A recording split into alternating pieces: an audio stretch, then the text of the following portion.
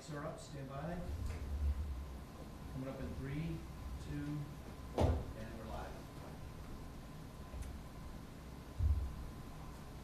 we're live. Oh. Gonna start us off, Rob? Yeah. Okay. Hello, everyone. Welcome to the Ashland Select Board meeting for November 15, 2023. I am remote due to a health issue. The Vice Chair, Yolanda Greaves, will assist at various times should that become necessary. So welcome, everyone. And the first item on the agenda is the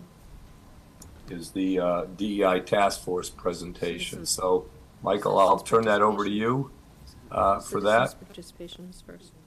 Yeah. Oh, we moved it to afterwards? Oh. Yeah, sorry. It's on there twice. Sorry, Rob. We're all getting Can we do organized citizens here. participation? And Okay. I just had a question, or just for the board. This is a procedural thing. We have just 10 minutes for the tax classification hearing. What's the plan for that? Are we just opening it and having a brief discussion? Yeah, Rob, we're doing the planning board joint meeting at 7:30.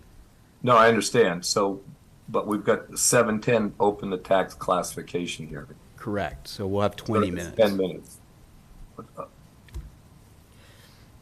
Rob, I'd like to recommend we just do citizens participation now Okay. rather than after the planning Just- board discussion. Just to clarify, what my agenda has the planning board at 7:20. Did that get Yes, changed? that's a It mistake. did not get updated Okay. correctly. All right. So 7:30, and the planning board knows that, and we expect. Once Okay. they show up, they show up. All right. So, and yes, let's do. If you guys need some more time, that's fine. Let's do citizen participation. It's not the Is there meeting. anyone? And Yolanda, tell me if there's anyone in We the have someone audience. here in the room for citizens participation. Oh, okay, I'll Go ahead. recognize. Introduce Mr. yourself Morgan. and Yeah, Steve Go Morgan, ahead. 136 Concord Street. Good evening. I have a couple comments concerning this evening. So I guess one comment is I was happy to see the fence behind my home get installed. Disappointed that the whole fence wasn't installed. Apparently, there's now a plan not to install the rest of the fence that's on the original plans. But be that as it may, the wooden fence is now installed. The fence is installed approximately 8 inches on the town side of where the prior boundary was and the prior fence was. So I'm certainly appreciative of the town's decision to put the fence 8 inches on its property, right? That's where it is now based on my pictures and the prior landmarks. I am not happy, and I've asked you to get Mr. Kendall under control because I just received an email from him telling me that he's going to install bounds markers along my property line. There are no bounds markers there on the plans. He has no authority to install any bounds markers. I don't consent to that. That's a disputed boundary. So I'm willing to let it settle with the fence. I am not willing to have the project go over there and decide to put bounds markers on that property and wherever they feel like putting them. So having him add bounds markers that are not in the plan and are not required by town bylaw is not acceptable, and I need you to put a stop to it. I would also tell you, and this is a public documents request, I'm now requesting documents and all work notes of the surveyor. There has been no meeting with the surveyor. This has been brought up repeatedly. Surveyors are required by their legal standards for the state of Massachusetts to research, calculate, produce notes, and talk with other sources of information and historical records to resolve boundary disputes. So if the surveyor is in good faith trying to do that, he would obviously talk to the neighbors, myself included, and produces information and have a meeting. There's been no meeting of any kind with the surveyor, no offer for a meeting. It's very clear that the existing fence was on the pre-established boundary on the original deed, as we have discussed before. So if somebody wants to quiet that boundary and agree to a new boundary, I'm certainly happy to go to a meeting and have that discussion.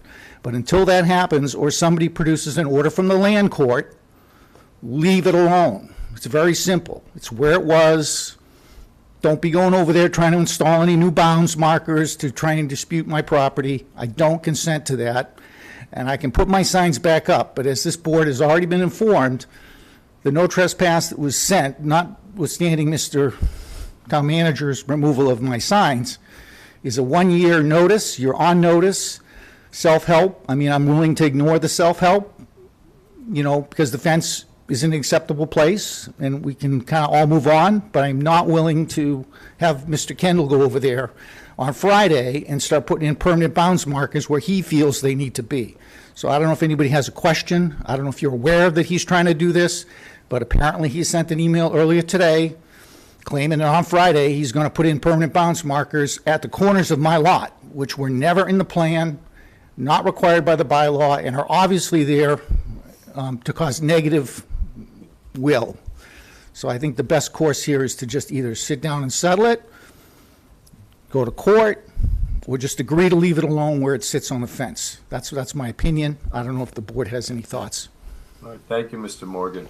Michael, do you have any response you want to make, or any other members of the committee? No, I do know that Paul Kendall was talking to Lisa Mead today about this, and Paul had reached out to me to talk about it. I didn't have a chance to talk to him today, so I know there was some conversation about that today. 3:58 this evening, telling me they're going to put bounce markers. So I don't consent. I don't care what town council thinks. If she wants to go to land court and get an order, we can have a land court case. If she doesn't have a court order, she needs to stay off the property and leave it alone. In Massachusetts, once bounds markers are located, it's a crime to remove them or modify them. And so them adding bounds markers is clearly adverse to my property, and I am not in consent of them going out there and putting in bounds markers. Maybe that's why town council wants to put them there to improve her case, but I'm not interested in that. I think it needs to be left alone, and, you know, we can go to court or not at your discretion. I don't want to be in court. I don't want to waste the time or money. The fence looks great, so I would hope that people will stay off my property and not try and put permanent markers and then file it at the Registry of Deeds and all this other nonsense that apparently they're now planning to do. I just have one question. So you are recognizing that the fence is 8 inches off your property line? Based on the photos, I'm not a surveyor, but based on the photos, the prior markers, the fence posts that were there before, which seem to align with the original deed from the 50s, the fence is currently little less than a foot on the town side. So it's not exactly where it was. It's a little on the town side. Okay. They're now So- trying to put the marker 10 feet onto my property, which is where they claim the original boundary is, which it never was. So they're now trying to mark the town's property 10 feet onto my property. Okay, okay.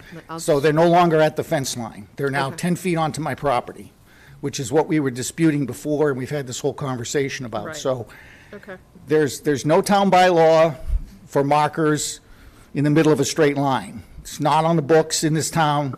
It's not required by any of the plans. And he's just doing this because he's cooked it up with apparently town council, now that I know there's a conversation. So maybe they like to improve their case, but not interested in that. It's clearly adverse, and it is not helpful.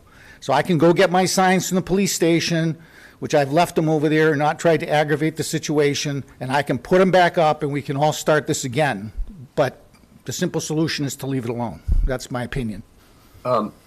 Michael, my question is that something that you and town council are involved in? I mean, I guess I'm a little leery about Paul doing things on his own as a private citizen. This should be. Well, like I said before, I know that Paul and Lisa, town council, they were having a conversation about it today, and Paul had reached out to me to have a conversation, but I didn't have a chance to talk to him All right. or So I Lisa think- about it. So I'm not sure what was said, you know, Okay. during Council that. hasn't talked to me, nor has the surveyor, and now I'd like all the documents, because I'd like to know how they resolved the 10-feet dispute. I've got my pictures and my documents. I know where the fence was. If they did their due diligence, they can show me their work. Because at this point, if they want to permanently make a change, I'd like all of those documents before anybody does any of those changes. But we do have a surveyor on this, hired by the town. Is that right, Michael? Correct. Yeah. And it's the point I'm trying to make is that he has an obligation under his work ethics as a registered surveyor to do that work, and I am therefore able to get a copy of that work, and he should have already reached out to me, and he hasn't. So he's either not being told there's a dispute, and therefore he hasn't even looked at it, or he was told and he's tried to resolve it in his own mind and he has work notes. So at this point, I like to see what he's got. And, you know, I can put this in the portal too, but a verbal request is sufficient for public records. I'd like to see all that work if we're going to go down this path. If we're going to leave it alone, I don't need to work. Okay, thank you. All right, thank you. I appreciate the time. Thank you, Steve. All right, and I would just leave it that Michael and his staff will follow up with whatever's needed here. Okay. Thank you Any very other much. comments from board members or? Nope. Okay. All right, so that's, anyone else for citizens' participation? I don't see anyone on the screen with a raised No one else in hand. person. Okay. All right, so I think we can go to our next item on the agenda. The first is the DEI Task Force presentation. And Michael, were you going to start this off? Yeah, I'll just start it off. On behalf of the task force, we're happy to be here and to give an update to you. We're pleased to have, let's see, Makita Keegan here and Moala from the DEI task force as well. In addition to those two members, KG and Ariana, Karen Waldstein, Rajashri Ghosh, and Rabbi Eric Gervis are part of the DEI task force, and Cinti as well as Jen and myself. So what we have been doing over the course of since the last update before the select board, is we had a meeting, or basically a public forum about public safety at the new public safety building, which was a great success, a good opportunity to have an open dialogue with our police chief and fire chief and some of their personnel, as well as Makita, to talk about some of those issues. In addition to that, we've been working on developing a strategic plan. And so the first components of that were to secure the funding, which we were able to do through the generous help of Senate President Karen Spilka. Then we went through an RFP process where we got 22 different proposals in response to that. And through that process, we selected iSuccess Consulting. And so I'm pleased to introduce T. Renee Smith, who is here to help us, who has been helping us with this strategic plan process. And at this point, I would first ask if any of the DEI task force members wanted to add anything before we turn it over to T. Renee. So people are shaking their heads, no. So T. Renee, I've teed it up for you. How about that for a pun? Thank you. That was great. That was great, and I'll take it. Good evening, everyone. I am super excited to be here with you. The DEI Task Force and I have been working diligently over the last couple of months in preparation for our DEI strategic plan, and we wanted to just provide you an overview with our scope of work and then also to give you an update. So in developing the strategic plan, we develop it in 4 different steps. So the first step is an alignment phase, and we went through that phase starting in June of this year to September, and there were several different things that we covered. First, we reviewed all of the DEI ad hoc projects that had been done by the town, both in the community as well as with the workplace. We looked at the deliverables and created our project checklist. We established a business case for DEI within the community as well as the workplace, because it is a collective strategy of doing both the community and the workplace so that we can have holistic DEI efforts. And when we say DEI, we are discussing DEI for all. And we looked at the DEI governance, which we outlined the responsibilities for the task force and then governance after this project is complete. And then we did a stakeholder analysis. We wanted to look at who would be the stakeholders, both internal and external, during this project and once the project was over. One of the things that we wanted to make sure was that everybody's voice was heard, everybody felt seen, and everybody was included in this process. And one of the things that we did in the alignment phase, which will continue into the assessment phase, is really just identifying if there's any resistance or any pushback or is there any type of training that needs to be done about what DEI is and why is it beneficial? And so we focus on the benefits from a personal perspective as well as from an organizational perspective. So step 2 is the phase that we're in, which is the assessment phase, which goes from October to February 2024. And so in this phase will be our data gathering and data analysis phase. So in the month of November, we've already launched the employee and the leadership survey, which was launched last week. And this is an assessment of the workplace, of the culture, of past DEI efforts, current DEI efforts, and future DEI efforts. The surveys are anonymous because we want to make sure that we get honest and transparent feedback. So today we have 36 leaders that have, we have 36 employees that have responded, and we have 8 leaders that have responded. And so the survey will be open until next week. And so our goal is to have 80% participation from the employees as well as the leaders. And so this is the first phase because we wanted to really get feedback from the workplace. And then we will launch a survey to the community and also elected and appointed officials. And during the survey time, we'll also do qualitative analysis. So we'll be doing focus groups, one-on-one interviews so that we can tell a collective picture with the data. And so we can have personal stories, lived experience, and we want to touch as many people as possible.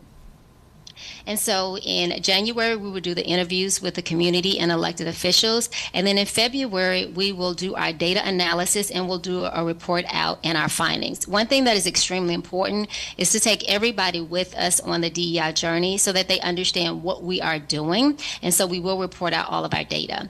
And step 3 is our connection phase, and that's from December to April of 2024. And this is where we're really aligning our DEI vision, mission, and values with the town and with the strategic plan or the strategic objectives of the town. I know that doing the revamp of the strategic plan will be underway, but we want to make sure that we give guidance on DEI initiatives included in the strategic plan.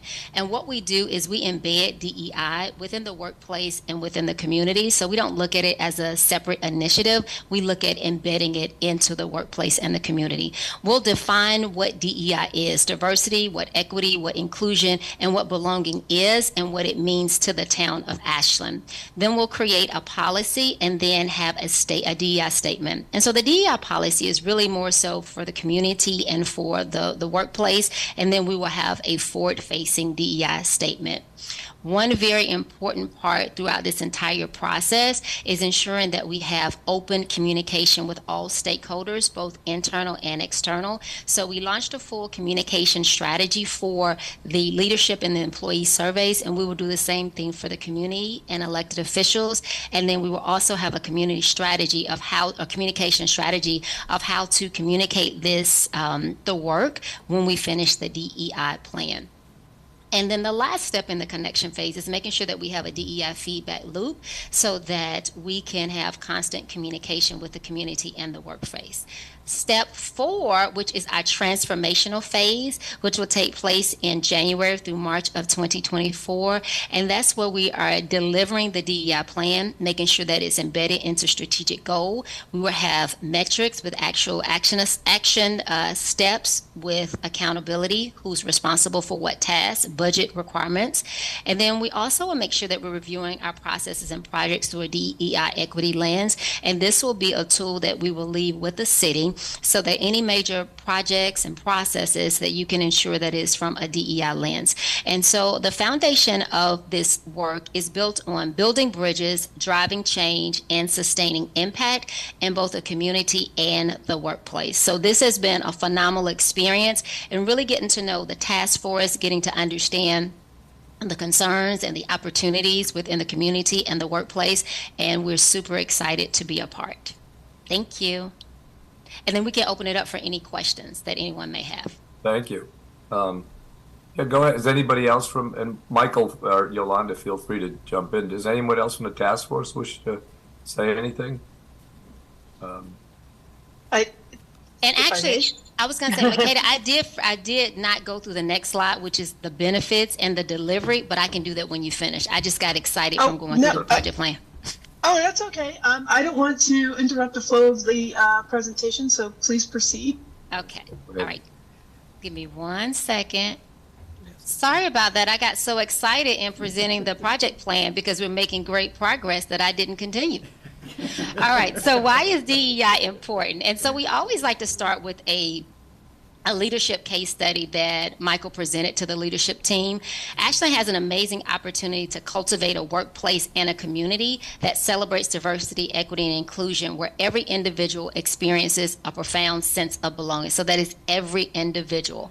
While progress has been made, there is recognized need to address some challenges. And so our approach is to really develop and implement a comprehensive DEI strategic plan that serves as a roadmap for creating lasting and cultural change for both current and future generations. So everything that we're doing is absolutely forward looking.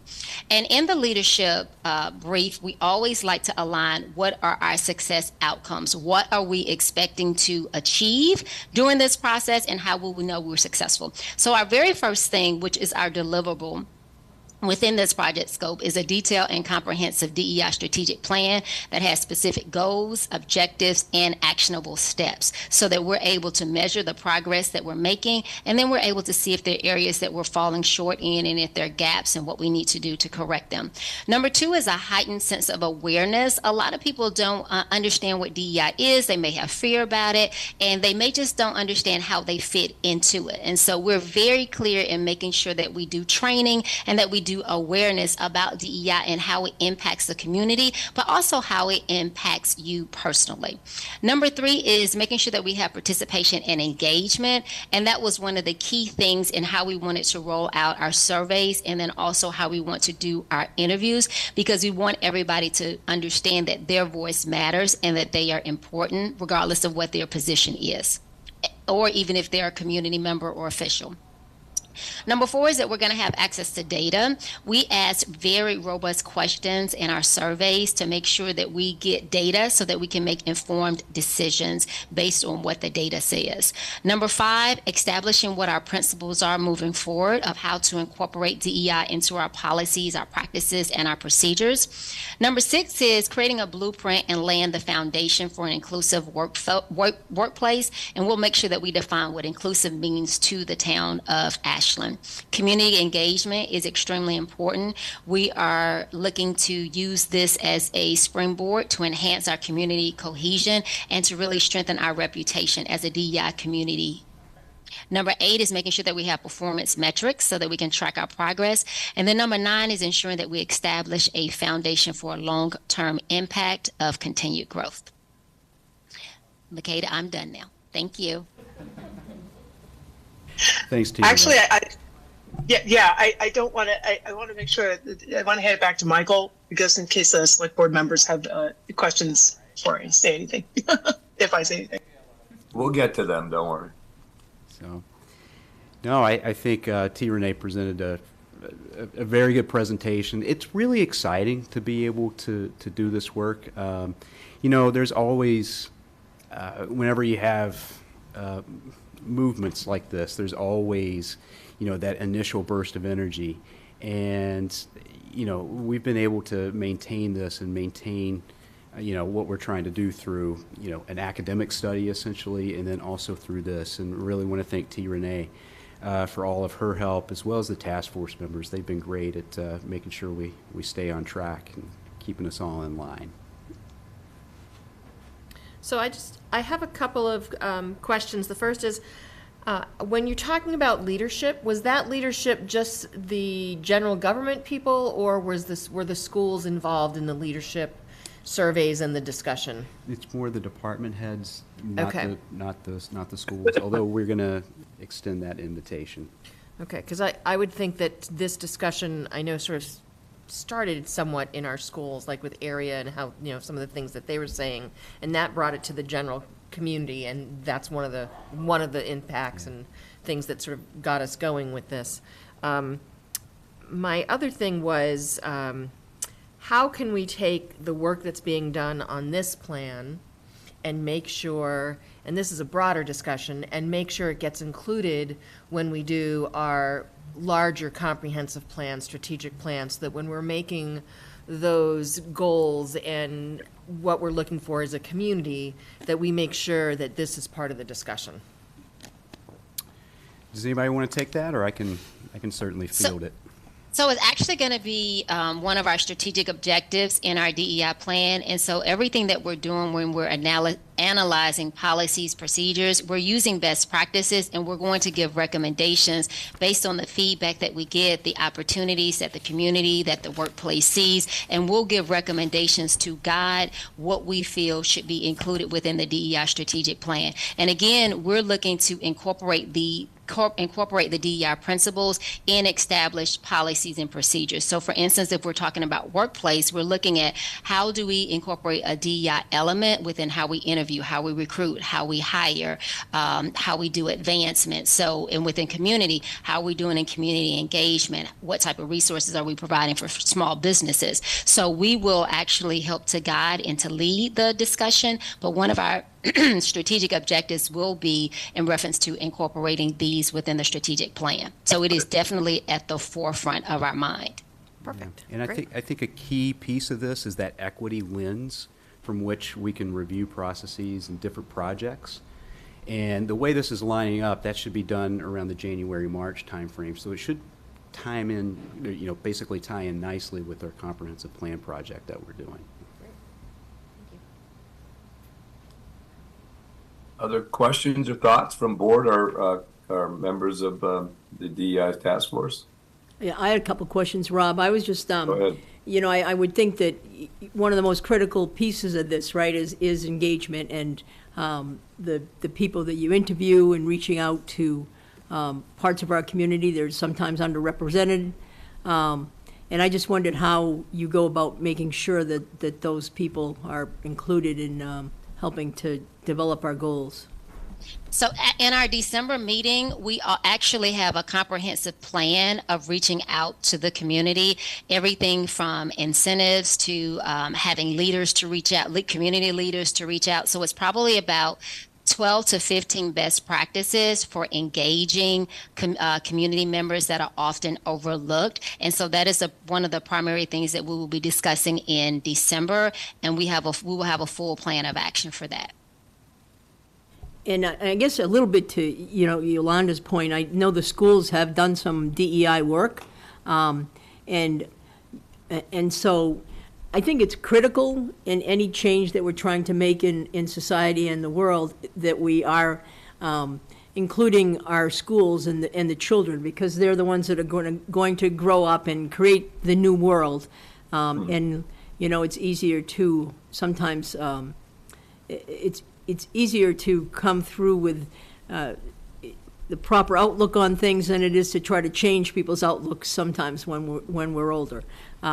So, I just think it might be a critical piece to make sure that we are connecting with the schools and helping them, reach their goals in this area, because they do have significant goals in this area.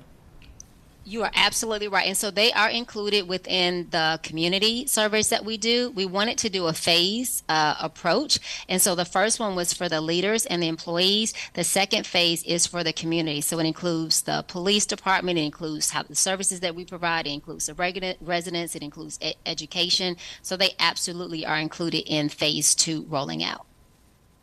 And just one last question.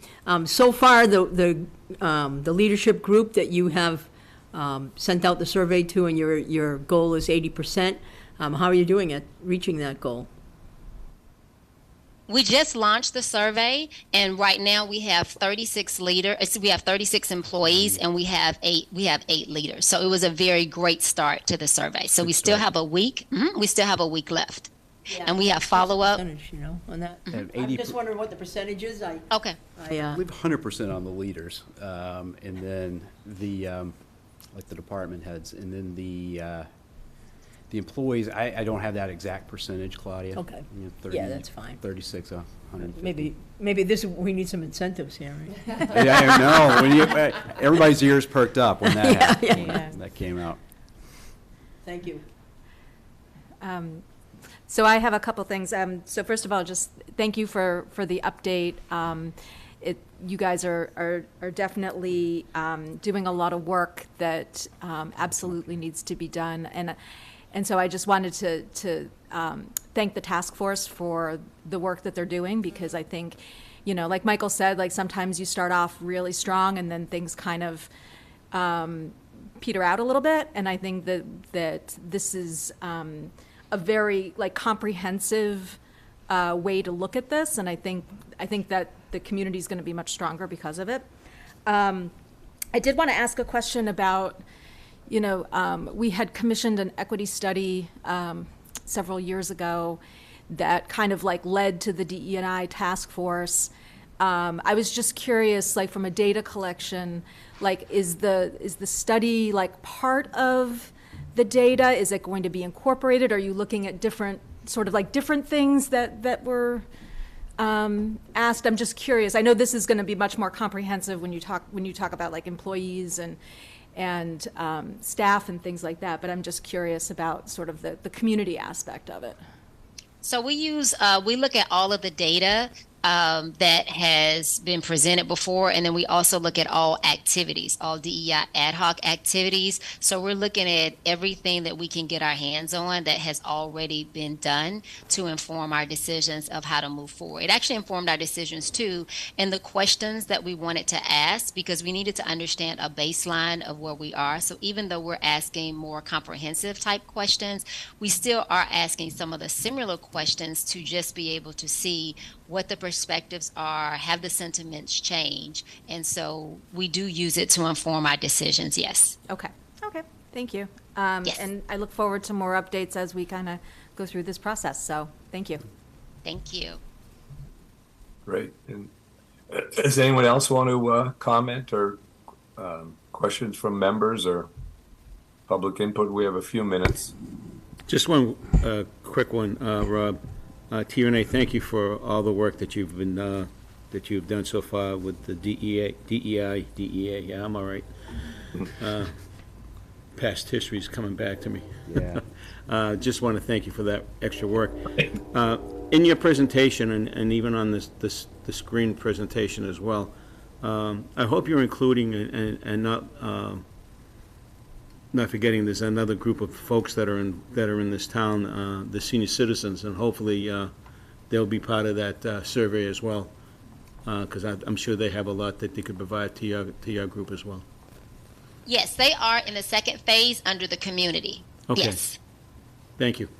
Yes, you're welcome. Great. Anything further on this? Well, thank the DEI task force for your work, and Michael for coordinating this. And we wish you the best and look forward to the next part of the DEI initiative. All right. Thank you all for that. All right, so we have. Thanks, everybody. Yeah. Thank you. And you're welcome to hang around with us for the rest of the night. With a lot of exciting stuff going on here. So we have about 5 minutes to the tax classification hearing, which has to start at 7:10. Items, should we do the consent agenda? Yep. Anybody? I move that we approve the consent agenda as presented. Does anybody want to take any items out for discussion? Nope. Do I have a second? Yep, Claudia seconded it. Okay, all those in favor of accepting the consent agenda, say aye. Aye. Aye. So the consent agenda is passed. Thank you. So, Rob, I've seen a few people pop on at our usual 7 o'clock time that Yeah. might be here for citizens' participation that didn't realize we were starting at 6:30. I'm wondering if we want to allow them With the boards to do and- citizens' participation now before we have our tax Okay, classification sure. We hearing have at 7:10. We have a few minutes. Is anyone, I see anyone here for citizens' participation? Helen's clapping, but I'm not sure if that means she wants to talk. If you're on Zoom and want to speak for citizens' participation, please use the raise hand function. Okay. Thought I did. Okay, was that your raise hand, Helen? Yeah. There you go. All right, Helen, go ahead. We have a few minutes. Okay, I'll try to be quick. So I actually am here. I wanted to do two things. The first is I'm requesting, and I'll write a letter, but I wanted to come in person and request this. The Historic Commission is actually planning to have a warrant on the spring is the town meeting, the spring for the historic district, and we would really like it if we could get onto the select board's agenda in possibly in January, so that we could come and discuss this with you. Okay. That seems reasonable. Okay. What's First make meeting sure- in January or the second meeting, Helen? So we really didn't have one. We just said January. So I think wherever you have time to put us in, where we could come and discuss, that would be great. Yeah, why don't you send in a agenda item request? You could send it to the entire select board or just to Yolanda, myself, Michael, and Susan, and Jen, when we put together the agenda. Okay. And yeah, that would be great. We want to kind of just let everyone know what we're doing and answer any questions and any issues anyone might have, so we can address those and see what everybody else thinks about the whole plan. So that would be nice to be able to come and get everyone involved. The second thing, I sent you all a letter, and I did hear back from Brandy and Michael, but I just want to reiterate my invitation for this Sunday at the Historic Cemetery. We're having a speaking event, and I think it's going to be very interesting, and I just want to invite you again, just to make sure that and if you could come, that would be great. If you can't, we'll miss you, but we would love to have you there. Great. Great. Well, thank you, Ellen, and thanks for the invitation. Ellen, is that rain or shine? It's rain or shine, and if it's rain, which it doesn't look like it should be, I've been watching, it will be at the Ocean House at 2:00. Okay, thank you. All right, thank you. Anyone else quickly for citizens' participation? I don't see any, so we'll move on to get ready for the tax classification hearing. And Yolanda, could I impose upon you to read the legal notice when the time comes? Sure, I can do that. Great, thank you so much. Here. Okay. So I have it as pretty close enough to 7:10, so if you want It's 7:10, close enough. Go ahead. Okay. In accordance with the requirements of Massachusetts General Laws, Chapter 40, Section 56, the Select Board will hold a public hearing on fiscal 2024 property tax classification on Wednesday, November 15th, 2023 at 7:10 p.m. at the Town Hall, 101 Main Street, Ashland. The purpose of the public hearing is to consider the percentages of the fiscal year 2024 tax levy to be borne by each class of taxable real and personal property. Meeting information will be posted on the agenda, which can be found on the town website, www.ashlandmass.com. Persons wishing to be heard on this matter are invited to attend the public hearing in person or by logging into the Zoom meeting. Interested parties who are unable to attend the hearing may submit written comments to the Select Board's office, Town Hall, 101 Main Street, Ashland, Mass. 01721, or by emailing Susan Roby at sroby@ashlandmass.com. Thank you. It is And I think now now open. we now need to open the hearing?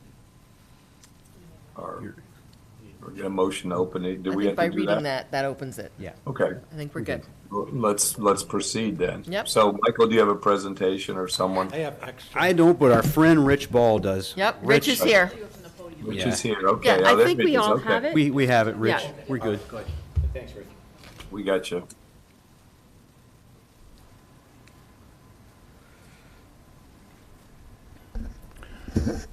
And so just that you know, the camera, I believe, is in the top of that laptop.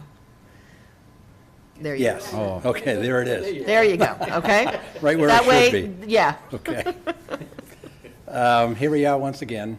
I don't know how many annual classification hearings I've been doing, but anyway. It's nice to be here.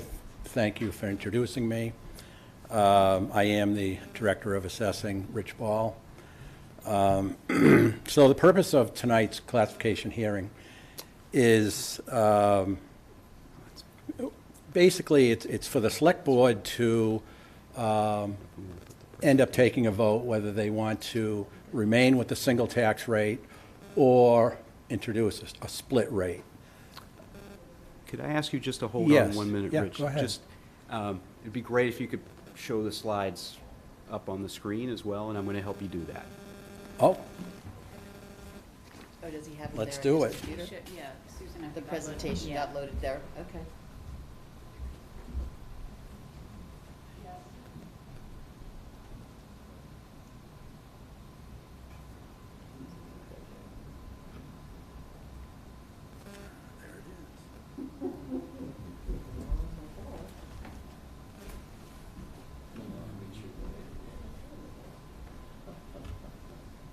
So I'm just gonna slide down for each page. Yeah, but Yeah, that's the first page.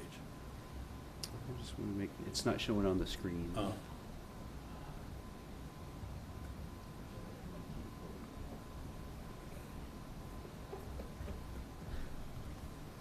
Bad. Okay, we can get that clock adjusted. It's off by like 3 or 4 minutes. Michael, did you click share? I'm good. I'm good Okay. here.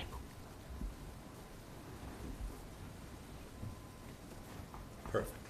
There you go. Wonderful.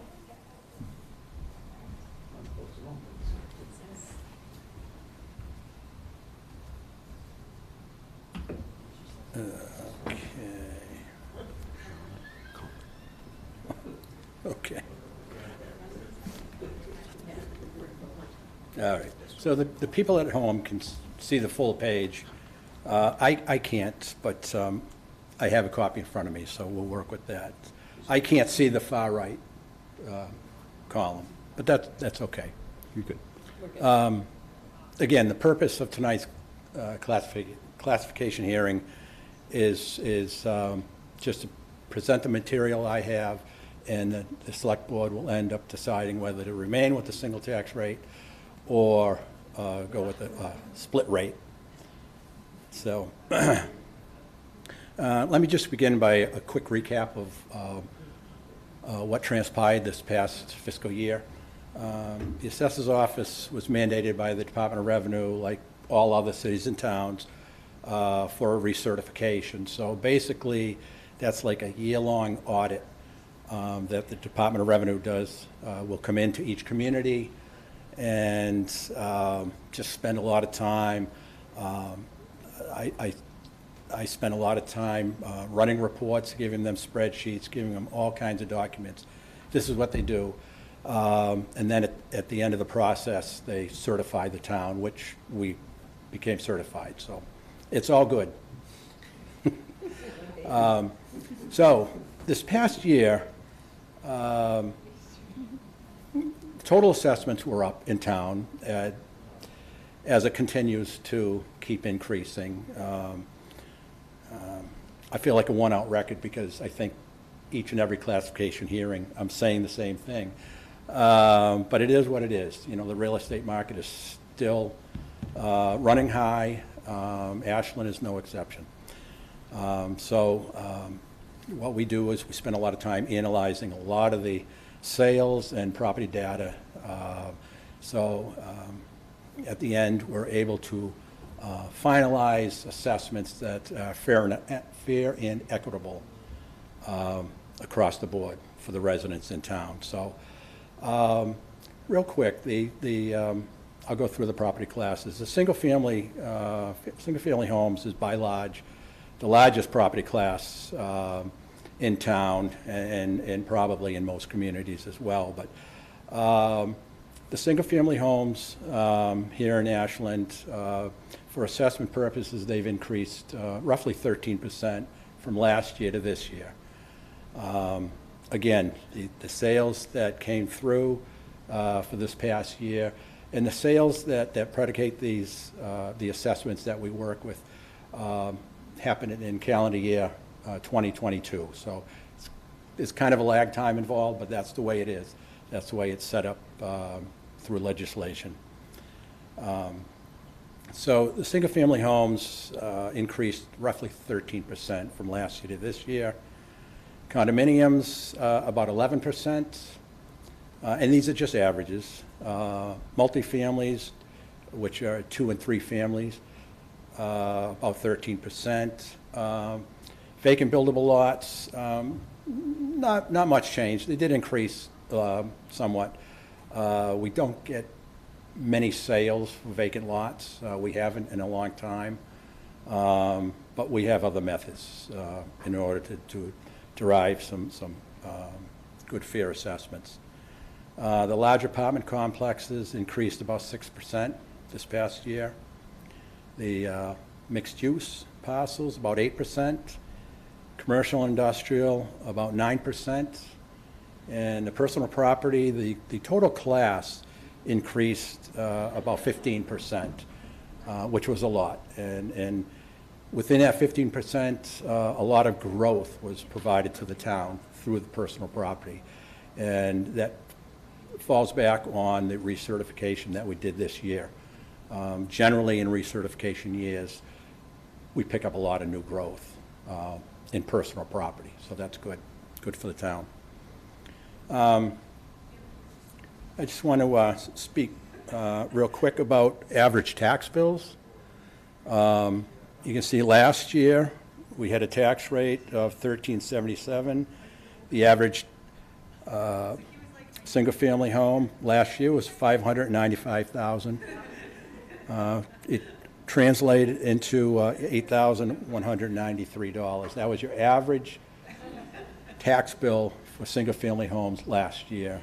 This year, you can see where the assessment has bumped up to $674,800. That's your average assessment for single-family homes. The estimated tax bill that we're looking at right now, or projected tax bill, tax rate, excuse me, 1307. That's just that's a projection right now. Hasn't been approved by the Department of Revenue. That probably won't get approved, maybe for another month, sometime in December, when a lot of the numbers are put together for the recap sheet. So just keep in mind that that's only an estimate. It's a good estimate, but it's subject to change. So on the far right, the column on the far right, you can see that the average tax bill is increasing about $626 over last year. And condominiums, you can see where, of course, the average assessment is up from last year, and that of course translates into a higher tax. So from last year to this year, the average condominium tax bill is up $336. Multifamilies, again, valuation is up. And that projects out to about $472 increase from last year to this year. Any questions so far? So I have a question. Yes. So with the average assessment going up on a single-family home of 13%, and, I know we have to work within the tax levy, and, Yes. When people look at like an average tax increase of $626, trying to think of it like, inverse. So, the assessment value goes up, the rate goes down, but Yes. it's, we're still working within the tax levy, Yeah. the 2.5%. Thank you. And so I'm curious, how that 1307 kind of, and I don't want to get into a ton of numbers and actuarial things, because Yeah. that's not where I'm going with it, but I'm kind of curious how, I was like, okay, well, if the average assessment increased 13%, how do we get to a rate that's definitely not 13% lower than what it was? You know what I mean? Like the actual. Well, it's kind of two different things. So the rate basically has two components. It's got your valuation, your assessment side of it, and then you have your tax levy, which are all your financials. And so the two of those work together basically to produce a tax rate. Okay. So I work on the assessment side, so at the end of the process, I have all of the values in each class, and I come up with a evaluation for the town. The other side of it that I mentioned was the levy. That's a lot of the spending in any given year. So basically, the higher the spending, it's going to bring that tax rate up. The bigger the levy. Okay. The smaller the levy, the tax rate's going to Okay. go down. So- I don't think I explained that very well, but Yeah, help. If we can Maybe simplify it, so you have your expenditures. So basically, you have those, you subtract out what is being paid for by non-tax revenue. You get remainder with what needs to be financed in tax revenue. You take the total value of the property, you do some division, do some arithmetic, and you come up with a tax rate.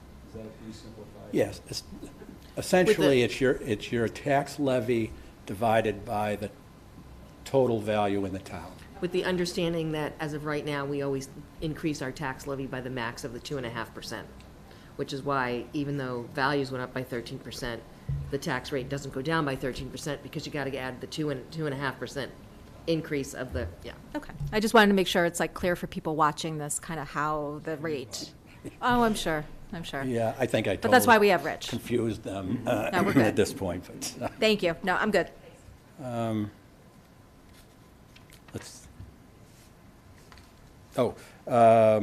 At the bottom of each frame, you can see where the Board of Assessors recommends a single tax rate. They've already made that decision at their last meeting.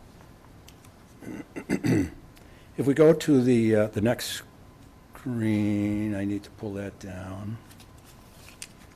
Yeah, you can just scroll down. I can scroll down.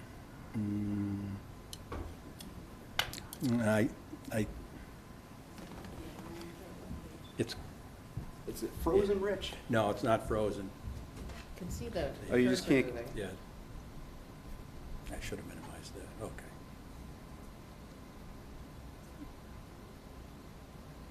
Perfect. There you go.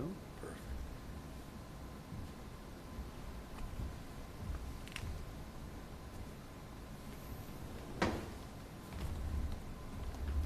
Okay, so on this next screen, you can see on the left-hand side, this year's total valuation, $4,315,386,150. That's about a 12% increase over last year's total valuation. And then in the middle of the page, I break it out: residential, open space, commercial, industrial, personal property. And then at the bottom, you can see the split between basically residential and commercial, industrial, personal property. This year, for fiscal year 2024, we're looking at 91.34% residential, and commercial, industrial, and personal property is 8.66%. So you can see, compared to last year, the two numbers are going in different directions. It just means that the residential side of it has increased a little bit more. That's really been the trend the last few years. The residential side of it is growing in terms of value, and the commercial, industrial, and personal property is, in terms of a percent, is getting smaller. So I guess what I'm getting at is when you look at those numbers and those percentages, my opinion is it doesn't really justify a split rate, because you're looking at a single rate that's really very very competitive in terms of rates as it is, and as a single rate. And I'll show you in a minute that what it would look like if you did split the rate, what would happen on the residential side and on the commercial side. Any questions?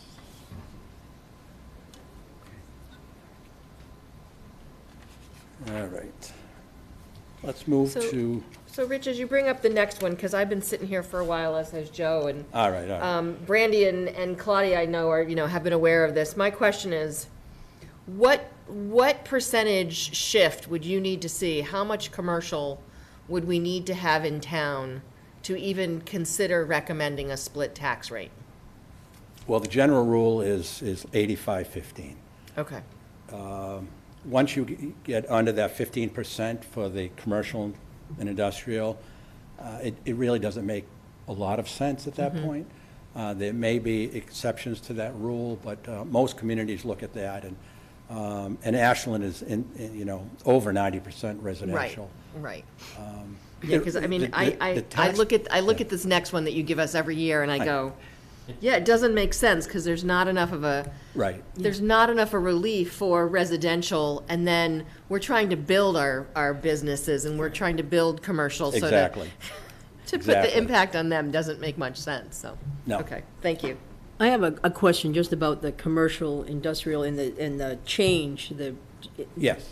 and you said that that's kind of a pattern at this point, and is that a pattern in all communities, or is that just our personal pattern, which is so I great? don't know about other communities. For Ashland, there's a lot of residential apartment complexes. In the past couple of years, that side of it has just exploded. Yeah, so that has to do with the number of residential units and also their increase in value as compared to the commercial, industrial, numbers not increasing. Yes. Yeah. But if you could look at if you were just looking at the commercial, industrial valuations themselves, are they increasing, but it's just that the numbers aren't going up? They are increasing, just not keeping pace with the Right. residential side. Right. And that may change over the years. It does fluctuate. Because there's two components to that, right? There's the number of businesses, we'll generally call it, and what they're valued at, right? Those are the two components that would make up. Not so much businesses or commercial parcels maybe is what you're. Yeah. Okay. Yeah, we have a certain number of commercial parcels, but we have a lot more residential Right, parcels. but then also there's the valuation of each. Yes. Right? Yeah. And again, coming out of COVID, it's the large commercial, residential apartment complexes just took off in all of Metro West. Right. Yeah. Yeah, okay. Yeah. Thank you. How are we doing, folks, in terms of questions? I wanted to note this is Claudia's first exposure to our tax classification hearing, so. She's an expert now. I was going to say, She's lived the tax classification here in a Yes, different she way. knows all about it, okay. it was followed So- very closely when we were on school committee too, so. Yes. So I think Yolanda summed up, our rationale pretty well about this. Is there any other further questions or thoughts? I believe is the motion just a simple motion to do a single tax rate? Yeah, that's what the board votes on. Yeah. I move that we support the single tax rate as presented. I'll second that. Motion's been made and seconded. All those in favor say aye. Aye. I hear no nays, so passes unanimously. Thank you, Rich. One last thing, can I quickly show the Uh-oh, viewers wait a at minute. home? The last two pages, it's just two graphs that I put together. Yep. Okay. Real quick, so the first graph that we're looking at, it shows the last 11 fiscal years. You can see where the tax rate has been trending down each year. And of course, what makes that happen is that the valuations trend up. All right. This last page, you'll like this one. Now, this is last year's tax rates because right now, some of the communities haven't set their tax rate yet, but you can see where Ashland sits with its surrounding neighbors. And the tax rate is well below all of the other surrounding towns. So it bodes well for Ashland, certainly. Yeah. Rob, one quick question with respect to that. Sure. The valuation of the homes in the surrounding towns, they've gone up basically the same percentage as Ashland, or has Ashland gone up? Yeah, I don't know, Joe. Okay. I don't know. Because that would be interesting, seeing that we have, one of the lowest tax rates. When I look at that graph, I just think that they're spending a little bit more. I mean, their levy is larger. Yep, Exactly. gotcha. Thank you. Okay. All right, thank you, good point. All right, anything else on this? I believe we're done. Thank you, Rich. Thank you. Thank Thanks, you, Rich. Rich. Good job. Yolanda, is the planning board, are they planning board? They're members? out in the They're huddled hallway. outside. Huddled, okay. Yeah. Well, should we invite them in and? Deepa, you guys can come in. We're all set for you. I didn't want to hear about tax classification, jeez. Stand up for a second. They were leaning in, they were listening.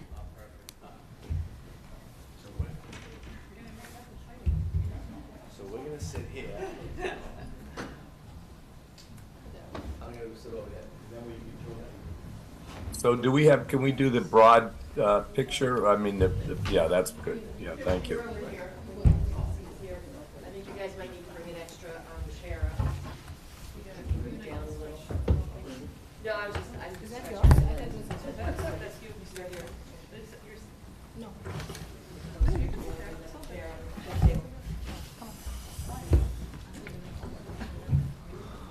Do we need another chair? No, thank you. Okay, yeah.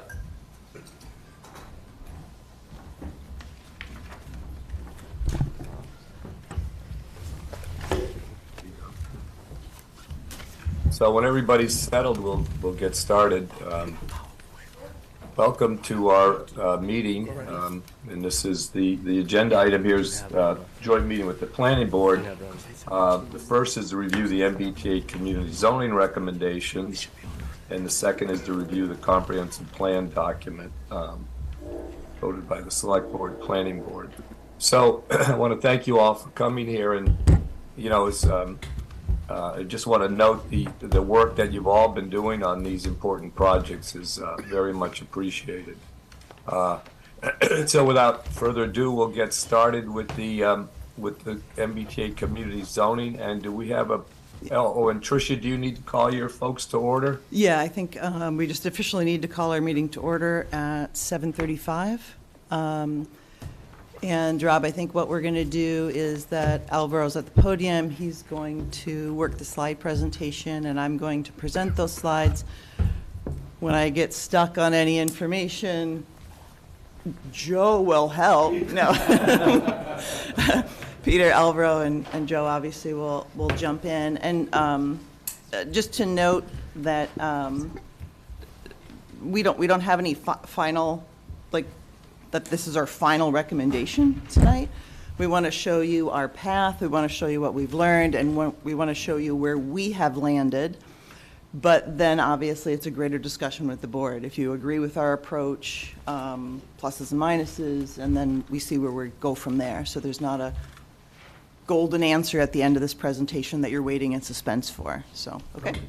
Thank you. And just a note about, I'm operating remotely here because I'm relatively sick. I don't want to spread anything, so I certainly appreciate your indulgence.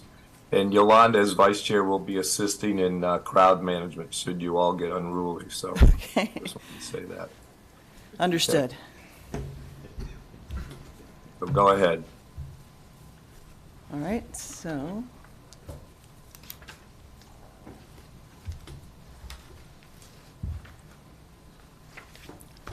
So we're just going to go through, just to quickly review what's required to refresh your memories.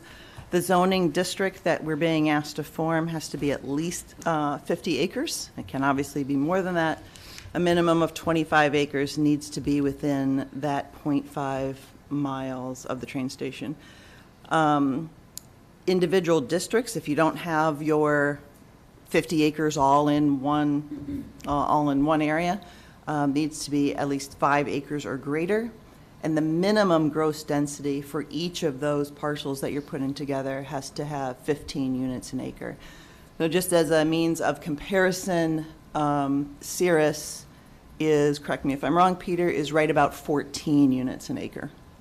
So to get in a sense of that density, Sears does have a lot of extra land around it, a lot of buffer land parking, but just to get your head around that number a little bit. These are areas where multifamily with no age restriction is allowed by right, and of course they need to have access to the train station. So that's kind of our basic groundwork. So added into all that is the number of units that we need to accommodate in the zoning district. So for us, we're taking our 2020 census data as how many housing units we have, which is 7,495 housing units in Ashland. We have to multiply that by 15%, and that gets us to 1,124 units, which is our ultimate goal and what we have created. So the first thing we did as a committee is to look at kind of these two high-density option and a low-density option. So option one says we want to go as low as density as we can. Ashland doesn't maybe like high density. Maybe we don't want to do that kind of thing. So how many acres would we need if we stick with the minimum we can do, which is 15 units an acre? And that puts us at 75 acres. So, and again, it's approximately Cirrus. They're at 14. Then we said, okay, high density option. What if we said that we want to use as little land as possible with this MB8 zoning? We don't want to change our zoning too much.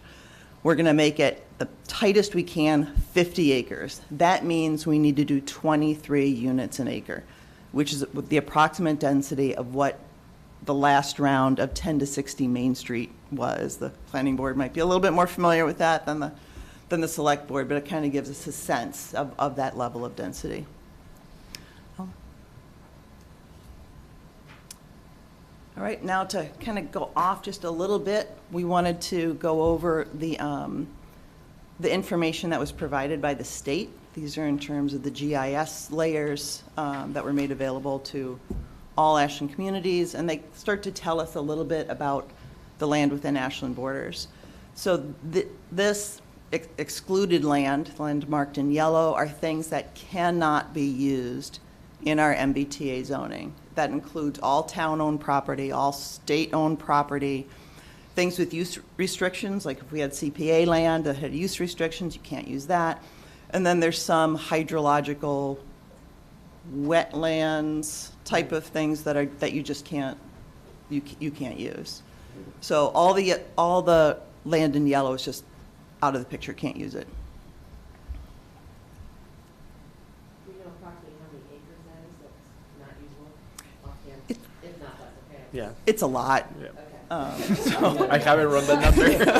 Yeah, a lot, a lot. So, so no town forest, no, right? Yeah. No, state exactly. park. Yeah. Not that would be our ideal location, I would think. Okay, so then we look at one of the other layers was sensitive land. So sensitive land, as you can see on the list there, includes flood zones, active farmlands, primary habitat, surface water, wellhead areas. These don't seem like the type of land you want to use, but you can. And as Alvaro described, it's kind of just a red flag. Mm-hmm. It's like, okay, you can use this land, but you might want to be careful in doing so. You might want to think twice, right? So those are also given to us through GIS. This third category is a little trickier. Alvaro, were you able to confirm? Yeah. Our assumption was right. All right, Our so we had a little understanding was trouble right. like figuring out what this was. A density denominator, and we're not going to get too far into it because it really doesn't have a lot of effect on what we're doing. But basically, these are areas with that fit into one of the categories listed there. That basically, if you have one of these areas, say you have a 50-acre land that you're going to use, and you have some, a water protection zone that's 10 acres within that, right? You can still count the 50 acres, but because it's right in the middle of your space, but when you go to calculate the density, you have to take that area out in calculating your density. So it's a little bit about how the math is calculated. less, we need to concern ourselves less with it, because unless you're looking at one of those areas where this red is, it's not really an issue. Okay, so here's where we get, and it's probably in the packet. This one's a little hard to read. This one's better. Here's where we get to actually looking at where we started to zero in and with these properties. So as you can see here, we're looking, the circle obviously is our 0.5 from the train station that is given to us. You can also see that we also have some land in Hopkinton. So we actually have two, well, on the border for the Hopkinton train station. So we can also use that, and it's not really useful to us over there. So we're focusing on the train station. Southborough. Sorry, Southborough. I was thinking the state park over there. Thank you.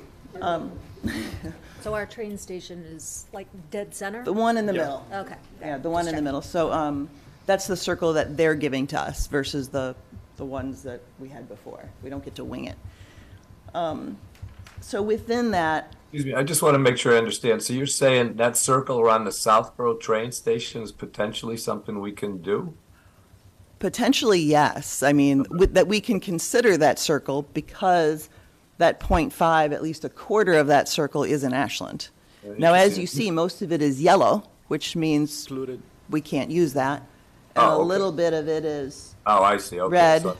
So the yellow's unusable. And there's a little white spot there that maybe is usable, but, you know, we don't have to rule it out. Right. All right. Thank you. Yeah, so there's not a whole lot there to grab. So anyway, we obviously started focusing on the circled areas and the land that's available in the rail transit district, especially things that are actually already built.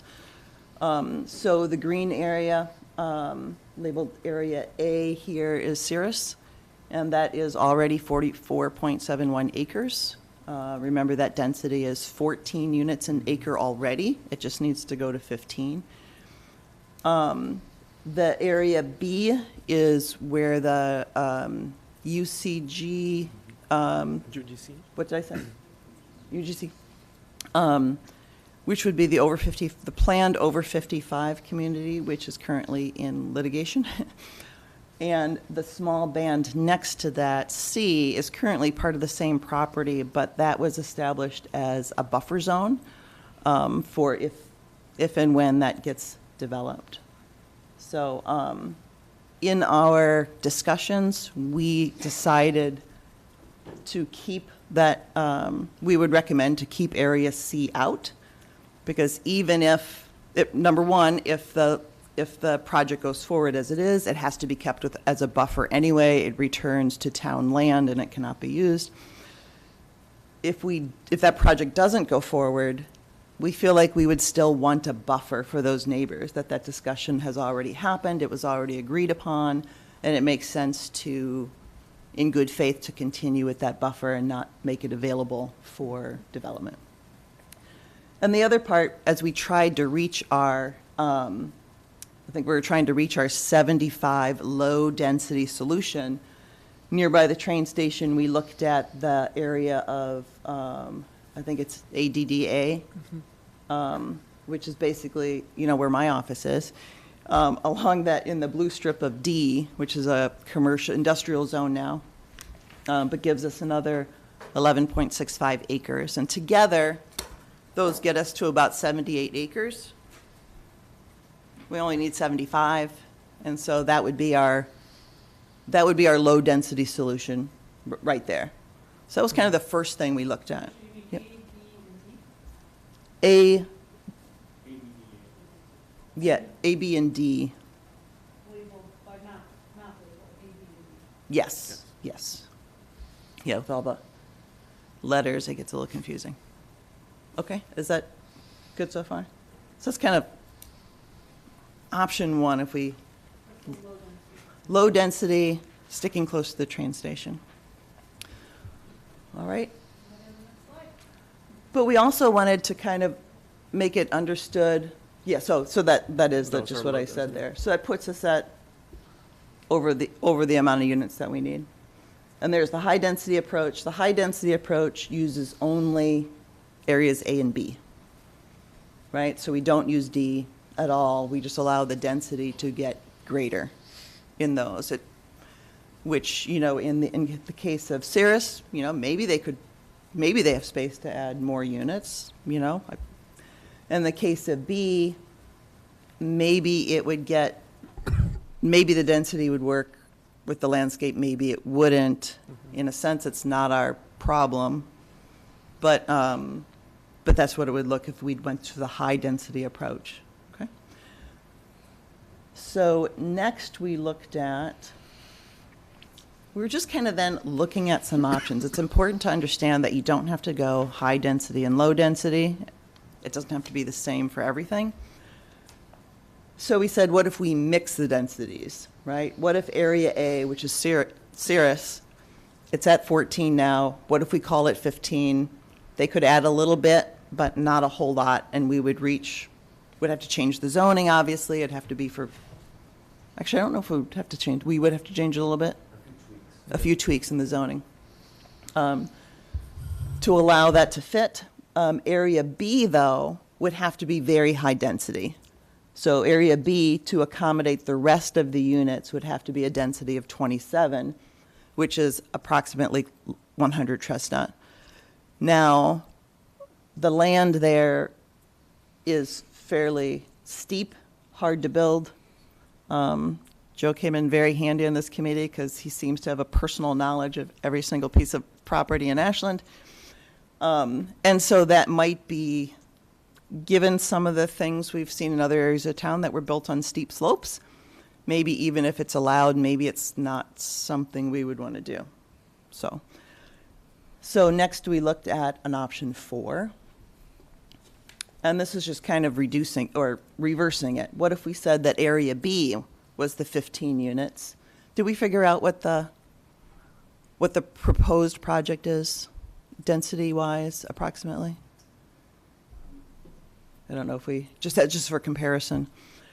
But we said, what if area B is low density, and then we make area A whatever density it needs to be to fulfill our units? That puts area A at 20 units an acre. You know, right now they're at 14, but it's already built. So maybe they would add some more, maybe they never would, right? We thought, you know, we tried to look at all the different properties kind of in good faith, I guess I would say, things that were realistic. But we also decided that, especially in areas like Cirrus, and this was a case that the town had made early in this process, that Ashland has already made a serious move toward providing a lot of units in recent years. And we think that using A just shows that we have done that. And so we felt that was okay. Any questions yet? Okay. Just to clarify, because I know we've got members of the public listening as well, that we're not talking about actual building. We're talking about creating zoning to make building possible. That's right. That's important for everyone listening to understand that this is not about actually building anything. It's about creating the zoning that could allow a proposal to happen. So. Which is in and around the train station. Right. I just think that's important because if people are kind of jumping in and listening, yes. It's not that we're saying we're going to force someone to come in and actually build this density. That's right. We're saying, hey, we've done such a great job already in area A to have high density. Maybe if we tweak that zoning a little bit to maybe that developer in the future could improve the space or choose to make it more dense. Right. Yeah, we're giving them that ability, not that we're forcing them that's to right. make it more dense. It's not about anything as being forced. It's not that we're asking anyone to come in. It's just that we have to set up the zoning to allow the possibility in the future. So, and then 5, this is kind of where we landed at our last meeting. So we started to look at the areas that we already had. Area A, keeping or, having a certain density there that gives us, I don't know how we arrived at 18 units there. I think it was just kind of to like make the math work. To make the math, yeah, we're maintain kind of like low density kind of on area B, and then look at the actual density that is happening in 100 Chestnut, which is actually 29 units. Yeah, so what we did is, in Area B, that's right, my thought process is coming back here. In Area B with the steep slope project going in there, we decided that let's keep that at 15, low density, because we were a little leery about that, the steep slopes relative to we have other things we have going on with steep slopes. Then we looked at Area E, which is 100 Chestnut Street, and we looked at the density, the acreage we already have there, and the density we already have there. So if we include 100 Chestnut Street, what we have left is the density for Area A, which then puts it from 14 to 18, and that covers all our bases. Wait, Is it sorry. 18 or 17? Because Area A says density of 18 units, but then Area A has your acreage times 17 units. Okay, so it's in there somewhere. Okay, it's one of those. Believe me, the 17. math will I think figure out. Is it 17? The math is correct. The formula is correct, I think, it's just a Okay. typo on it. Okay, So just- 29, 17, and then 15. 15. Yeah. Okay. And So- Tricia, just so I understand, or people understand, that Area E, 100 Chestnut, can be outside this circle of the commuter rail. That's right, as long as it. 40% Got it. of the number of units are inside the circle, which they would be by far, we can use areas outside the circle. So we looked at 100 Chestnut Street because it's already in process, right? It's already happening. But we also, in our discussion, started to talk about other areas of town that where nothing is happening now, but where we feel might be good areas for housing, potential housing areas, if this wasn't maybe quite the right solution. So, or if we wanted to do something differently. What is the next slide, Alvaro? This zoning side by side, but I also have a slide showing the other potential areas we Okay. discussed, if you want me to show that one. What's the easiest way to show them, do you think, just in the? I can show that and then come back to this one so we see the Okay. zoning at the end.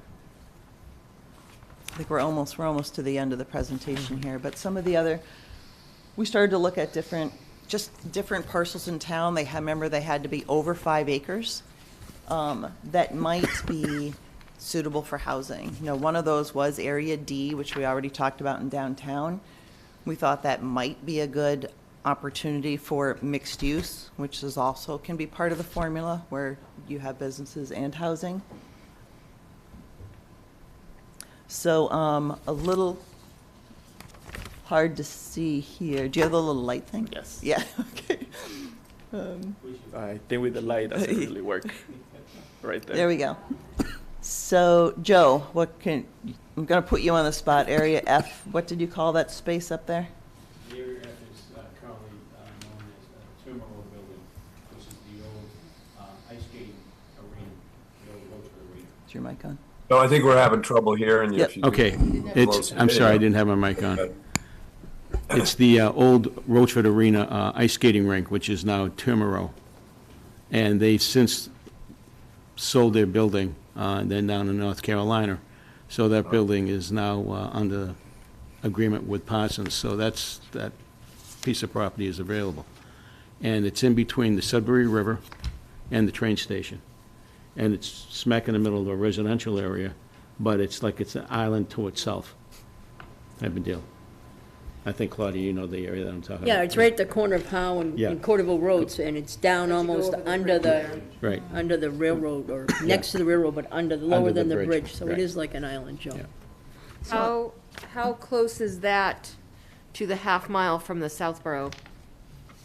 I don't think quite. It's not. So it's not outside there. of the it's outside of the half a mile. Yeah. Okay, but still close to it. Close enough to it, yeah. It could be the 40% outside or whatever. Yeah. And then the other area marked is Area G over there. That's the Kitty Fenwell building site. Oh. That we were looking at as flat site, easy access to schools, easy access to downtown, and, you know, just as a potential site for housing if if we wanted to say lower the density that we're assigning within the transit district, right? If we wanted to make sure those stayed low and we needed our 75 acres, what else might we consider? So we had a few other ones too, but they got eliminated based on when we learned all the qualifications. We had to nix a few of those, so.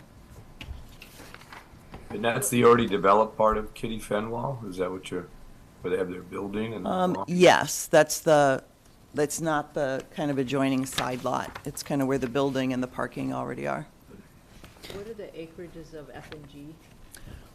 I kind of at the top of my head, I know that G is around 19 acres. We'll have to run some numbers to see how much of that is sensitive in the density denominator to take that one. F, I believe it was like around 6, 7. Yeah. Just a reminder to speak into your microphone. Peter, I can't hear you. I'm sorry. G was about, F, the Tamarack site was about a little over 7 acres. Yeah. And that's the same situation that we'll have to look at how much of that is sensitive and with the density denominator. Mm-hmm. But it should be around 5 acres as a whole district. It could be counted. Yeah, so if you want to. There's one side of that area it abuts the Sudbury River as it flows. So that part of that area would be unusable, even though it's part of the 7 acres. We'd take that off. So I think what we determined at some point was just shy of 6.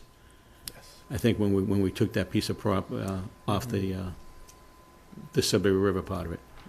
So that's what we're looking at. I mean, we're going to go back to the slide.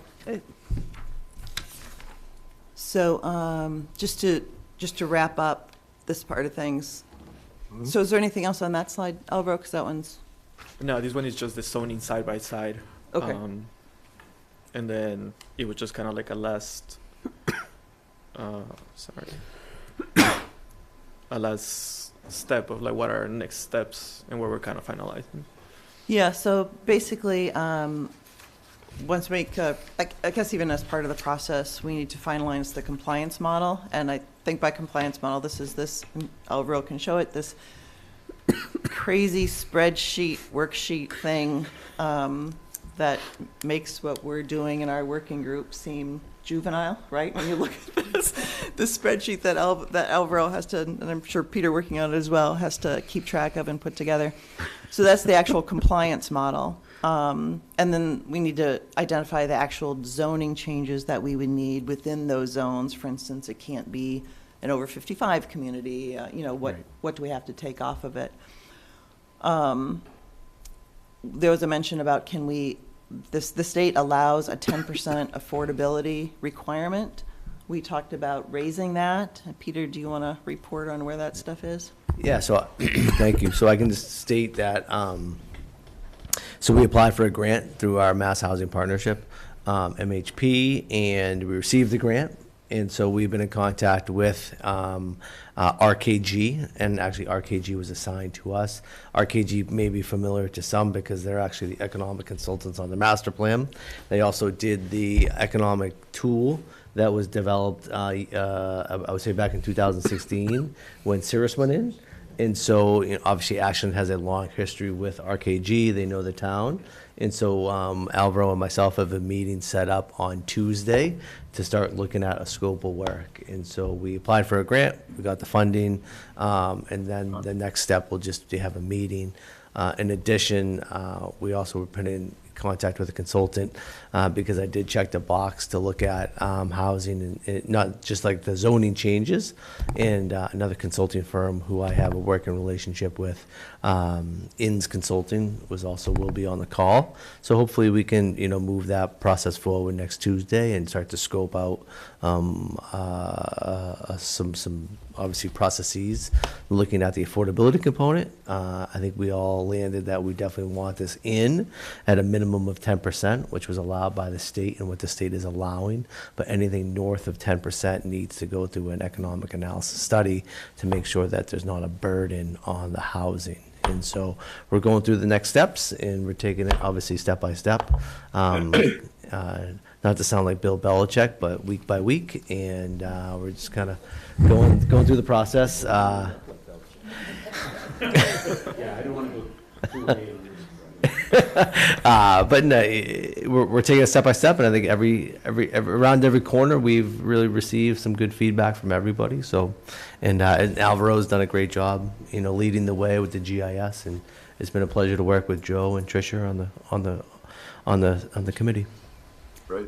I have a question. So with either that consultant or our own forces or another consultant, can we look at, because they fairly recently added a possibility of mixed use, and I'm thinking we all like the transit-oriented development, hopefully people are on the train, less cars, but if we're allowing mixed use, like maybe there's a little store there and that's even less cars. So I don't know what's practical, but I think we should at least look into that. Yeah, that was something we actually talked about we have been talking about it, but we've talked about just this week, and we intended to put a bullet on here about the mixed use, because we have been talking about that as well.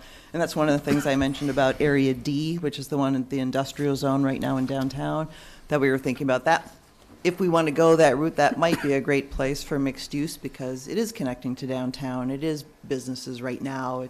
It might be something we want to think about, right? In a way more than a little shop, right? To provide opportunities for more businesses.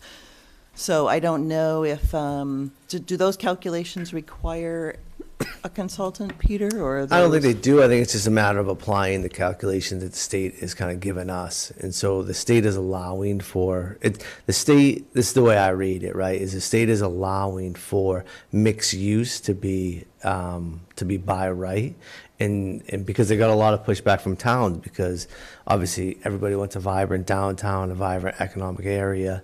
And so mixed use and commercial commercial space is obviously a want, right? And so that is allowed to be able to mandate obviously a mixed use development. But the way I read it is that the square footage, the commercial square footage, cannot be included in the housing total when you're doing the overall math of the density of the land area. So they're saying you can do it, but you're not going to count it towards any units per se. So then that's sort of an aside, then you can just say it met the density, and for allowing mixed use, they're allowed to add more building. Commercial. Yeah. Yeah, commercial space. We want to see, it's almost like saying, yes, we want to see this, but however, we want to see commercial space included within this development in this location. But we can put limits on, like, the commercial can only be so many percentage, or like do a FAR ratio or something, or not? Do we know that yet? I'm not going to give you, I'm sure I have to dig a little bit deeper into that. I've just kind of skimmed the surface. Yep. Just to make sure that we can do it. Yep. And we are allowed to do it, but to give you a direct answer on FAR and what the ratios that are allowed or not allowed, I'm happy to get back. I'm happy to look deeper into it. Okay. And we are allowed to do it, but I think economically it'll probably take care of itself at the end of the day. Peter, just to follow up on a little bit about mixed use. So do I understand that if you allow mixed use, we wouldn't get to decrease the housing units, right? You still have to have the same amount of housing? That's correct. Okay. Yeah. Yeah, go ahead. I just had a question about Pond Street and whether that was part of the analysis. We didn't look, we looked at Pond Street, but Pond Street is under the 5 acres. And Okay. so. Too small. Well, and we could zone that Like a little together, spot? well, Yeah. together with the memory care facility next door. But it was one of those things that we kind of felt tiny was in bad faith, right? Yeah. I guess, So, 501 Pond Street's about 4.1.4 acres, right? Right. So it's under the 5 acre Yeah. minimum. So you still, like Tricia said, you have to glue a couple parcels together to Right. get over the 5 acres. So to me, the state is allowing kind of this gluing together model. Oh, it because is. In some ways, it's absolutely in good faith in the sense that Ashland has gone above and beyond to develop, right? Much more so than other communities. So I think it's important to think of Pond Street kind of in the background. But I think this is excellent work. Yeah, I just and- wanted to reinforce how much I appreciate the hard work that you guys did, because I think this is exactly what we needed to kind of understand what our options are. Yeah, so that's why, I mean, we, like I said, we looked at that parcel, but we didn't need it, so. Yep, we have other bigger chunks. Yeah, and others felt better to us than that one, I should say, when we looked at, we weighed them. It was a better fit than some of the others. Yeah, it was a better fit, felt better, kind of thing. We So also- our last, oh, sorry. No, I'm sorry. We also looked at the properties off of James Street, down off of Pond Street as well. And again, that fell under the 5-acre area, almost, but just shy of it. So if we had to piece, Right, that would be an yeah. area that we could use as a piece. So you're saying, listen, we got good pieces of it already. that- Already, yeah. We can definitely revisit if it seems like. No, I was just curious. Yeah. What, Yep. I was just curious how you guys got to it. I mean, I think this is really excellent work, and I think it gives us a lot of direction. Are you envisioning us giving some feedback today as to where we are with what option? Like, Well- do we have room today for that discussion? What are we? I think it would be good to have some feedback, because I think the next steps are, Bless you. is to go down a certain road, and the only other point I have on there is that obviously we'll need to work with town council to, for any proposed zoning changes, but overall, why don't you just briefly bring up the compliance model? So I think if we have a general direction about where we want to go, then Elro can continue to develop the compliance model. Because remember, even our bubbles here are, it gets a little detailed from his point of view, right? And we can't go through all that here. But we also wanted to be sensitive to the comprehensive plan process. And so we were looking at choices that in a sense we felt good about, but were also low-hanging fruit, where we weren't making a big decision for the town that should rest with the comprehensive plan. So that's kind of where those are the factors we had, and that's where we landed how we did. So Tricia, before we get into, I just had a basic question. Yep. The land by the commuter rail station that's currently Burnham's and the church. Where do those fit into this? Your recommendations? I saw it before. The church is in Area D, which is on the map. Is Burnham's included? I think Burnham's is included on there too. Yes. Yeah, they seem to be kind of logical commuter rail housing areas, should that ever happen. But yeah, so that was in that zone D, which is currently zoned industrial. But again, it's looking at going from what it is to a minimum of 15 units an acre. And so that's why we started to look at areas to that's why we started to look at 100 Chestnut Street, to be able to take out Area D in case that wasn't the decision we wanted to make at this time. So I think that's a wise choice. Because I Take it think out. about D, and I think out, you say, okay, well, one side is currently industrial, but the other side are single-family small homes, and it would really change the flavor of that area if all of a sudden you go from industrial that's somewhat spread out to then allowing potentially very dense housing, even if it's mixed use there. I think it Yeah. would just change the whole flavor of that street. yeah, and we also forgot to mention that you notice that 10 to 60 Main also hasn't been part of this discussion. Right. And obviously that proposal has been withdrawn. The one that we had has been withdrawn from the planning board. But we just didn't think we wanted to go down that road with the complexities of that site to include it in here. That makes So sense. it's intention, it's a possibility. It's still in front of the boards, right? But it's one that we decided to take off our plate for now, And I for think those reasons. partly based on what you're showing us, we don't need that. We to don't meet need it. The zoning that the MBTA is requiring. And to Rob's question about like Burnham's and Section D, it doesn't necessarily mean that there won't ever be housing built there. It's just not part of this with a specific density by right. Correct. So we have more control over those types of projects, from like our regular zoning, right? Yeah, just a note, and I think, and it's a great point, is that, yes, it's zoned industrial. I call it the south side of Pleasant Street, right? But that's also within our ADDA overlay district, going all the way down. just to make a note about Burnham. So Burnham's is a little over 2 acres, and it's 100% surrounded by the MBTA site. So what you will see on some of these maps when you kind of zoom in is that the MBTA zoning site, the MBTA parking lot is actually in the zoning district. Now, that's because that's to make a contiguous district of District D, right? So it doesn't stop at the MBTA property and then move forward through Burnham's.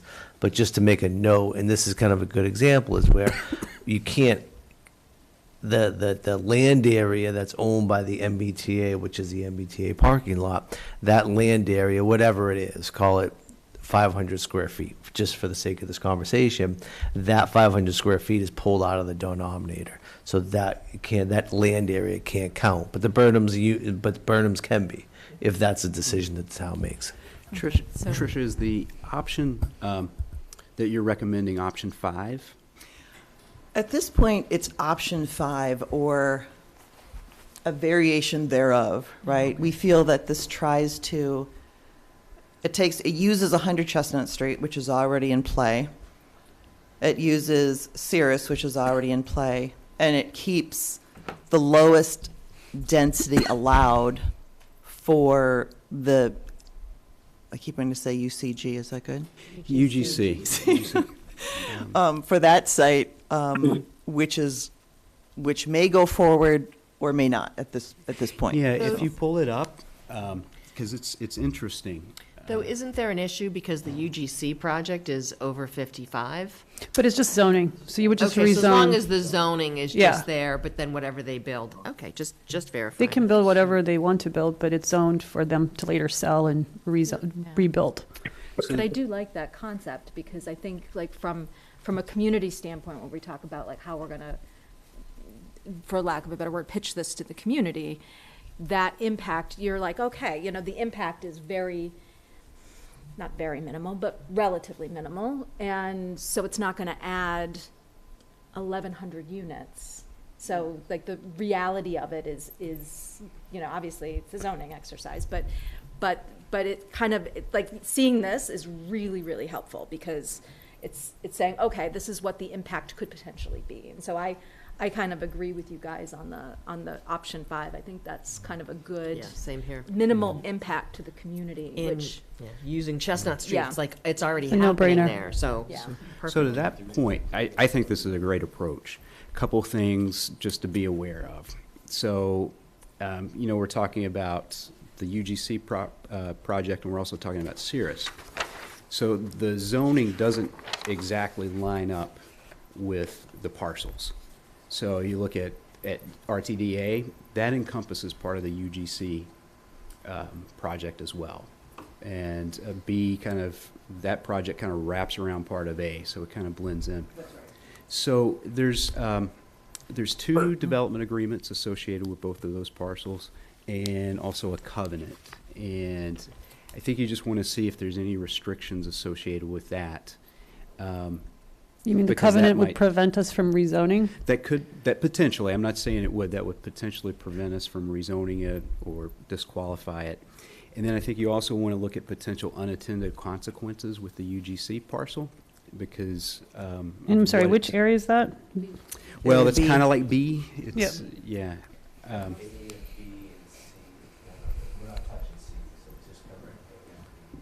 Yeah, just because that is in litigation, and I think probably the best way to put it is that it would be, I think, in people's interest for that litigation to be resolved. And, if we look at changing the zoning, it might incentivize one of the parties to pull back and put in an application for something even more dense than what is already planned there. Got it. Mm-hmm. So, but no, I think the approach is great. I think it's just a couple things you gotta, like the little detail stuff. Pete and I didn't have a chance to talk about No, this, I think so- that's part of the next step. Is to, okay, we have highlighted the locations, that's a big part of it. We're running the numbers through the compliance model. Okay, what's the next step? Well, the next step is to do a couple things. Now we gotta look at the zoning to say, okay, how's this zoning gonna match up? And what changes do we need to make sure we're in compliance? And if we need to so- kind of draw a little circle around that project legally, I'm sure we can find a few acres somewhere else, like at Pond Street. So to me, it doesn't seem like a big deal. Like, I think we just look at the covenant, we identify the acres and we find them. But I, for one thing option 5 is perfect because it gives Ashland credit for all the hard work we've already done. I feel like the MBTA law is like catching up to us. We've been ahead of the curve. Ashland has done the work already.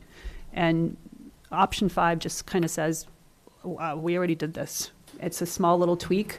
I think the public will be really pleased because we're not forcing density down anyone's throats. It's right here. It's already in Ashland. It's already. And it gives the comprehensive plan process to take a look at all the other space that's not dense yet.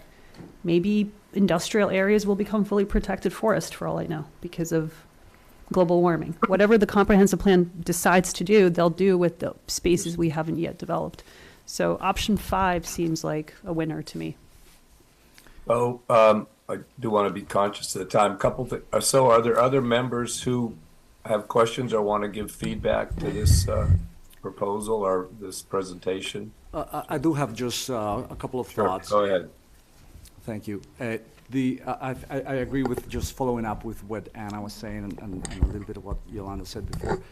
The approach of flexibility makes a lot of sense to me, especially on reinforcing the areas that have been developed because the infrastructure has already been developed for potentially more, roads and sewer, all kind of infrastructure that would be disruptive somewhere else.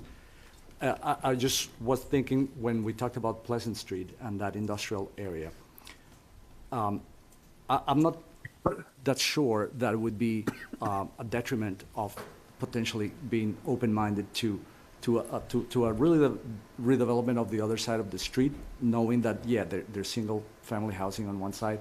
So I wouldn't throw that out yet because I see it more on the big picture sense. The objective of this rezoning is to comply with this new approach for the MBTA communities, but I think it should encompass what really will happen to the downtown. And I think density makes sense to make the downtown more vibrant, and zones like that I think would help that. So I think taking advantage of what we've done is great, and I think maybe even Pond Street, like Anna was saying, and I don't know if that you looked at that, but I don't know if the area, including all Shaw's and all that industrial area, could be another kind of node of development, just to not just pick and choose some areas, but just to make it have a purpose, to revitalize or improve downtown, or create another node of mixed use somewhere else. And maybe that flexibility on this option almost helps us in that direction. Right. It's leading you toward that direction. Yeah, Right. which I think is good. Yeah. We thought the same way.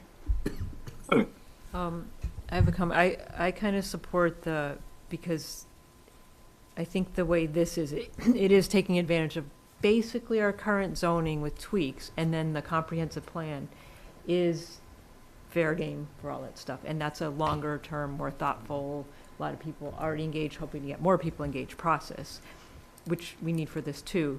Which brings me to, this isn't a surprise, I've said, Springtown meeting, which gives a chance so I want to talk about timelines and process to get to the next steps.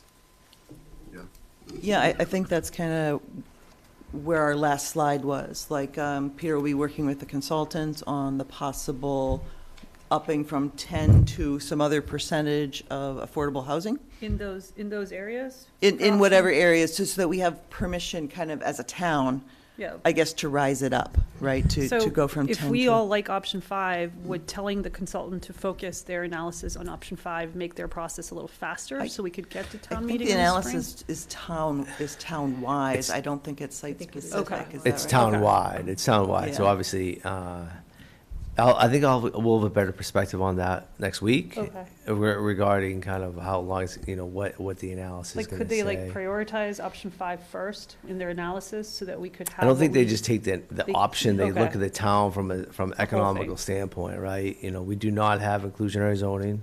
However, but to continue on to develop affordable housing, we want to include it within this this I just bylaw. wouldn't want that analysis to stop us from taking this to town meeting in the spring. No, I don't think that's, I mean, Peter will be looking into this more deeply, but I think that analysis is about, it's about not raising our affordable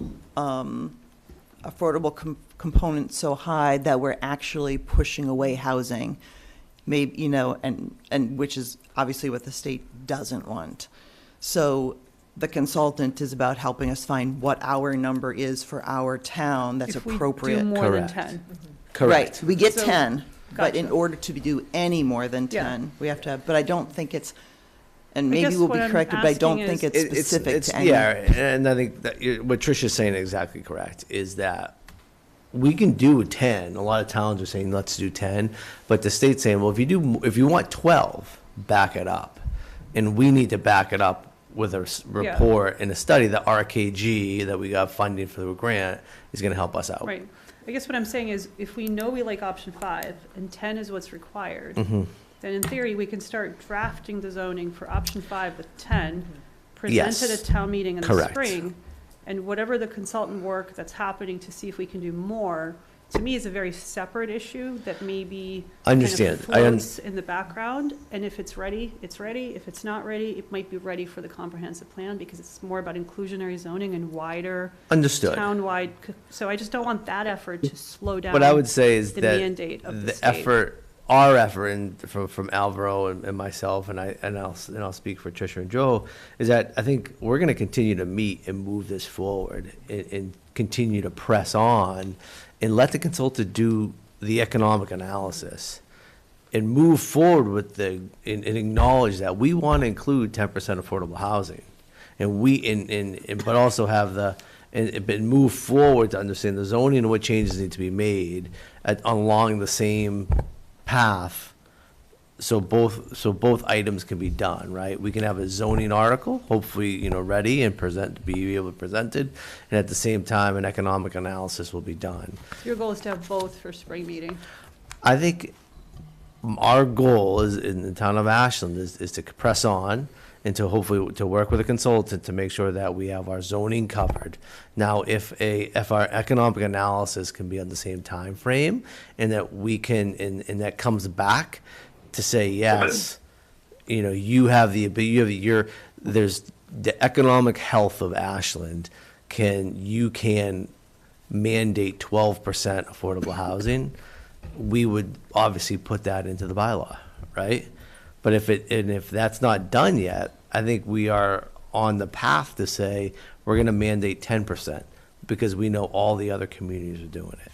But I think we'll have a better time frame on that after next week.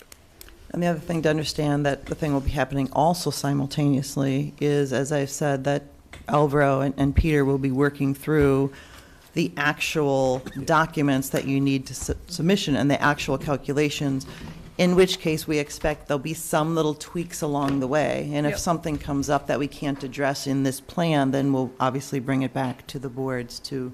It sounds if like it's the an issue. covenant needs to be reviewed Sure. to identify Yeah. those Yep. acres and find them elsewhere. The other thing that could be helpful to this discussion is the next meeting of the Metro West Regional Collaborative on Thursday, the 30th, is all about the MBTA zoning.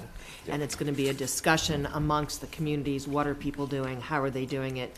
So it could be helpful to hear what other people are doing. And I would ask that, I don't know if, Peter, you can be there. If not, Alvaro can maybe not present the slides, but certainly give a few minute Update. conversation about Yeah. what we looked at and how we did it, so that if other people are not at that level yet, they can understand how we did it and what they can do. Yeah, no, totally. I can, Alvaro and I do, plan to attend all the Metro West. Yeah. And I think, another kudos to Alvaro, because Alvaro has great GIS skills, right? And so we wouldn't have been able to do this without Alvaro and Alvaro's GIS skills. And so, This in is the great. GIS license, which we did, which I helped out on, I'm not going to lie. Having the right software licenses is good. It's a good thing, and we're going If I through could it. But I talk think, about just the next steps here. So what I want to confirm, are we still aiming for a Springtown meeting with something? Is that the objective, or?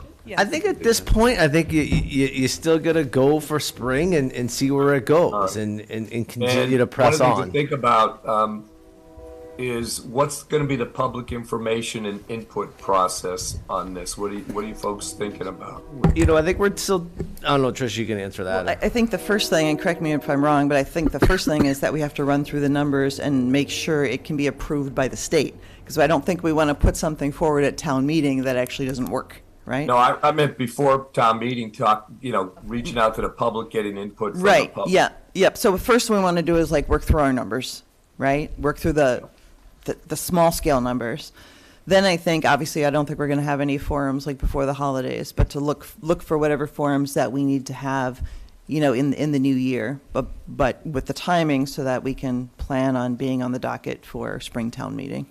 Yeah, and Rob, I'll say this. I think, about a year ago, maybe a year and a half ago, our former town planner ran a great Zoom seminar on zoning. And so I think, to be able to, for myself and Alvaro to we can develop a kind of a Zoom night on MBTA zoning, and to give this presentation to allow public to kind of have comments and ask questions or submit comments prior to. I think I'm happy to set that up, as through the planning office, or have a meet, just have a hour with the town planner here in town hall for anybody who wants to come in or ask any questions, or meet at the community center.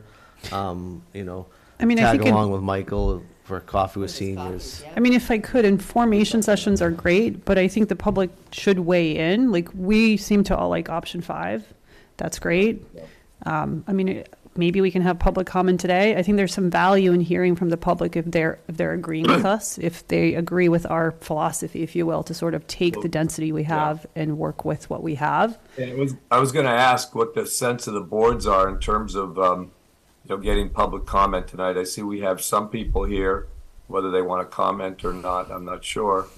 But are people okay to spend a few minutes getting public comment here tonight, or?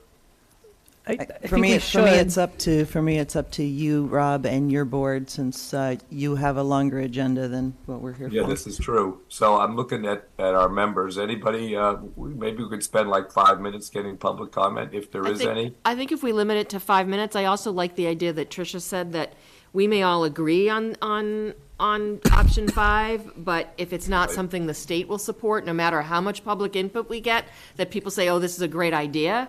If the state tells us it's not doable, then we may have to come back with information. So we can do both. So I think if we allow about 5 minutes of comment for tonight, because we still have another agenda item with the planning board. So let's raise hands, folks out there. Maybe stop sharing. So Joel had his hand up See first. Joel Arbiteman. Anyone else? Right, so it could be just Joel. All right, Joel, 2 minutes if that's. And Mark. Okay, 2 minutes apiece, gentlemen. 2 minutes apiece. Oh my okay, gosh. Are you able to hear me? Are you able to hear me? Yeah, we can hear okay? you. Go ahead. All right, fantastic. A few quick comments. First of all, I really like a lot of the planning that I've seen going on here, so I think you're on a very good track. I can't thank Rob enough for calling that we really need a very public process here. This could have a very major impact on the town, and the town residents really need to have an opportunity to be heard. As far as the presentation I saw so far, maybe I missed it, but I didn't see option 1, 2, 3, 4, 5. Maybe that was in there. I just didn't scroll through or something. But I don't know what you're talking about when you talk about option 5. Additionally, I'm begging you to change the maps. You guys all know zoning area A and B and all these letters. It would be great if the map showed street names, or at least the major streets, so that we understand better where we're talking about. I was a little bit lost. One other comment, I'll speak, the only comment I'm making on behalf of the Upper Charles Trail Committee. We have a route that the select board has seen that goes through either the UGC property or the Cirrus property or around it, with some of the negotiations about open space that are going on. Please don't leave us out of the discussion. If added housing is going to happen in Cirrus or UGC, and it lays over where we need the trail to go, we're going to be in big trouble. So it would be helpful if we could be consulted on this early. One last really crazy comment, and I don't know if this is feasible or out in left field. We're all talking about having the Y come in and build a really nice facility right on the MBTA road pretty near the train station. Is it feasible to give them a little extra height and put a layer of housing on top of it, or two? I have no idea, but maybe No. somebody could take a look at that. I can tell you that Or- right now, that housing would not be a feasibility on top of the Y, from a funding perspective and how they work. Okay. Oh, and one last very quick question. If we do all this analysis, we get approval from the state to go to 12% or 20% or whatever number it is, does that preclude somebody coming in with a 40B and saying, well, you zone this and I'm going to ignore that? I don't want to put in all that additional affordable. I want to just build what I want to build, so I'll do it as a 40B. Are we able to protect ourselves from that? Yeah, let Peter answer, yeah. Yeah, with the 40B, Joel, so it has to be 25% affordable. So it's not like they can come in and do a 40B and do no affordable. Like, it has to be 25%. Okay. All right, thank you. Mark? Hey, thank you. Mark Sony, 49 Hawthorne Road, Ashland, Mass. First I'm going to say, great presentation. A lot of hard work has gone into doing this, especially for the remapping and zoning and the properties, the condensers and densities and all that. You're trying to work this up to be a understanding of what the MBTA is looking for and what the state's looking for. But to understand all this is going to be the zoning, and to be good with it, it's going to be a little more tweaking. So my question is, or comment, whatever, however it comes out, is will this be? If it's going to be trying to be presented for Springtown meeting, yes, but will it also be for the downtown ADD zoning? Is that going to be etched in stone with this? Hey, Mark, this is Peter. I'm the town planner. No, ADD, all the work that you put in a couple of years ago will not be changed. That would remain the same. And that also will go with the stretch code and the other form base and all that stuff. Yep, it works hand in hand, but that stuff still stays the same, Mark. All right. Again, I put that all in there in the form base. And the form base got to pass the town meeting, but Attorney General signed off. So at least I'm going hand in hand with something that's coming down the road. Thank you. Great. Thank you, Mark. Okay, I think that, and thank you, committee, for your work here. It looks really very good potential. So it looks like a very doable process. I wanted to briefly state that, in terms of the formula, I was trying to have discussions about tweaking the formula. I'll continue that discussion that leads us to the 1,100 units or whatever. But it looks like we have a very doable road, even without any changes to that. So that's good. So I'm looking forward to this process continuing. So, and thank you all again. So the next item with the planning board is the review the comprehensive plan document voted by the Select Board and Planning Board. And I think this had to do with, basically the question of the role and duties of the project management team, and if that was still being done, and some questions arose to that. And then there's been we have a number of opinions on that. So I understand there was a meeting at the planning board, and this is a request from the planning board to have this discussion. And so we did forward some of the basic documents about the role of the planning board, the project management team versus the steering committee. And there was also another document that Anna had submitted about the potential changes to that. So we can get into that if the majority of people want to review that. But so I thought it was just be useful to have that discussion to bring out the different points and see if we could resolve things. I understand there was a meeting of the project management team earlier today, and also, of course, the meeting with the planning board. So I'm going to turn this over to, I think, Tricia to do a little intro of what the planning board met about and what their concerns are in this, and then if, if there's any update from the project management team meeting today, we could get into that. So, Tricia, you want to discuss that? Sure, I can just introduce it briefly. So at our meeting on October 26th, Kate and Anna, who are the planning board's representatives to the not only the project management team, but also to the steering committee, sent a memo to the board, which we discussed. And their concerns as part of the comprehensive plan process was feeling that their role on the, and they can step in a minute if I don't express this correctly, that their role in the comprehensive plan process and as representatives of the planning board maybe wasn't following the agreement that, or the document that we had put together as far as what the role of the project management team would be. And so after hearing their concerns and looking at the document, the approved document from the select board and the planning board, which is in, I think, October of last year, we decided that obviously this was something that the two boards decided on together, what the role was and what we had written in the approved document, and thus that was something that should be discussed together and not just as the planning board.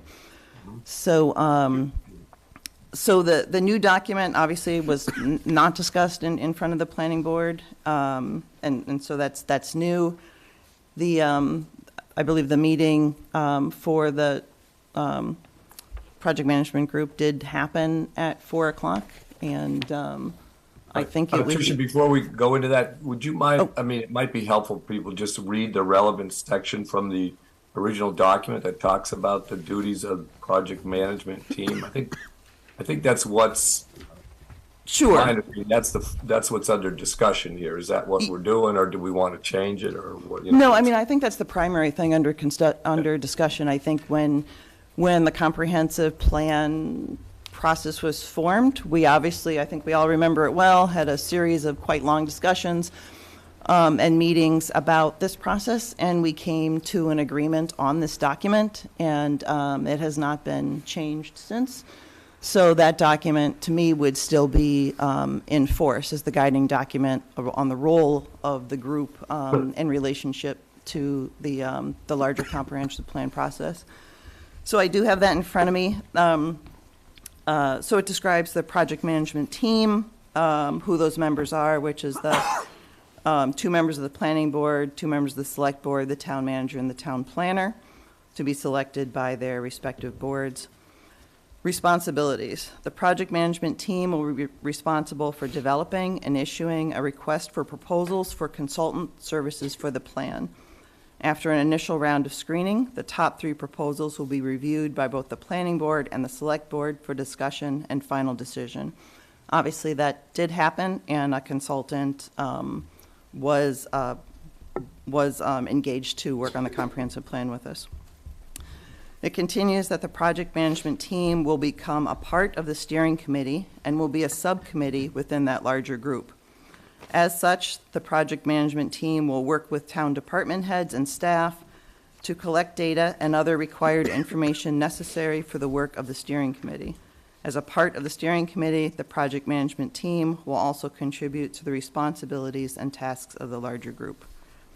So that is what the responsibilities we approved.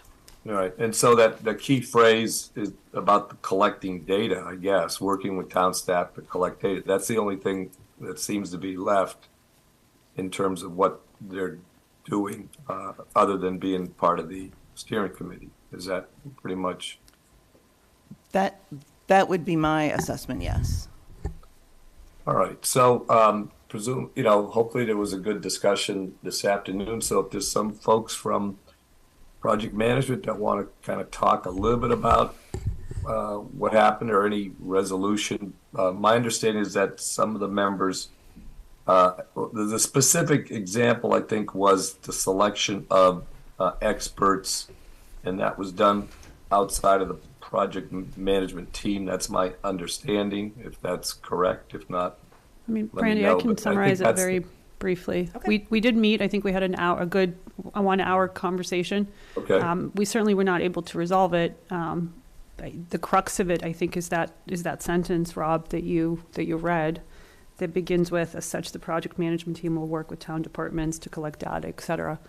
And so the interpretation of that sentence and whether that sentence maybe should be removed to make it a little bit more cleaner. So I think there's some folks on the project management team who are viewing the project management team as no longer necessary.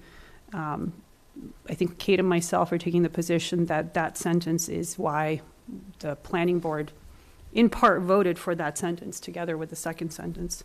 And so I think we're at a point of we can't reach a resolution outside of this conversation. So I think it's appropriate to have that discussion in this context, the wider context, because we were not able to resolve that. All right. Thank you. Someone I want to talk about, I guess the other, I won't say the other side of that, but someone in the project management team has another proposal or a thought on that we should consider, or? So I can there's also one other section of that document that we didn't kind of talk about, which is Okay, sure. Under the steering committee, when we talk about the responsibilities. So the responsibilities of the steering committee, it says the steering committee will drive the process by working closely with the consultant, cultivating civic engagement, liaising with boards and committees, receiving reports, guiding the project management team, and ultimately refining public input and existing data into drafts of the plan. So, I think the question is, how does this project management team still function? We have 29 members of the steering committee.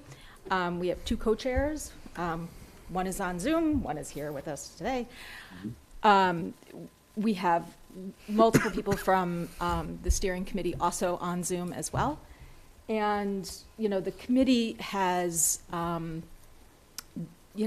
think the thought of the steering committee, the steering committee is the entity that's responsible for this project. And in my mind, the project management team was set up to hire the consultant to, bless you, to put together the steering committee, and then as a subcommittee of the steering committee to do whatever the steering committee needed us to do.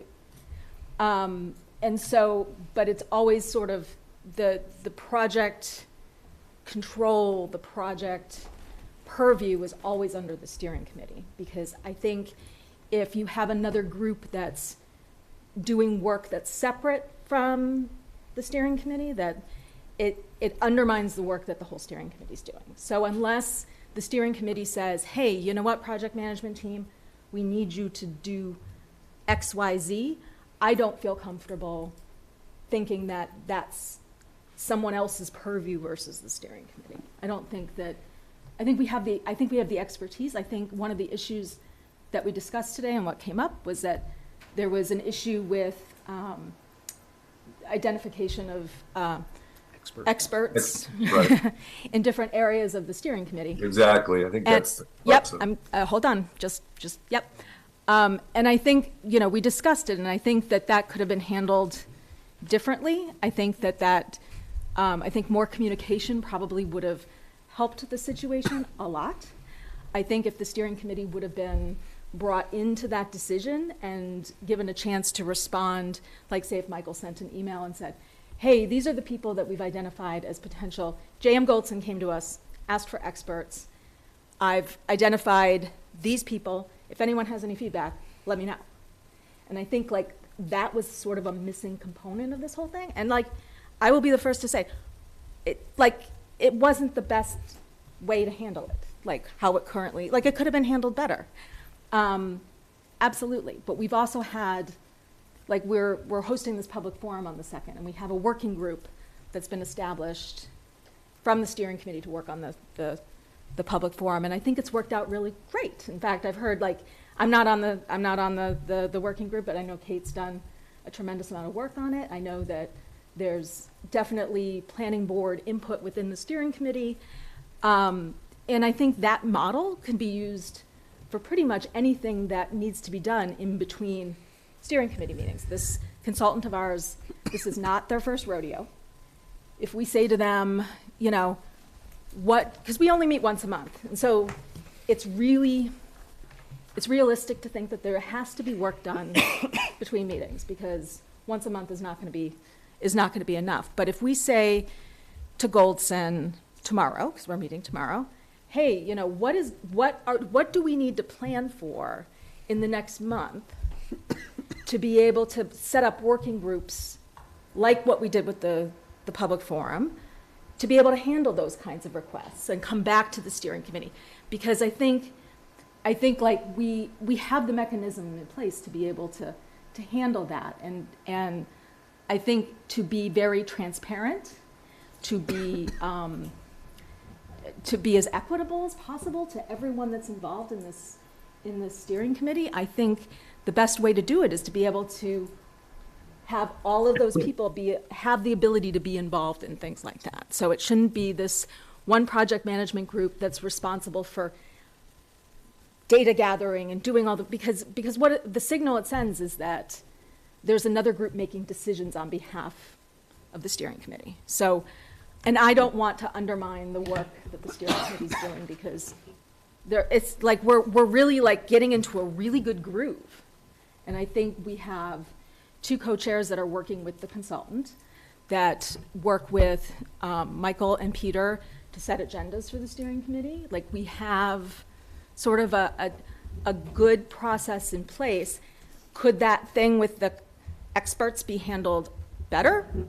Absolutely. Like, was that a kind of a, like, oops, like we should have done better? Yeah. Like, but I also think like we have to want to work collaboratively in this. And I think like that's something that could provide is really, so my personal thing, I think we either edit the document to make sure that the project management team as it stands is kind of at the discretion of the steering committee, like explicitly, or I actually don't think we need the project management team at this point. I don't think that I think when we developed this document, and I went back and I looked at this, and this document doesn't even say the project management team puts together the steering committee. Like, if you read it, it doesn't even actually say that. And so like, and it says 18 to 24 members of the community. We're 29.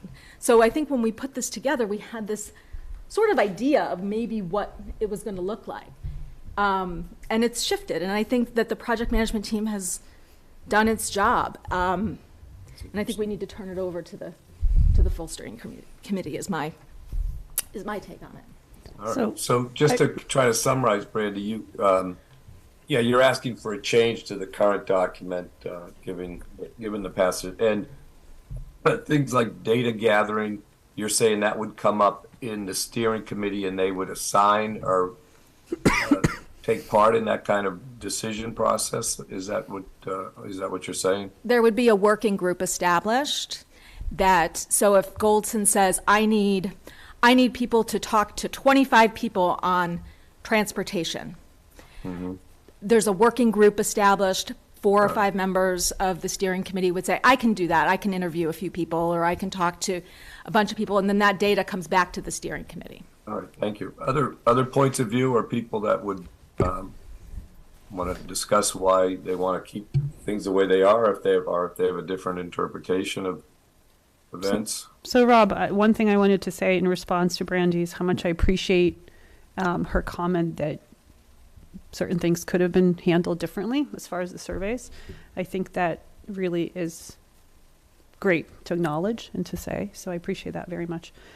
I will say that the background of this is somewhat cloudy for some of us in the room, but the planning board on its own had voted for this particular document, and I do believe, and Tricia can correct me, that there was some consensus at the last planning board meeting that we had, that we do remember our vote as a planning board, and I believe confidently that the select board had a separate discussion about the documents. So there may be very different interpretations of what happened a year ago.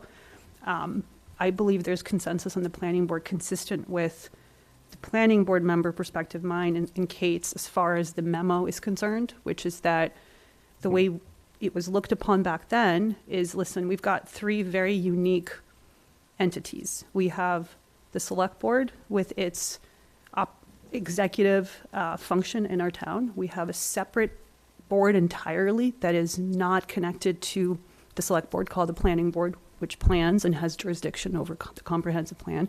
We have our staff who work very closely. You know, obviously the town manager works extremely closely with the select board and manages our town and our resources and our budget. And these three entities have unique, sometimes conflicting views on planning, right? And what I recall from a year ago was that we recognized those differences, and we knew that we would not always agree, but that it would be helpful to put those three views together in a collaborative way to lead some of those decisions that will have to be made on a micro level between each steering committee meeting, so that ultimately we could deliver to the steering committee for their ultimate decision whatever has to happen between the consultant and the town in between, right? And even back then, we were like, wow, such a large steering committee is going to have challenges, and it's going to be hard to make those decisions in that month between meetings. And the whole concept of the project management team was to recognize that division of expertise and authority, but also support the ultimate mechanism, which is the steering committee. So I take issue with this idea that the memo Kate and myself prepared is somehow not equitable, or that it somehow threatens the authority of the steering committee. It's meant to support and strengthen the steering committee's decisions by giving them, frankly, recommended decisions on behalf of town staff, select board, and planning board. I also think this recent event that we all feel bad about is exactly what we were trying to avoid. I think we were trying to avoid a situation where only one of those entities, and only today I learned that perhaps the chairs of the steering committee were part of that, and that's great.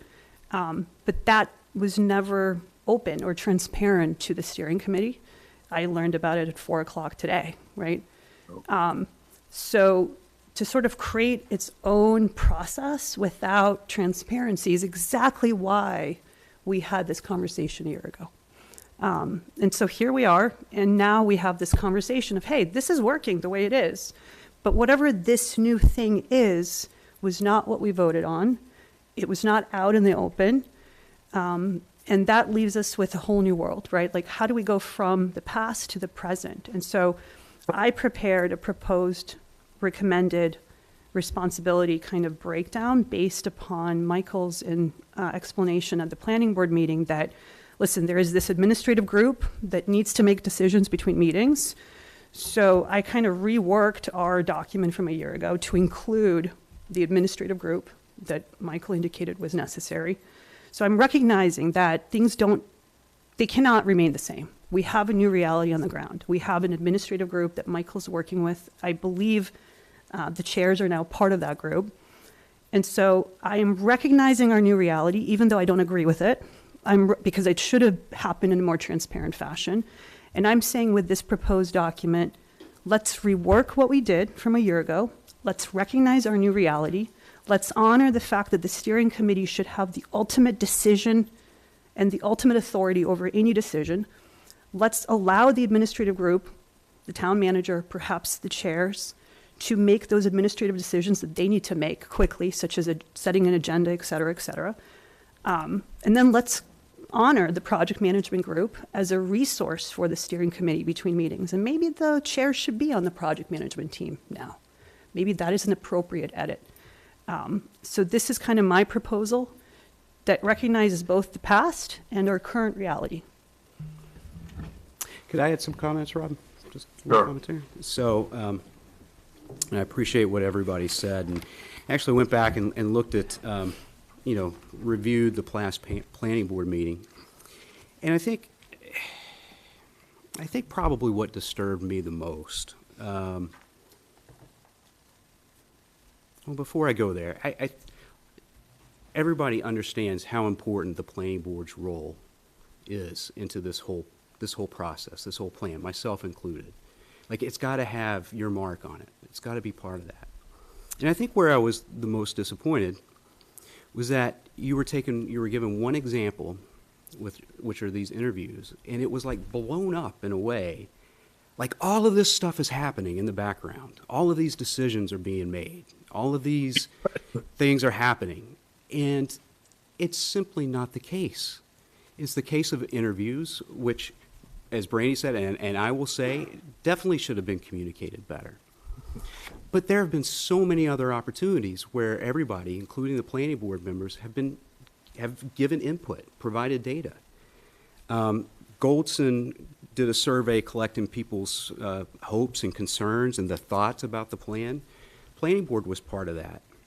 Goldson collected data on everybody's affiliations and their connections to people and groups within the community. The project management team was part of that.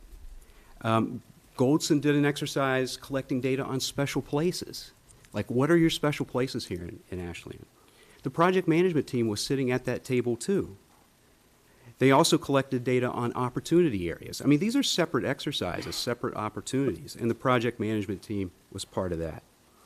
Also, looking at challenges related to the elements of the comprehensive plan, the project management team, steering committee, all of the people have been a part of that.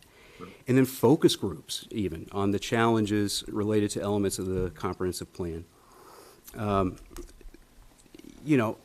I think, we've all had a part in that, including the planning board and the project management team. So I think the planning board might have walked away from that with the conception that multiple decisions were being made behind the scenes, when we're really talking about a case of a set of interviews and deciding experts who would be interviewed as part of focus groups, and making it sound like that was happening in other areas throughout the plan. So I just wanted to add my comments about that and just maybe reframe that. All right, thank you, Michael. Rob, if I may. Yeah, who's that? I can't see. Marcelo. Marcelo, go ahead. Yeah. Thank you.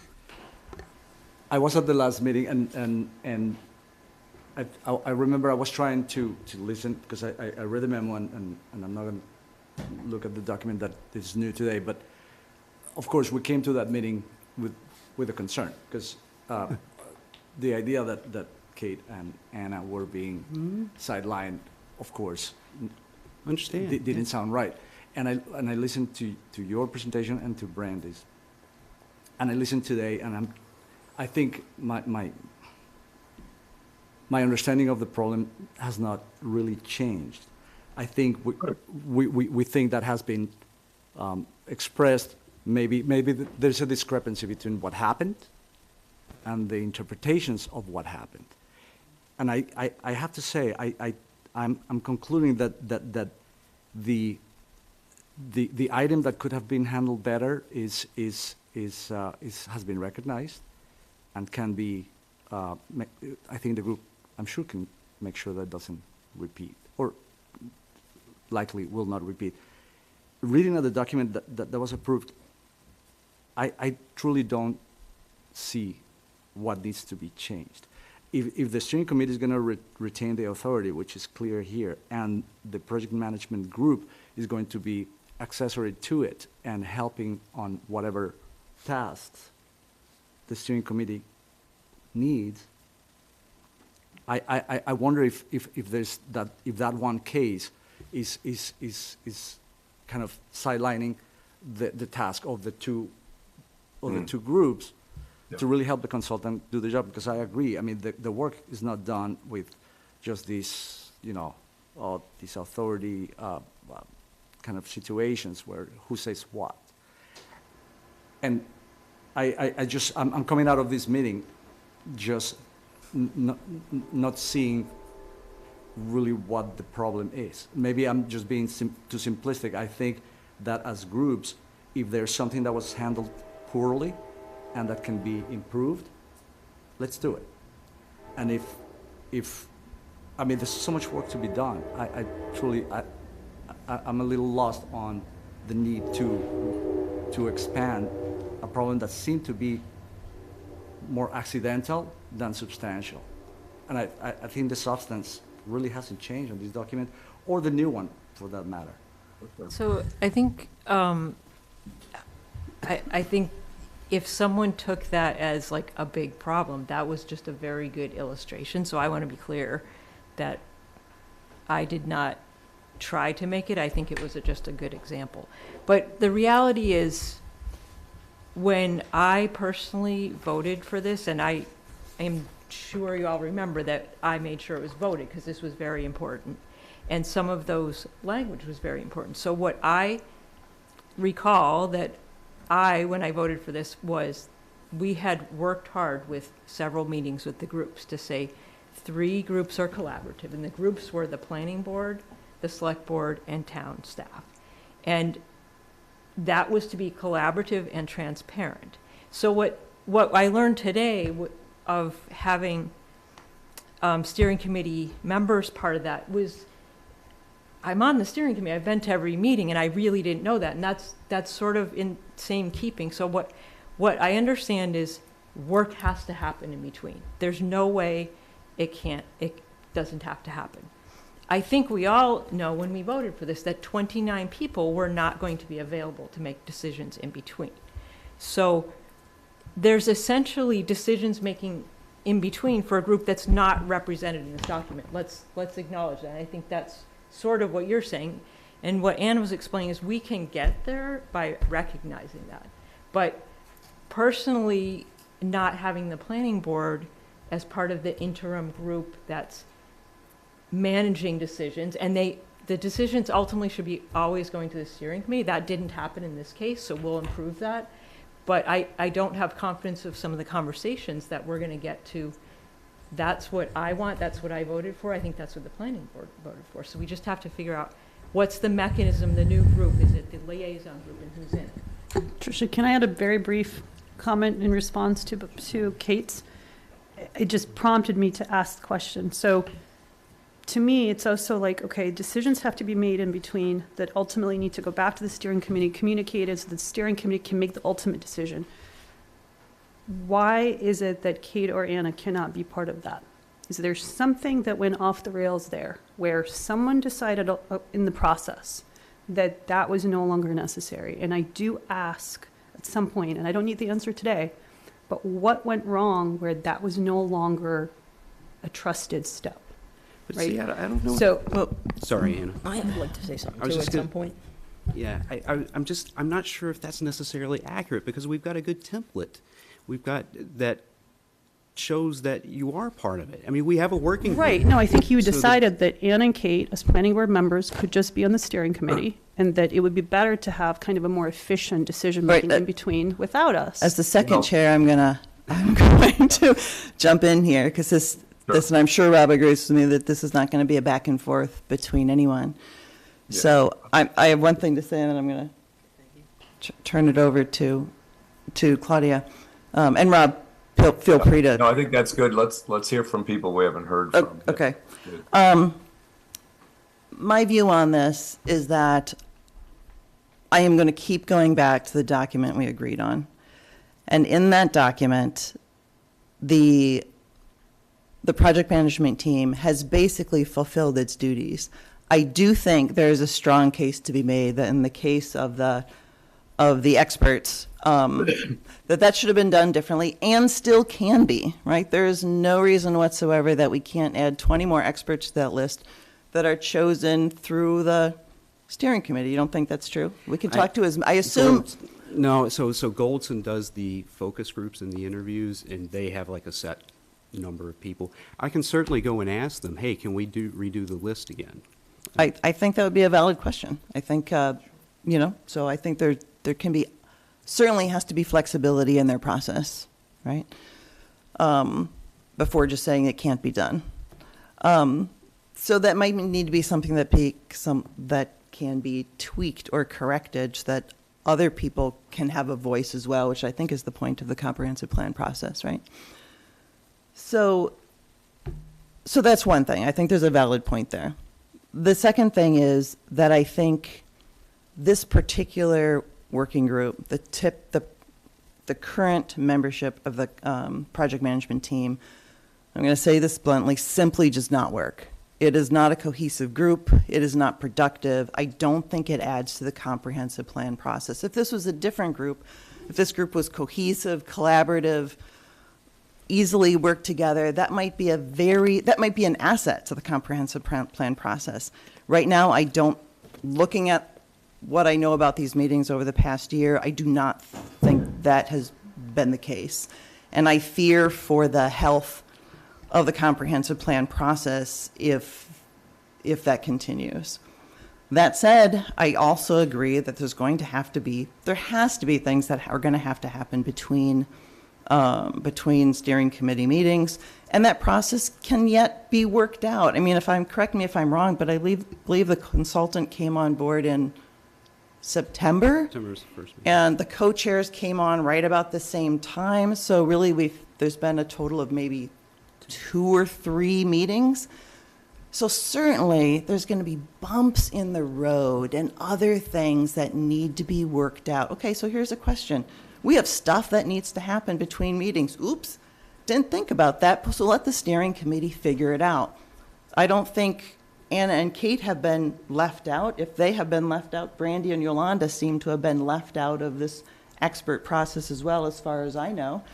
Right? So everyone is left out. So let's just start a little bit. The steering committee is already fresh.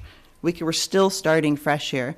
And just to summarize a few things that came during the planning board discussion on this from our members was that, from Marcelo, assume good intentions, right? Assume good intentions. And it's really hard to do day after day, hour after hour to do that. It's very hard, but we have to keep working on it. Number 2 came from Deepa, communication,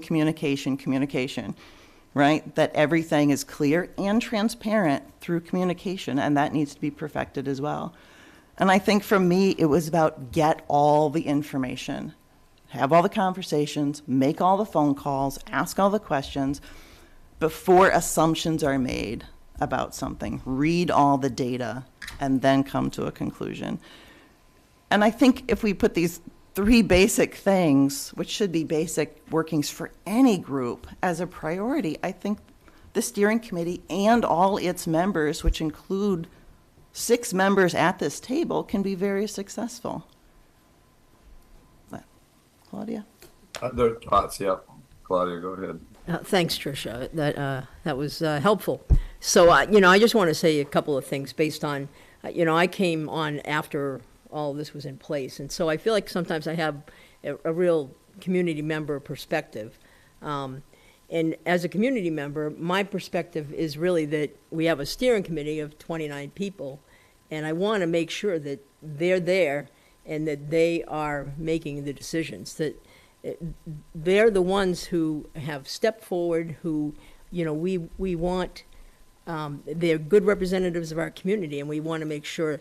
I don't want any members of the select board, any members of the planning board sort of filtering any decisions that the steering committee ultimately makes. And I know, Kate, you and I have talked about, right, how important community input is and how strongly we believe in that. That was the overwhelming aspect of in the whole hiring process that everybody was looking for was this group looked like they were the best at community engagement. And so, I mean, does the management team, could it function the way maybe the way it was intended to function? But I guess, really, as Tricia said, it's not doing that. And so I'm really concerned about everything moving forward. And I think, okay, why not have the working group from within the steering committee that goes off and does some of these things? If there's things that need to be done in between, isn't that something that Michael could work with? And if it needed to go back to the steering committee and pull some people, or to the chairs of the steering committee and pull some people as a working group at that point, wouldn't that be a possible idea? But the thing that I don't want to see as a member of the select board, as a citizen, I don't want to see this whole process get derailed because, we can't, work collaboratively. And that's not anybody in particular or anything else. It's, you know, we all sometimes struggle in different roles, and we don't always function at our best or can't make it work with other people. So I just want to move this forward and in a positive fashion, and certainly I value the time and the energy and the members of the steering committee and what they bring to the table, and you know, I sure wouldn't want to lose any one of them.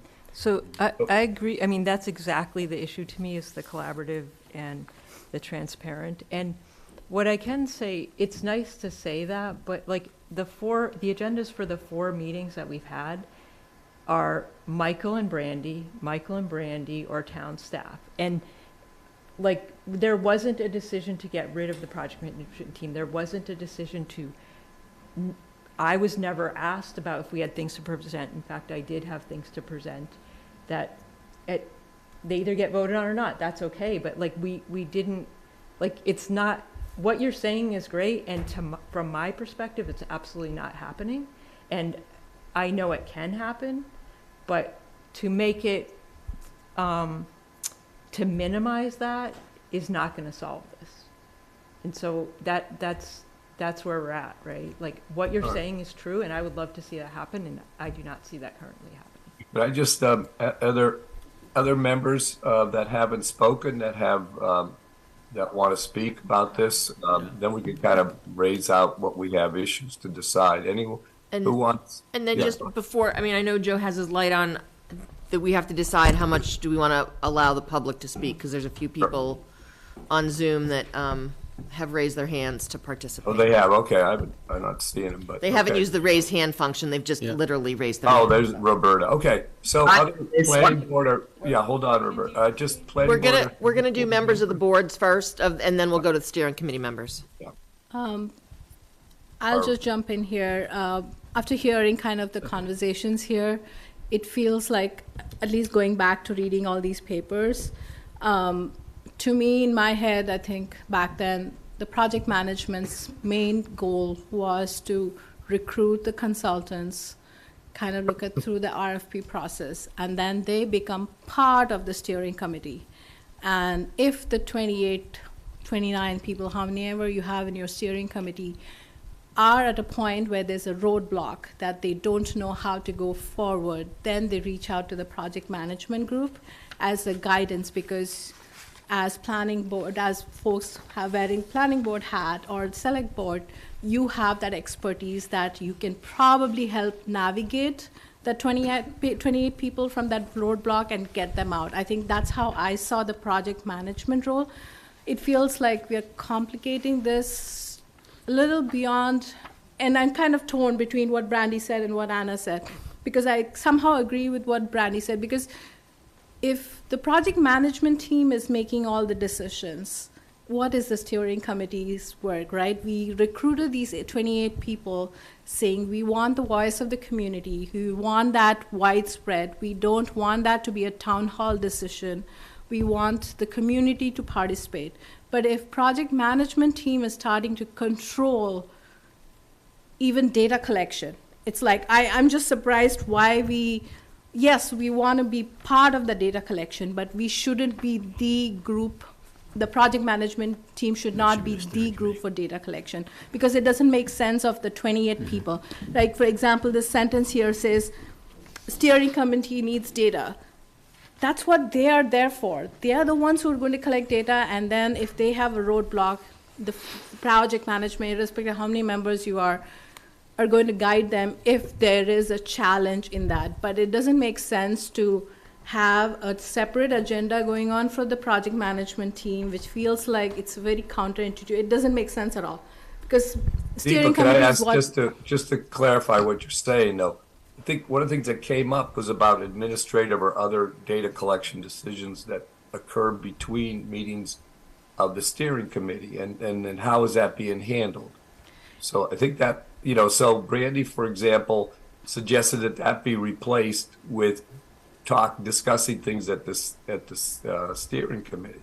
So how would you handle, that kind of change? If you're saying there's no longer a project management team, what would be the mechanism? Because I think that's what the issue as far as I could tell, became like, what about these administrative or somewhat data, certain tasks were being done outside of this, between the steering committee. And so that's the question. I'm surprised that there are intermediate milestones between the steering committee that they need guidance every now and then, which feels like the steering committee is the one which should be drawing the data from the project management. It seems like it's not supposed to be the other way around. And if it is happening that way, where steering committee is doing work for 15 days and then comes back to project management, says, can we go forward? And then it goes back. It feels like something is not making sense here to me. I'm not sure There that was has been no project management committee with the planning board. So just to be clear, there has been, just so we're clear, the original document has a sentence that the project management team will work with town heads and staff to collect data and other required information necessary for the work of the steering committee. It doesn't say, the original document does not say that the project management team makes decisions, right?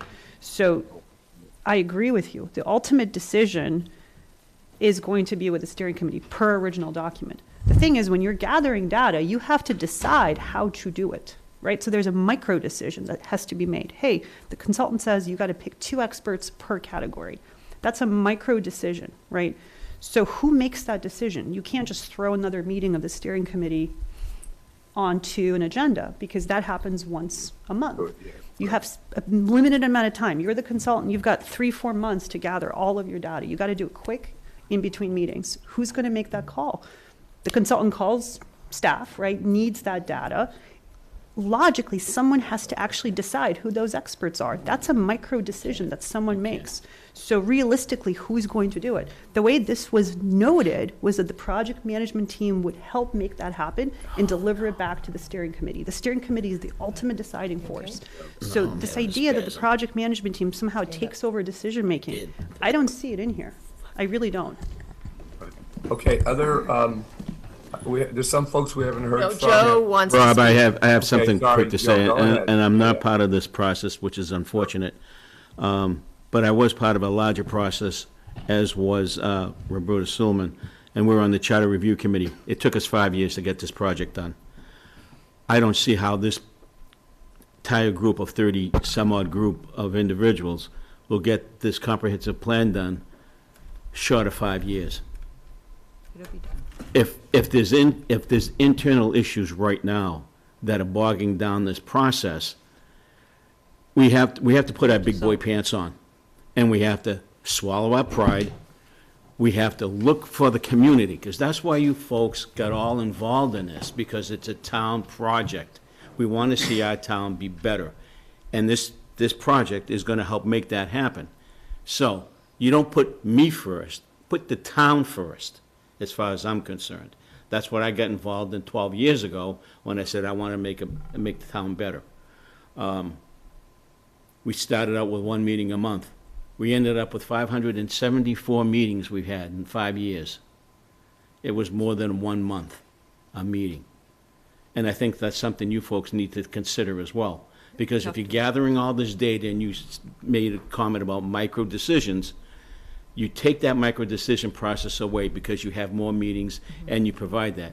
And with respect to the agenda not having, we ourselves, when our chairperson sets an agenda setting meeting, we all have the ability to put something down in an email and send it off to them, so that becomes part of the agenda. Is that not happening with you folks? Then that's damn, no, I'm asking a question.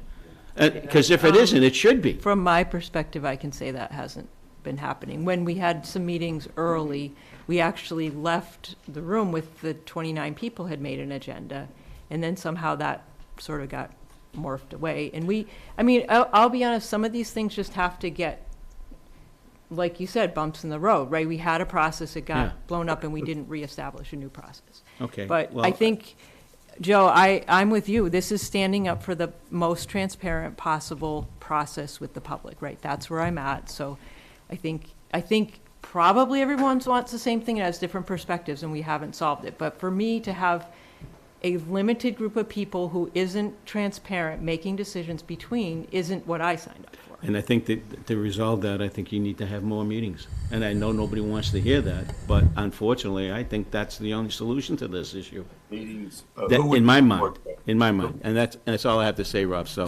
Well, yeah, what would those meetings, who would be doing the meetings? Do you mean the project management team, the steering committee? I don't know. Rob, you actually have the chair, one of the chairs. Two chairs. Well, I know, but one's actually raising her hand to. Well, Okay, and- no, and Roberta I'll had get to her that in hand a up as moment, well, but I so- just had a question. Chair. Yeah, we'll get to them, Michael, don't worry. So, but I just wanted to ask Joe to when you say more meetings, He means the steering committee. The steering committee. Rather than once a month, it Right. could potentially mean So, twice a month. But can we is do there anyone Roberta? else She had that her wants hand to up speak? first. What's that, Yolanda? Can we do, Roberta had her hand up as we were having part of this discussion. Let her speak, and then we can have Rajashri speak. Is that all the speakers? From outside the committees? And I just wanted to make sure everybody on the planning board and the select board said what they wanted to say. So I see Joel's raising his hand as well. All right, well, we'll get started with the public comment if people could just, and I think Mark as well. So before we get into that, I just want to propose a process or to have people think about a process. It seems like we've heard like 3 different courses of action today. One is, like Marcelo said, leave the document as is and pay a little more attention to it and, be more careful about communication. The other one was Anna and Kate wrote a new document trying to clarify and make things different, which we have to spend some time either now or later looking into that. And the other was Brandy's suggestion is that we kind of change what's going on with the project management team completely and move basically those functions, sounds like, to the steering committee, with the steering committee then taking on those functions. So those are the 3 choices tonight. We could either do nothing or start the process of instituting changes in one direction or another. So I'm just going to throw that out as my thinking as we get into this public comment, because we've got to try to resolve what the heck we're doing here tonight. So Yolanda, who was the first? Do you want to recognize someone? Roberta, please. Okay, go ahead. Thank you. Thank you very much. I'll try to be brief, and I want to thank Joe for bringing up the charter review memories that I had long since.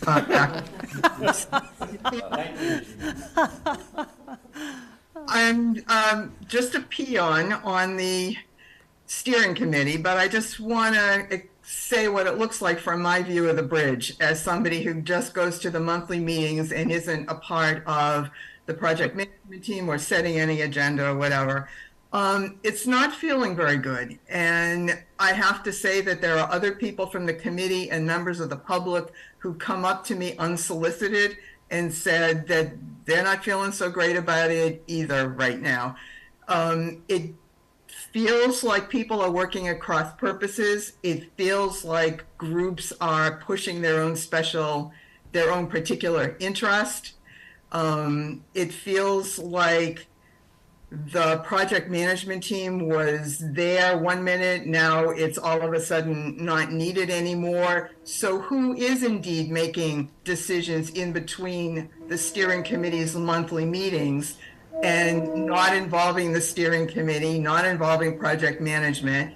It appears to be town staff, and it appears that to be, and I'm not trying to be insulting or start any kind of problem here, but what it looks like is that it's the town staff, particularly the town manager, working with the 2 representatives on the select board, and that it's morphed into being primarily a planning board purview project to having moved into the corner office and being a process and a project that's being driven in that way. And steering committee members right now, as one who's waiting for something to do, I'm feeling very superfluous. And a lot of people are sitting there at those meetings, and when we walk out to the parking lot, they're going, what did we just spend 2 hours doing? We're not getting anywhere. We're not moving along. We don't have a lot of time to do this. So that's really frustrating. And I think communication is constantly a problem in projects that we do in town. And I think it's one thing to keep saying we can do better, But if we can do better, why aren't we doing better? Let's just do better so we can stop apologizing for not doing better. And I understand an occasional glitch, everyone makes a mistake. I get that. But it seems like we're spending more time explaining habitual problems that keep occurring over and over and over again and just frustrate people. And my final comment is I can say a couple of things that I've experienced directly that make me feel like the steering committee is at this point superfluous. Project manager. A discussion of the vision statement wound up being being discussed at an agenda meeting, and one of the steering committee members had to remind the person bringing it up that it was a violation of open meeting law because it was not on the agenda. And that person bringing it up wanted to have a vote on the vision statement and was pushing for a vote. I drafted a mission statement that I circulated to people, and the next thing I knew, the next time we were discussing a mission statement, mine wasn't even really there the way I had presented it. It had been changed, and not changed by the steering committee, changed in between meetings by somebody, and then presented as Roberta's mission statement. The whole idea of having co-chairs, we agreed by consensus to have rotating co-chairs for the first couple of meetings until we all got to know each other. And then all of a sudden at the next meeting, it was, okay, we're going to decide on co-chairs today, like at our second meeting when we didn't even know each other, or it might have even been our first meeting. The survey is yet another example. So it's not just the survey, it's been repeatedly happening. People are getting frustrated and are not feeling productive, and something's got to change. So if having the project management group reactivated, meeting in between the regular big meetings of the whole steering committee to help make these decisions and then make sure the steering committee all knows about them, will prevent that from continuing to happen, then I don't see what the problem is with getting that group back to a regular meeting schedule. All right, thanks, Roberta. Who do you have next, Yolanda? I'd like to ask Rajashri, one of the co-chairs. Okay. And I just want to make one statement back to Roberta regarding the co-chairs and the rotating co-chairs. So I missed the first meeting where it was decided, and it was at least 3 or 4 meetings in where we kept asking other people if they wanted to be co-chairs, and no one else stepped up. And then finally, I think it was our August meeting, or even our August meeting was when we finally decided, because no one else had stepped up to be a rotating co-chair, and we knew the consultant was coming on, a majority of the members of the steering committee supported making Rajashri and Stacy the permanent co-chairs. But you're absolutely right, Yolanda. No one else wanted to do it, but it was several meetings before that someone was trying to undo that decision. I understand that, but it didn't happen. So even though it was brought up, it did not happen. We kept asking for new co-chairs. And then finally, no one wanted to do it, and Rajashri and Stacy were finally appointed at like meeting 4 or 5. So anyway, Rajashri. So for those of you who I'm meeting the first time, I'm Rajashri, and I've lived in Ashland for about 17 years, and I've been in the community for 10 years. So there's that history about me. And I walked into the comprehensive plan because you chose me. So, and also I was interested in doing something good for the town. And I'm not the only one. In our team, we have several people with extreme amounts of talent who want to do good about this town. And I sincerely disagree with what Roberta said about mission statement, about the processes. People have been collaborative. People have talked in different ways. Everybody needs to have a voice, and not just 2 people on the project management team. Stacy and I have worked really, really hard on this team so that everybody gets a voice. Some people are not able to speak up because 2 voices are louder than most. And so not just thwarting offensive comments, but also to do the work that we came here to do. And so we've kept the focus on the work. When the consultant is asking for data, I'm not the one who has the data. We have to go back to the town. I don't have data on traffic. I don't have data on say, police force something. I would have to ask the staff, what kind of data do I have? I can help coordinate. And that's the case with most people on the comprehensive steering committee, that they can contribute in different ways to the better of the town. We've participated in various group sessions that Golson has organized for us, which make us get to know each other more and more, because many of us have not been in the same circles in town, but we're getting to know each other. For instance, Roberta was in my group, and I got to know so much of her when we were in a group last time. So our focus has been how to take this plan forward. And so if we are having a meeting, we are ensuring between steering meetings that the agenda is set, that the documents are sent out, that everybody knows what to do.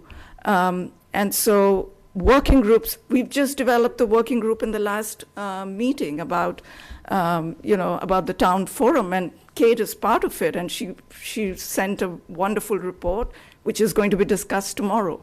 So I don't understand why this can't be sorted so that we can look forward.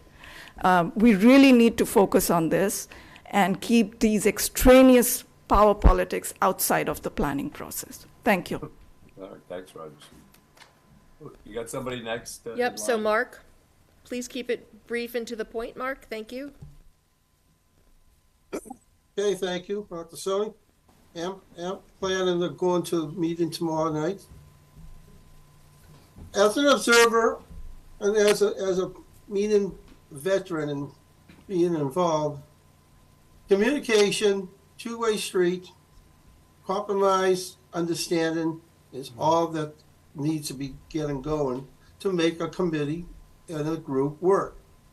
The planning board, the select board, the staff is that two-way street to make communications and understanding going for the rest of the group. Excuse me.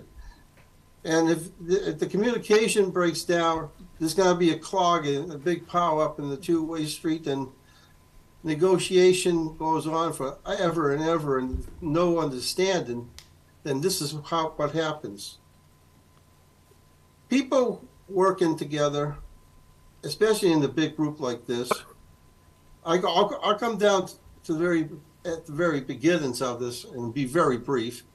When you have the interviews and you're voting for people to be there, who's going to be who's going to represent each board for this, I was saying to myself, you got 2 select board, two planning boards, and it's going to be 20 plus different mindsets that's going to be in one big group, and they're all going to be thinking differently because they're not all doing ESP and not knowing what everybody else is thinking. So that's part of my two-way street part of the theory is all that understanding and the big power when negotiation, compromise, and everything. And this is for the town, yes. And I applaud Joe there about the charter example. That it takes more than whatever the appointed years is going to be there for. To be understanding and going with this is you got to understand people, you got to work with people, and you have to have people work with you. So the discussion that was before the public was open for the back and forth and everything, bury that into the background before it gets to one of these open public steering committee meetings, and give the steering committee and everybody, as the meeting goes, before it gets agendaized, have them all equipped with everything they need for information and things that staff can give to all the members, not just the chairman and all, but every single one, so they can follow and understand everything. Thank you. Thank you, Mark. Joel? Would it be possible to defer to Stacy because she's a co-chair? And I If could you would speak like to after do that, we would appreciate it. Thank you, Joel. I would love that. Thank you.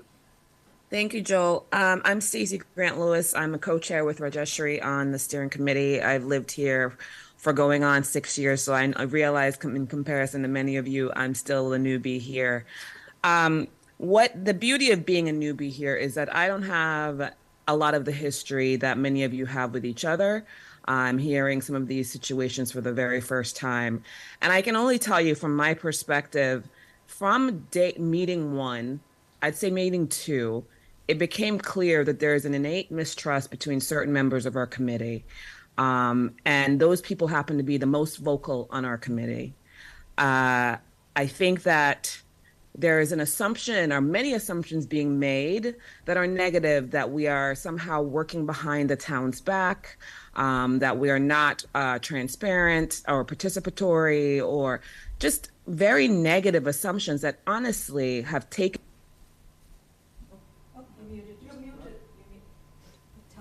You hit mute. You got to unmute yourself, Stacy. We lost Sorry the last about that. I'm sorry about that, but I was just saying that personally, and I know I can speak for Rajeshri, that we're very taken aback by the assumptions that we're doing anything untoward against the town, against the steering committee, when that's not true. Our only goal has been forward progress. Much of our work is clerical. It's making sure that everybody has all the information that they need. And as most of you stated, there was 29 people and so many documents floating around. There are going to be hiccups. We're just getting into the meat and potatoes of the work with J.M. Goldson. So there are going to be issues that we can work through. However, I don't think that we have to reinvent the wheel each time something happens that's unpleasant or not pleasing to certain members of the committee. I do think that there are ways to be flexible and more collaborative, because we really have a fixed number of meetings. We really do. And we're trying to make this happen in less than 5 years, right? So that's all I want to say. I do disagree with this idea that we are not transparent, that we are doing things behind people's back, or any of that kind of imaging. Is not true. It's not true. And I think that it's a simple, if more communication is needed, willing to do that, willing to do what's best for Ashland. And when I can tell you that we talk to each other as steering committee members and small groups, everybody wants to be there. There are people there with small infants. There are people there with sick spouses. We are there because we want to work and help Ashland and be collaborative. We also have people there who are very quiet because they feel drowned out. They don't have a voice, and they don't agree with some of the things happening. And they come up to Rajeshri and I and say, we are being basically bulldozed, because, we're just hemmed up in this process, and it's ridiculous that we can't move forward, and we need help from the select board just to organize. So I that's all I have to say. Thank you for your time. Thank you, Stacy. Joel? And then Michael. Well, let's comment on a few things that have been said. I just heard Stacy use the word that some members feel bulldozed. And then she also said that they're trying to be as transparent as they can be. Well, people who feel bulldozed don't feel that the process is working the way they would like to see it, and they have concerns. That's what they're expressing. We need to do better. We also have situations that it's not, I just want to be very clear about this. This is not mistrust and accusatory, and somebody has a bad agenda that's going to harm the residents of Ashland. Let's get rid of that kind of nonsense. I don't think anybody is saying that. What we're saying is, what I've heard is that there are concerns that the process, whether people have an agenda or they don't have an agenda, whether they're dedicated to benefiting the town or they're not. The problem is that that what we're discussing, Rob laid out the alternatives for this discussion, Are we going to be more inclusive or less inclusive? What we're hearing is, and I don't have the data, I'm not sitting in any of these meetings, but someone made the statement that Mike Herbert and staff and Brandy to some degree, and it's not a question of saying that they're doing anything that's harmful to Ashland, but that maybe some are raising the issue that the process has not been as inclusive as it might be. And I just want to emphasize something. We voted for the planning board. We being, I'm not on the steering committee or on the comprehensive plan committee at all. Many feel that's a good thing. So we voted for planning board members. It was a democratic process. We voted for the select board members. As a resident, I didn't vote for anybody as a steering committee member or as a comprehensive plan committee member. It was not a public vote. So now we had, as I thought it was originally defined, some definition that our representative board members from the planning board, from the select board, would play a key role, not the ultimate deciding. The steering committee would have the ultimate authority, but that those elected boards would play a very key role in ensuring the greatest possible inclusiveness and transparency. And I worry, and I'll be very specific about this. This is the point that I think Anna and perhaps Kate were making. You start choosing data collection experts. I worked for 30 years in systems analysis and data. That's what I did for work. And if you get certain people with certain views, not views that are necessarily bad views or harmful views, but they have their own biases, and you limit your data collection process to those people, you are going to get skewed data. You're not going to get a democratic representation of the information you collect. And toward that end, I guess I'll make this my last quick comment. I really don't like, I would like to know very explicitly who picked all of these so-called experts. You know, I understand there were interviews. Who did the interviews? Where were the interviews questions generated from? Who in the community was aware that these interviews were taking place? Could I have applied to be interviewed? Could I have recommended somebody to be interviewed? Or did somebody make that decision, and who made the decision? And so I would really appreciate it if we could get rid of the term expert, which connotes or denotes to the public that these people have more knowledge and skill than the general public, and maybe just call them a data collection facilitator. They're not experts. They're not better than any community member. They're just helping the data collection process, and that's a nice thing.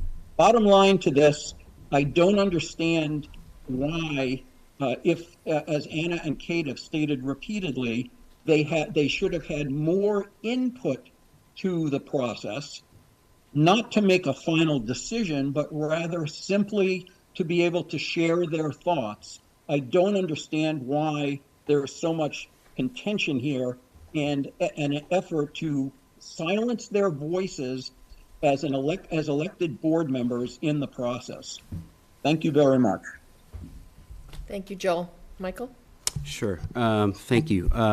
Roberta, first of all, thank you for your candid feedback.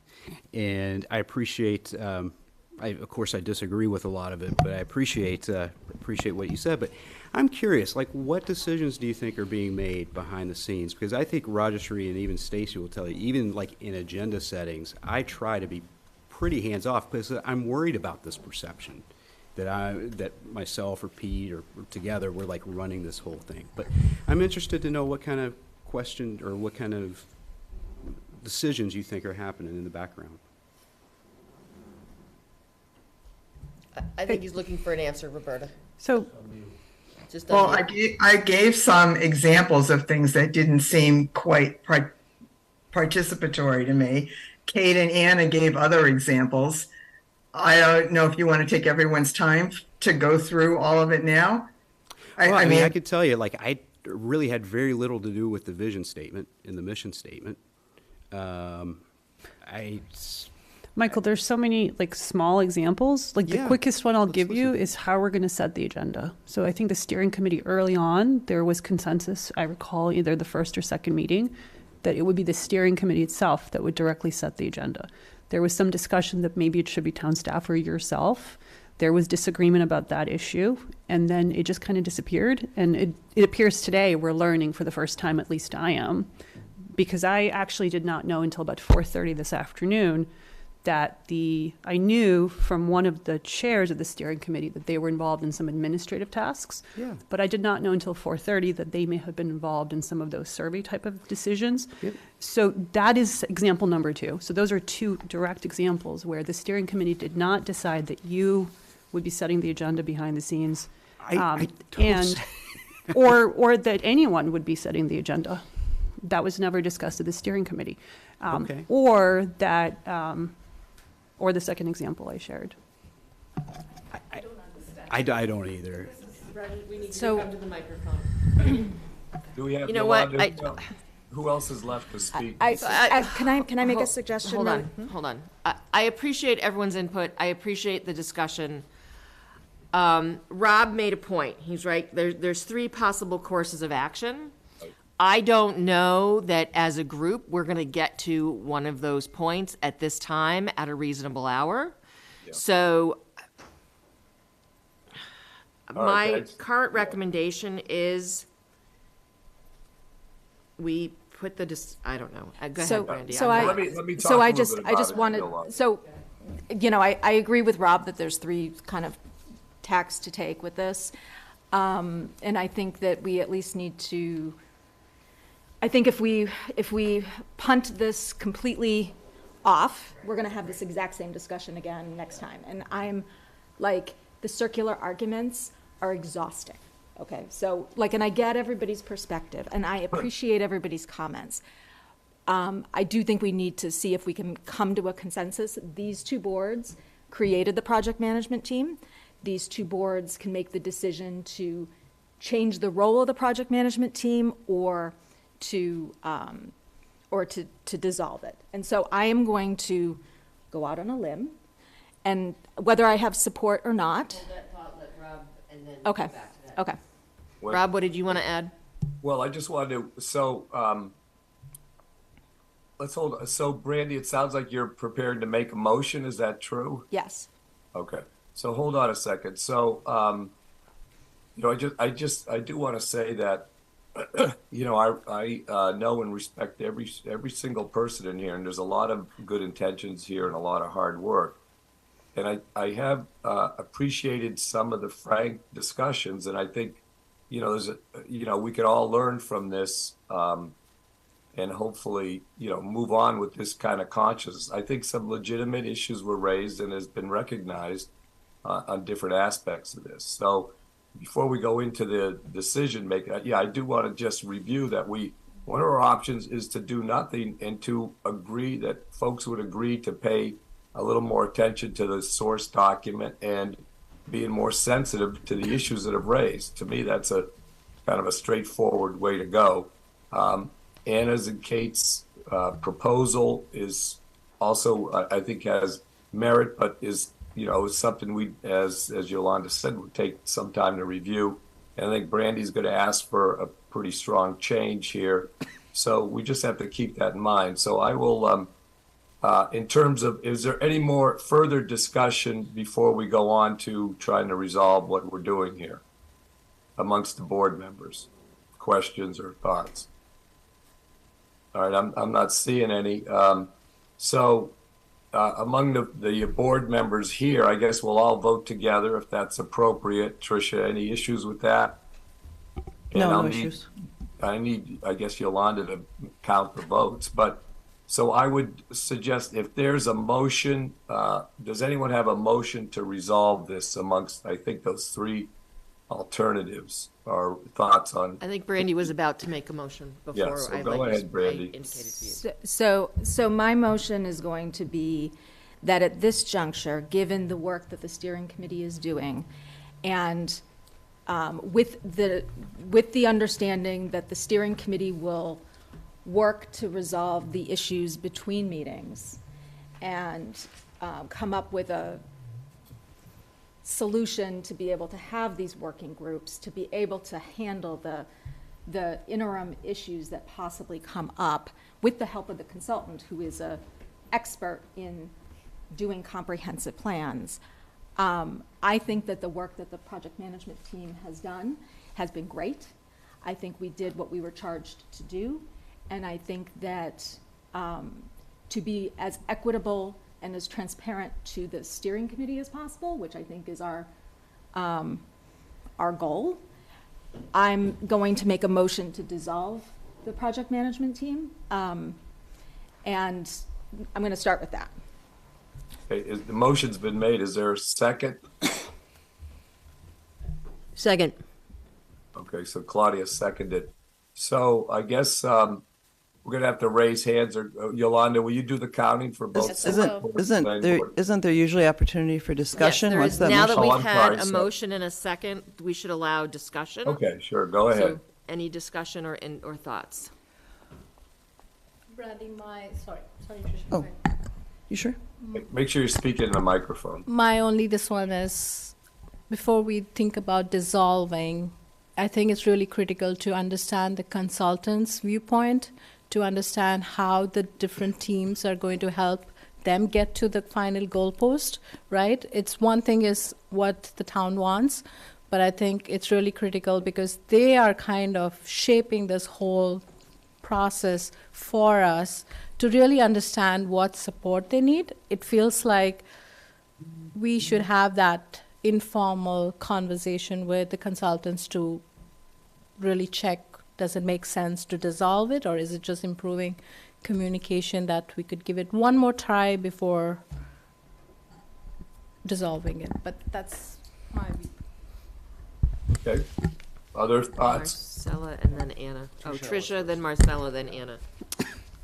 I think that's an interesting thought that Deepa had, because as I stated before, I also think that the project management's role is basically complete, except as guided by the steering committee to take other actions or to take on other tasks. That's what the approved document said.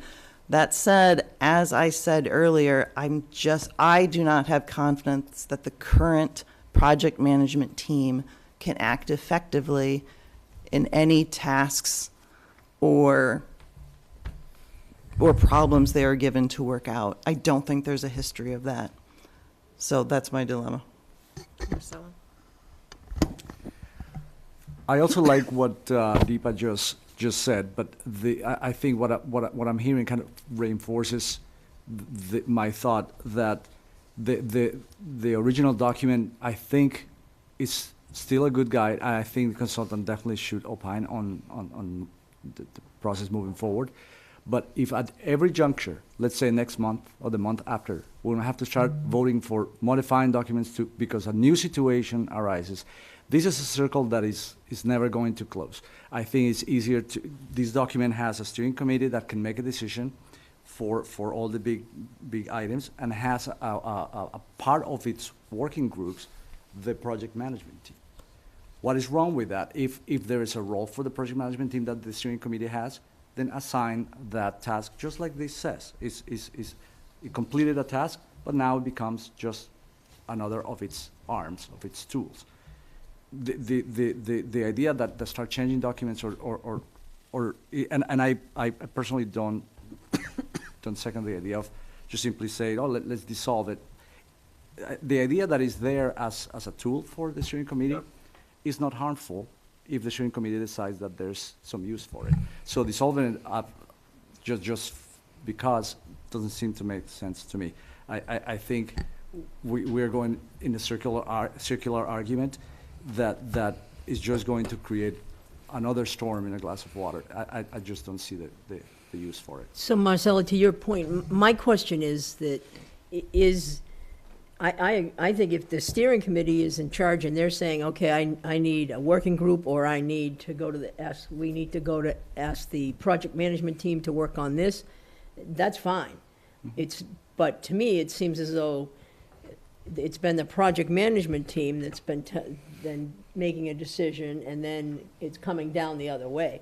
So, and to Tricia's point, I'm concerned too about how it moves forward, and functions without ultimately having a very negative impact, because I'm in the community and I hear things from people who are on the steering committee as well, and it has not been a process that, right now, that they're wanting to be a part of. Anna? So, I've been thinking a lot about this, listening to everyone. And what I'll say is, as someone who went to all the project management team meetings, I will say that we had many disagreements. But I disagree with the notion that we were not productive or that somehow we cannot do the work. In fact, I think our disagreements led to really good decisions, and we got probably one of the best consultants in the state as a result of that hard work. So I strongly disagree with that idea that this particular project management team failed in some way. I think we are actually a superbly strong team, and our disagreements make us that strong. That's how we got this incredible consultant. That's number one. Number two is we have an associate member who attended many of those meetings and had a lot of positive things to say about them at our last planning board meeting. And so I think Amanda, our new associate member, should be part of this conversation at some point, because she is an objective, I think, witness who was there and who spoke very highly of our work.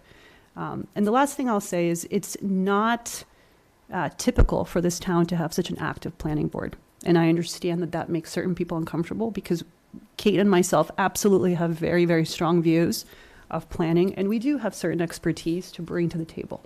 So, for example, the notion of who is an expert in our community on land use, absolutely, planning board has very strong views about that, because we deal with those kinds of issues every single planning board meeting. So we have a very, very vital role to play. The last comment I'll make is that the more vigorous the process, the more we disagree, the better our decisions are. And if we can work through this, we will be very proud at the end of an excellent comprehensive plan. Yolanda, is there anybody left? Can I say something? I was just about to ask any other comment or discussion. Sure. Joe, no? Go ahead, Rob. Yeah, just to, before we go to this vote, I do want to support the kind of idea of working with what we've done. I mean, we did identify there was a project management team and would have a certain role. That role's been a little vague. I think we've had a lot of good discussion tonight about people's concerns. I heard a lot about the steering committee, but that's not really what we came here to discuss, although I guess it's related. But the question before us is the role of the project management team and how that should change or not change. And I would just suggest that we've gone through a lot with that, and I think people have recognized, like I said, various aspects of things that could have been done better. And I'd hope that people could continue in good faith, which I think everybody here has good faith, to kind of make it work and just be a bit more sensitive to some of the issues that have been raised. If there's now continuing issues with what's going on at the steering committee, I think that's a different issue that the steering committee should deal with. And get back to us if necessary, if the project management team isn't a good vehicle. So that would be my thoughts on that. And having said that, Yolanda, is there anybody else that's wants to speak that you could tell? Yeah, I haven't said anything yet. Oh, I'm sorry. Go ahead. That's okay. I like to wait until the end. Sure. I thought that was me. Jeez. So go ahead. I don't hear anywhere where people say that the project management team failed. That was not said. What was said was that the current project management team has a difficulty working together. And to your point, Anna, yes, we have gotten to some good points, but it has been very difficult. I mean, our meeting today, I think, was a good example of that. The fact that, we met for an hour and we got our meeting minutes passed, and that's only because I had to push it because I made sure we did it before we ended at 5 o'clock. I am torn about dissolving the project management team. I think there are certain things that it would be good to have it as in case we need something, or, as Tricia said, or even Claudia's, like if there's things that the steering committee needs assistance with. I also agree that there needs to be a better discussion as to how the chairs are working with the consultants, how town management is working with the consultants. I think it's not realistic for the project management team to be involved in every single decision or discussion with the consultants. And I said this at a public meeting at the steering committee. That's partly why we have chairs, right? The chairs are the leaders of the steering committee.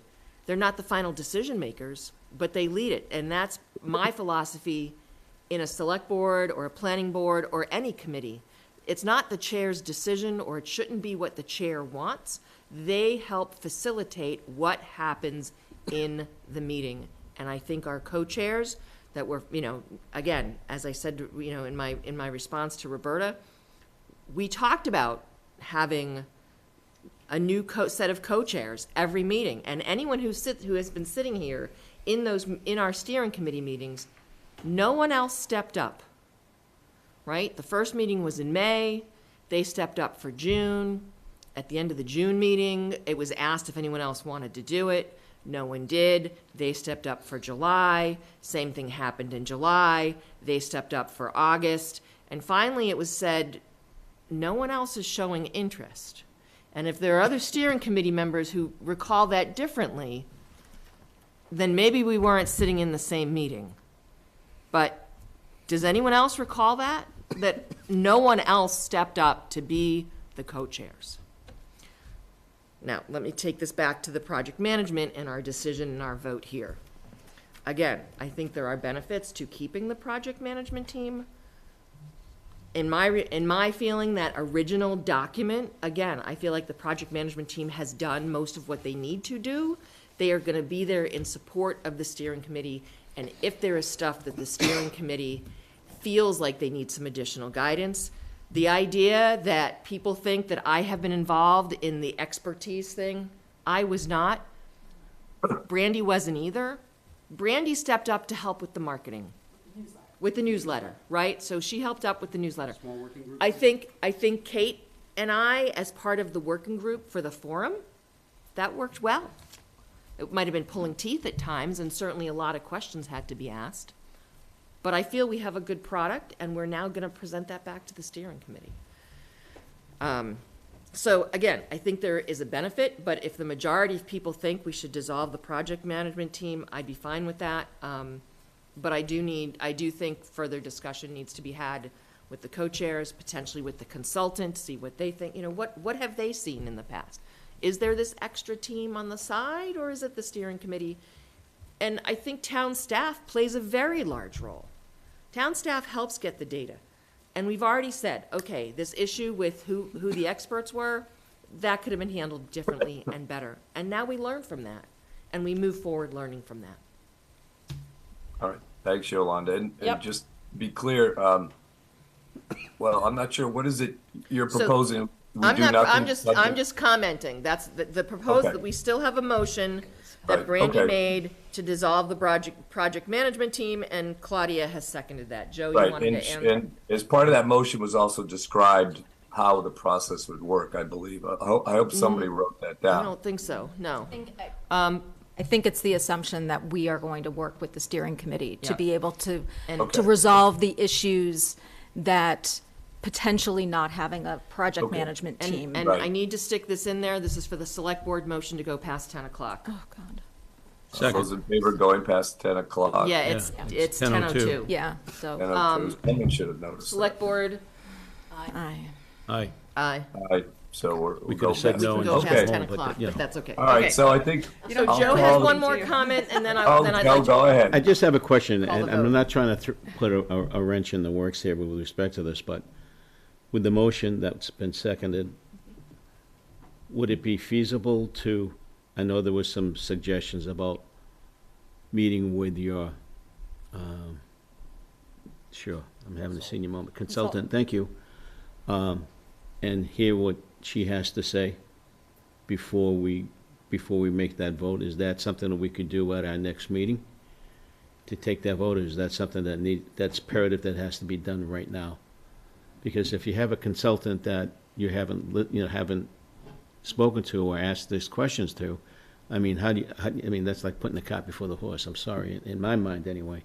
But if it's something that's imperative that needs to get done right now, then I'll just withdraw my suggestion. But I think that if cooler heads prevail and we do this, I just want to make sure that the consultant's not, blindsided by this action. Good point. Yeah, we have a steering right. committee meeting tomorrow. Okay.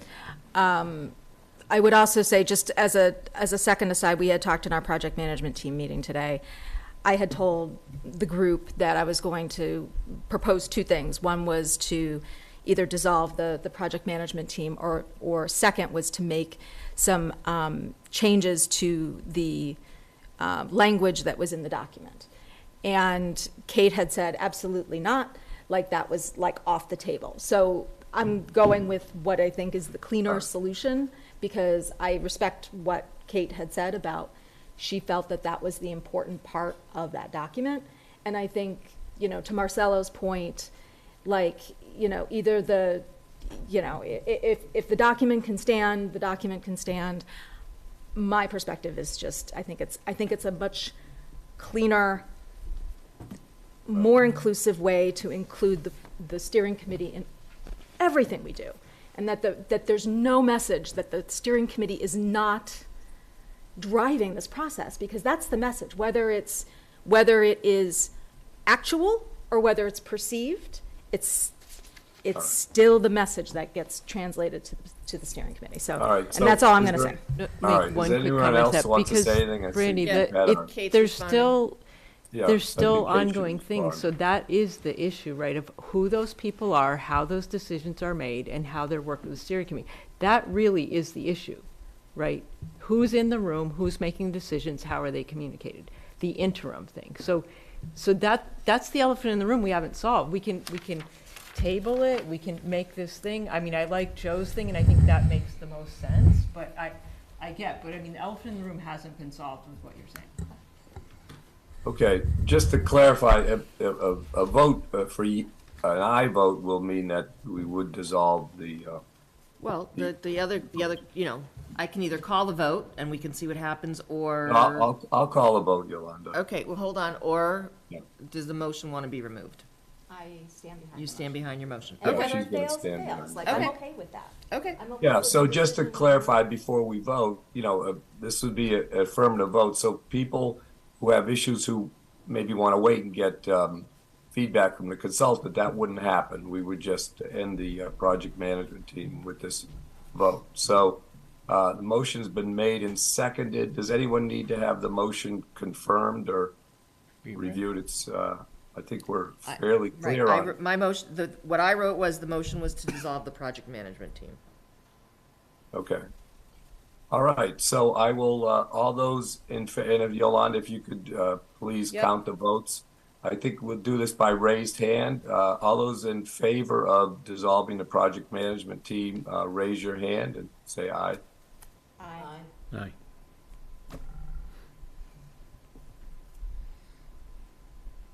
All right, Yolanda, you have that count? I do. All those all those opposed to ending the project, to the motion, raise their hand and say aye. Aye. Aye. And those are, do you have a count, Yolanda? Yep, 7. 7 what? 7 no's to the motion. Okay, okay, so, and how many were Not in favor? pass, and Oh, 3 the yeses. Okay, so, thank So you the for project that. management team is not dissolved. Okay, Can- so, can I and mo- thank you all for that. So we're left with the status quo. I don't know if anyone else has any other. Marcelo wanted to say something. Well, Okay, go ahead, Marcelo. Well, maybe you were concluding what I was going to say, Rob, unless that's not the case, I would make a motion to maintain the document as originally drafted, and which, in my view, as I said, seems clear enough that these differences can be resolved, between amicable parties. Yeah. And basically spend all this energy into working on that for the benefit of the town. So if a motion is needed to retain the document, then I'll make a motion to retain the document as I originally don't written. think such a motion is needed. Does I it? Do do. agree? I would suggest we Questions should confirm vote, because what we're I doing? actually could not find any record of the select board ever voting for that specific document. So I'll make a motion officially to retain the document that we all have in our hands as the driving, guiding document to resolve any All right. current and future impasses. I'll All right, second that. Motion has been made. Is there a second? I'll second it. Okay, so Yolanda, again, if you could Yep. be so kind as to. Any So I'll- discussion? Brief Any- discussion. I would just like to say that note that that the original document does not mention meeting between Correct. steering committee meetings. It says that the project management team is guided by the steering committee, and it gives no policymaking authority to the project management team. We're only voting on what is in the document.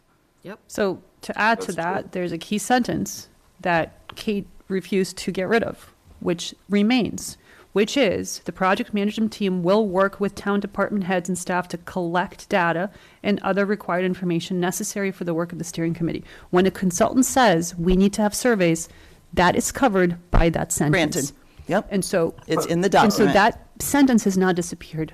The planning board should have been part of that discussion on the surveys. I think that's already been I recognized. don't think that has ever actually been said. It was been recognized Other during than- this meeting. The only thing that was recognized is that the information should have been passed on to the steering committee. No one has actually recognized that the planning board should have been part of that survey. That has not yet been said. According Yes, to that sentence. It was said that it was recognized that that the process that they used should have included going to the steering committee. And by the way, Right. 2 planning board members are on the steering committee. That's a different thing That's from been what I'm saying. recognized. That's very different from what I'm saying. So again, I know it's it's different from semantics, what you're saying. an interpretation of that sentence. And so we're back to square one, which is we just reconfirm this document and that sentence, and there's still continued disagreement over it. That's important to say because essentially we're reconfirming circularly that we're back to square one. Well, I would not completely agree with that, and I agree with that sentence, and I think it's important that that's why we put it there. The fact that it says that the group will work with the steering committee is not specific. It is declarative that there will be a working relationship. But there is a sentences on responsibilities saying that the steering committee will drive the process. That is more declarative to me, and you guys all speak English much better than I do, than the other. So I would say those two phrases combined, I don't see where the issue is. I think Yeah. adults can figure it out. All right, so are we ready to call the question here, folks? Again, so the motion is to maintain the document as originally written, made by Marcella and seconded by Anna. Okay, Any other discussion? Okay, all right. all those in favor? Aye. Aye, 1, 2, 7, and opposed. Okay, and 1 abstention. So it looked like the motion passed, Madam Vice Chair. I don't know why my hand is up. Anyway, so the motion passed, right? Yes. Very good. Okay. So I think that concludes our business with the planning board. Thank you all for this has been a long discussion, but I think also, hopefully, I think it's been a useful discussion. And I just want to again thank and extend my appreciation to all the folks involved here. I think you're involved in a very important project, and I actually think it's going very well. I mean, there's some bumps we see here, but I hope and I have confidence that people will continue and put aside their differences and continue the great progress you've made. So hopefully that's what'll happen. So thank you all. Okay. Making a motion for the planning board to adjourn at 10:15. Is there a second? I'll second. Roll call vote. Deepa Venkata. Anna Tesmanitsky, aye. Marcelo Hona, aye. Catherine Jersey, aye. And Tricia Kendall, aye. Thank you. Thank you. And before you, I want to thank Yolanda for, helping run this meeting. I'm not sure I'd do this again this way. But Yolanda, you've made it all possible, so thank you. And with that, I think I'm going to turn the chairing of this meeting, what's left of it, over to Yolanda with my thanks. So go ahead, Madam Vice Chair, if that's all right with you.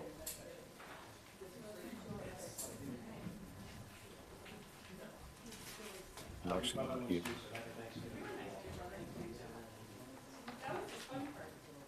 Did you guys hear me okay? Yeah, we can. Okay. I'm not sure.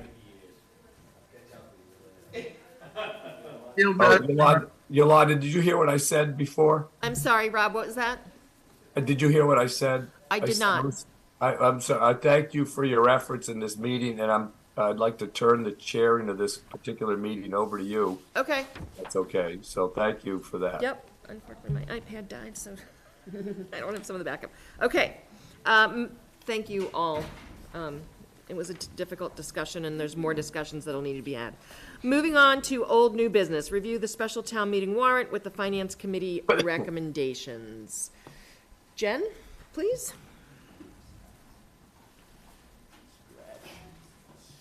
And thank you to the public that was here to participate. We appreciate your input. And obviously, more discussion will need to be had. So we met last week with the Finance Committee to go over all of the articles and the motions to get their recommendations. Really, they're pretty straightforward. I don't know, given the time, if we want to go through them all again, but the only one that they have a little bit of a sort of, I would say, condition is Article 7, which was the CPC funding to authorize the funding for the dog park. So they had a few questions about sort of the maintenance plan and how, what kind of cost would that be going forward. And so they conditionally recommended that article with the sort of that condition of having an agreed upon maintenance plan that's accepted by the town, just to make sure that we can manage that moving forward. So my understanding, so I met with the other members of the dog park committee. They said that they have submitted a maintenance plan to you, and they're waiting for a discussion with DPW about that maintenance plan? Yeah, so I had spoke to Kara Terrell. Yep. So she gave me sort of a concept plan. It's really sort of high level would be a future friends of the dog park. And maybe that's some members of this committee, but maybe it's others, would do some fundraising. They'd be able to fundraise to maybe purchase mulch that would have to be changed over, but that the changing over of the mulch on the inside would be a DPW function. They're thinking that plowing, at least the parking lot, not necessarily the walking path, would be a DPW function, and then trash removal. So obviously they would, volunteers would help make sure that the inside of the park was clean, but like obviously trash receptacles. And is there an issue with that, or? Well, it's certainly we're just sort of making sure we can do the things that need to be done, particularly around the mulch. So what would happen probably every year, you'd have to probably take out the mulch and then put new. So it's a bigger lift than I think when, at least my understanding, when they presented to us in terms of like what that friend group was going to do. So I just want to make sure that if we're going to do it, that DPW can actually meet those expectations. Okay, so where is that discussion at? So I just spoke to Kara on Monday, and Doug is on vacation. I've had a couple of conversations with other members, but I needed to talk to Doug Small. Okay. Yeah. Just seeing the plan and knowing what DPW has on its plate, it's not acceptable. Not conducive to the. No, it's not. It leans too much on DPW in its current state, like the way it's configured now. There's too much. Okay. I mean, I'm not saying like it needs to be a wholesale change. I'm just saying it's. Is there any other materials that can be used other than something that has to be replaced? Well, every year? yeah. So that's my other. Yes, certainly. Yeah. I would assume so. What the group when we were working with the designer, they were trying to keep it as natural as possible, and so mulch is what they would use. We have yet to go to conservation, and so conservation may say you can't actually use mulch because I don't know, whatever reason. And so I'm still trying to get a designer to come on and get us from where we are in the concept with the feasibility study to then be able to help get the permits. For whatever reason, And that- four of and the that 5 has people I've been reached an out said issue. no. I wonder about, the lots of playgrounds and that now use like a rubber mulch. Yeah, that's not very popular. Yeah, that's No. not with dogs. They No. chew on it, Or and, people. and it's hard to clean, pee and I would think it poop would and- be easier to clean than mulch, but.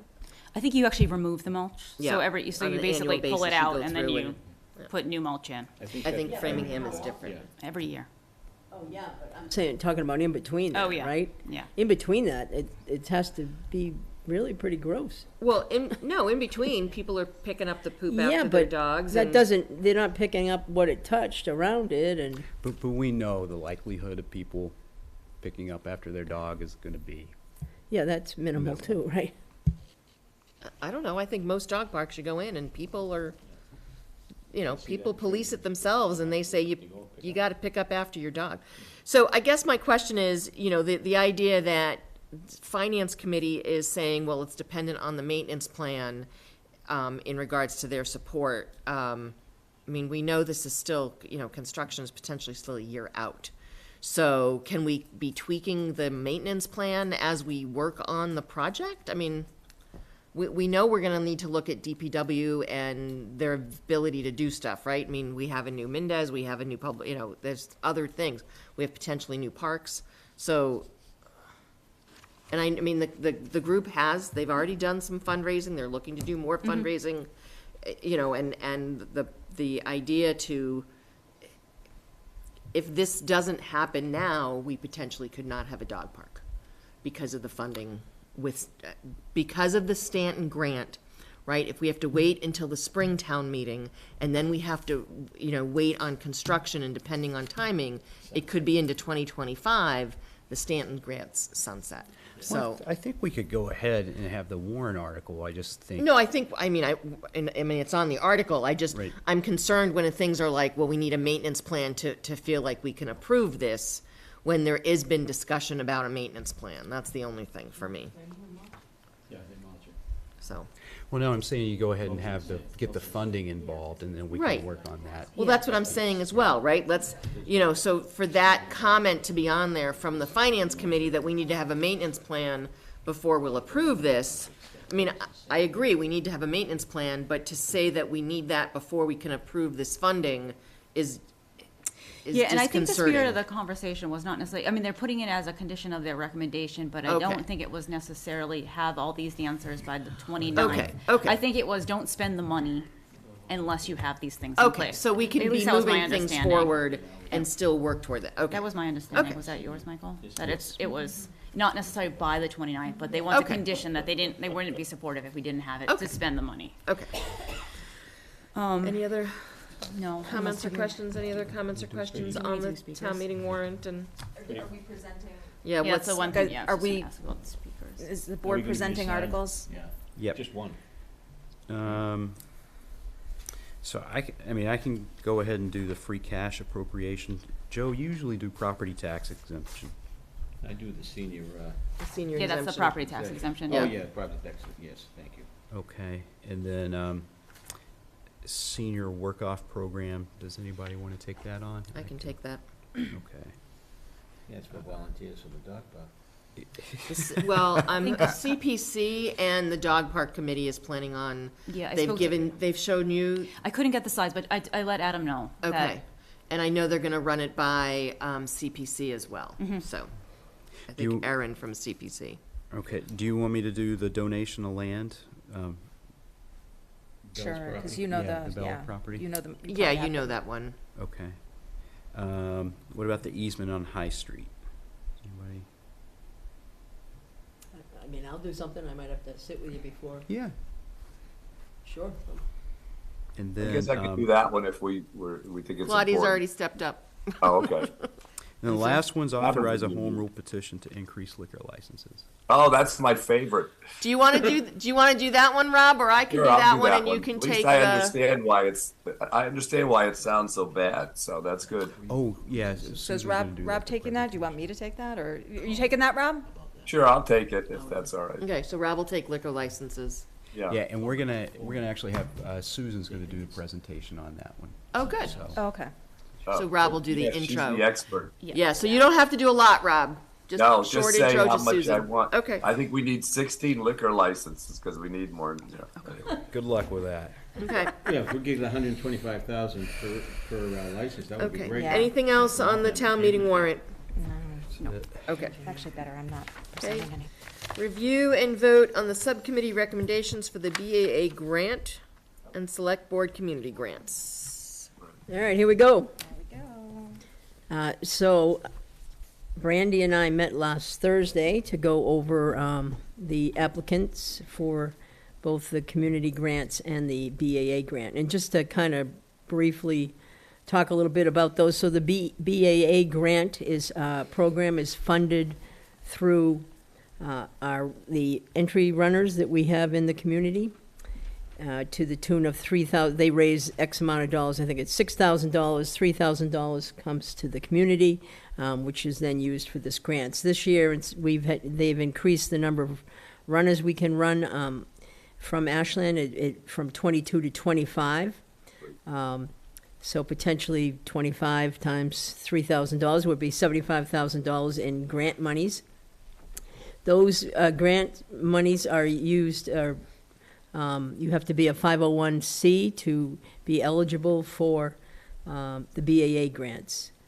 All right, then we have the community grant, which is funded through an agreement with, it's Warren Conference Center, so Framingham State at this point. And that's where that money comes from. It varies a little bit from year to year. Would that be true? This year, we also changed the allowable funds for each grant. So we changed it from, over the course of 2 grants, so there's one in the fall and one in the spring, BAA grant proposals can be up to $4,000 in 2 cycles, and $2,500 max in one of those 2 cycles. And if they wanted the full 4, they'd have to go $1,500 in the second cycle. But it can be split out in any way, maxing at $2,500 is the maximum for a single. We changed that, so it's not 2,500, it's 4,000 total. for this cycle. Yes, and then 6,000, I'm sorry, 6,000. right? Yeah, Yeah, I'm sorry, I'm reading from an old thing here. Okay. All right. And so it's $6,000 total, $4,000 max for one of the 2 applications that you put forward, so totaling 6. And then $1,500 total for the community grants Over 2 cycles. over the 2 cycles, and that would be with a max of 1,000. That's the highest that can go in one of them. All right. Okay. And that does not have to be a 501c. No. That can be. Yeah, so Information might the only thing I wanted to have just that. kind of add to that is that we changed the program one to basically better utilize the funds in our runner's account, because we had quite a large balance in our runner's account, and so we wanted to increase the amount that we gave from the BAA runner's account. And then, like Claudia said, we have the community grant, which is funded from the Warren Conference Center, which is part of the select board gift account, which is a much smaller account balance and is also used for a bunch of other things that we do, like our employee appreciation lunch that's coming up, the Nyanza Healing Garden restorations that we will probably talk about later on tonight, maybe tomorrow morning at this rate. But so we had to, we changed the amounts to be a little bit more fiscally prudent on how we use those funds. So, but do you want to go through sort of the? Sure. So for the BAA grants, we had 10 applicants. And thank you to Susan Roby, who really ran this in the background and compiled everything and helped people. Some people, applied for one grant, but they really weren't eligible, and so she directed them to the appropriate grant. And so we had, for example, Ashland High School boys hockey, and that's to help with the cost of ice time and captain's practices. The PTO K-12, looking for funding for a program at the Warren School. The PTO, the preschool PTO, they're supporting programming that works on gross motor skills. Area, Ashland Residents for Equity and Action. Their funding was for promoting programming expenses, outreach, and celebrations. Ashland Youth Basketball funding used to offset the cost of the rising costs and to keep it affordable for students. Sometimes it actually 100% it pays for students to participate. Ashland Youth Soccer, basically to offset costs of operational expenses and some equipment. Culture times community, used to bring culture school on site in the spring of 2024. It's a 2-hour workshop featuring local artisans. The Demons Youth Hockey Association, funding used to cover some of the expenses for participants and keeping it affordable for families. Friends of Ashland Public Library, they were looking for costs running the fundraiser called Putts for Pages, and to offset those costs for their fundraiser. The Red to West YMCA, funding that will support living in Ashland, people who are living in Ashland who want to take advantage of the YMCA services and programs. So those were the 10 applicants that we had, and the total requested amount was $25,500, and we did recommend that they all be fully funded. So that was the BAA. Then Do we need to vote separately on the different? No, we're good. No, we can do all at once. Okay, okay. Do I want to vote on this before I go on, or do you want? Do it all at once. Okay. All right. So then we had 16 community grants. Let me try to go through these quickly. The Board of Health. Why don't I just read them off, and if there's somebody who wants me to elaborate a little bit, I'd be happy to do so. They are in the amount. Board of Health, the Business Association, Cub Scouts, Ashland Cultural Council, the Ashland Day Committee, High School Robotics Club, Ashland is United, the Public Library, the Ashland Senior Center, Special Education Parent Advisory Council, Energize Ashland, Green Up Ashland, Illuminate Downtown Ashland, New England Tongan Community, Stone Park Music Festival, and the Corner Spot. And so these were not all fully funded. In some instances, people actually requested more money than our policy allows. So in those cases, we moved them to the maximum of 1,000 in this grant cycle. We did not fund a program called the New England Tongan Community. While it certainly seems like a worthy cause, it does not really, isn't located in Ashland. It doesn't necessarily benefit Ashland residents, so we felt that it didn't really meet that criteria. And so, for now, we did not fund that. So the total for those funds came to $14,750. And just to go over to the account balances, we started with a balance of, the community grant money, $48,405.54, leaving us with $33,654.54 if we vote to affirm these.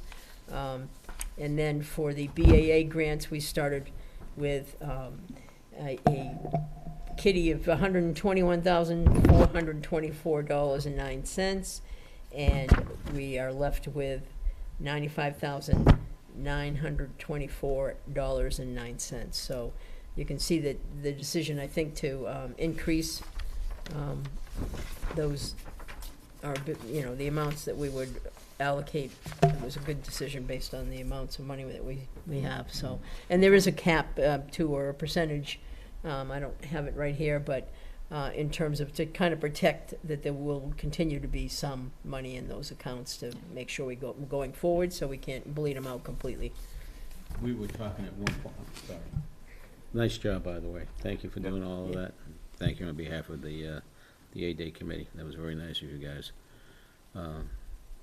We were talking about raising the fees for the BAA bibs. Did we take a vote on that? Or is We that- have not. We Okay. haven't. We're certainly not going to do it for this cycle. Okay. I think we're going to leave it at the 3,000, but I think next spring The next we should spring. have a discussion as to, whether, for ours and also for the company that we give Yep. a number of our bibs to, who they then, fundraise, so. Right.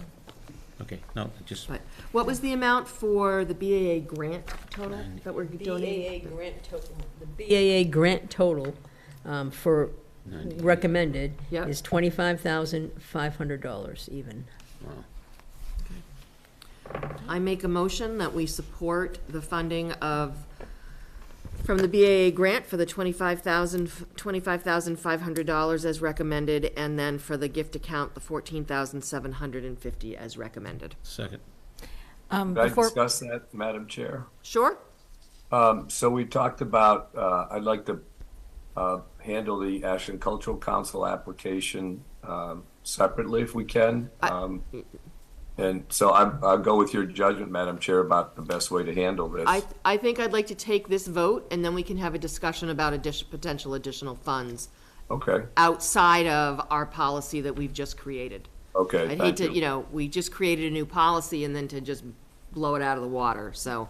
I get it. I'd like to I recommend taking this vote, and then we can discuss cultural council. Great, thank you. I did also want to just, because Moala's here, and Moala was, had applied for the New England Tongan Right, event. Claudia mentioned that. So I want to make sure, like,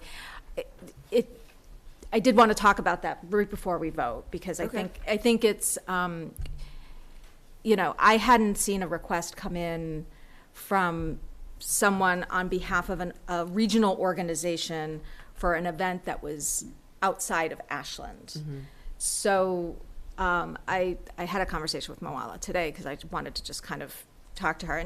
And she had said that at the time when she applied, it was not a 501c3. It has since gone through that process and has been approved.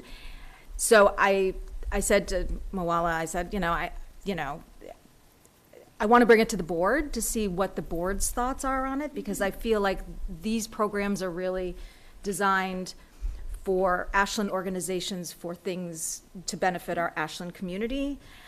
But I also don't want to make that decision in a vacuum, because I've never seen this type of request before. So I did feel like we did not recommend to give the funding, but I also wanted to just bring that to the board as well. So again, my recommendation is we take a vote on what you guys have recommended. Okay. And then I think we can certainly have a discussion, but I'd recommend we take the vote and then continue. Does that make sense, Rob? Yes. Okay. All those in favor of the motion and second as presented, say aye. Aye. Aye. Okay, that passes 5-0.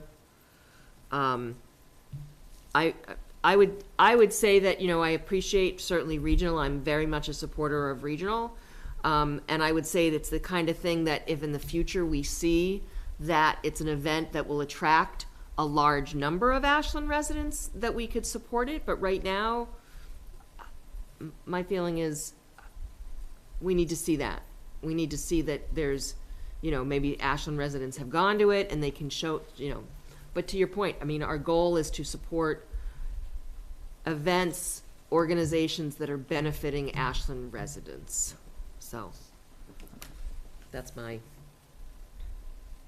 certainly anything arts I love to support, but I prefer stuff that actually impacts and happens in Ashland, or a large number of Ashland residents can participate. Okay.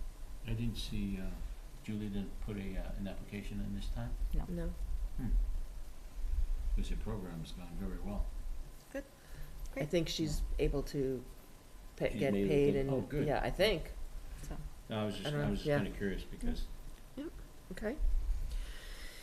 Okay. Then Rob, you wanted to bring up the Cultural Council. Yes. So first of all, thank you guys for doing this. It's great, and it's really a lot of very good organizations. But looking down that list of the community grants, very impressive. So I did want to just ask the board's consideration of making an exception in case of the Ashland Cultural Council grant application for the Starbucks mural. And the reason I'm asking, and I suggested to Stacy that she could come and maybe make a brief discussion, address to you folks about why they should get a little more than $1,000. It's just I feel this is a kind of a one-time project, and we have supported these kind of projects in the past, as you mentioned, the staff event, and also the healing garden, things like that. So I would put this is a one-time process, and I think it'd be good to help the Cultural Council in this kind of a unique, exciting community project, which they've taken on, at our behest or request. And so I felt it was important to support them a bit more than usual. So with that, I'd like, with your indulgence, turn it over to Stacy to talk a little bit about their application and why they could use a bit more funds. So go ahead, Stacy, I think. Thank you, Rob. Thank you, committee. I also have Moala here from Moral Support, who also sits on the council with me. Yes, so first of all, thank you for even considering to give us any money at all. Thank you for that. We have had some great applications come in, 12 to be exact, of very talented artists who are interested in participating in this very exciting project that we've been talking about for a few years now. So what we are facing, though, is the budget.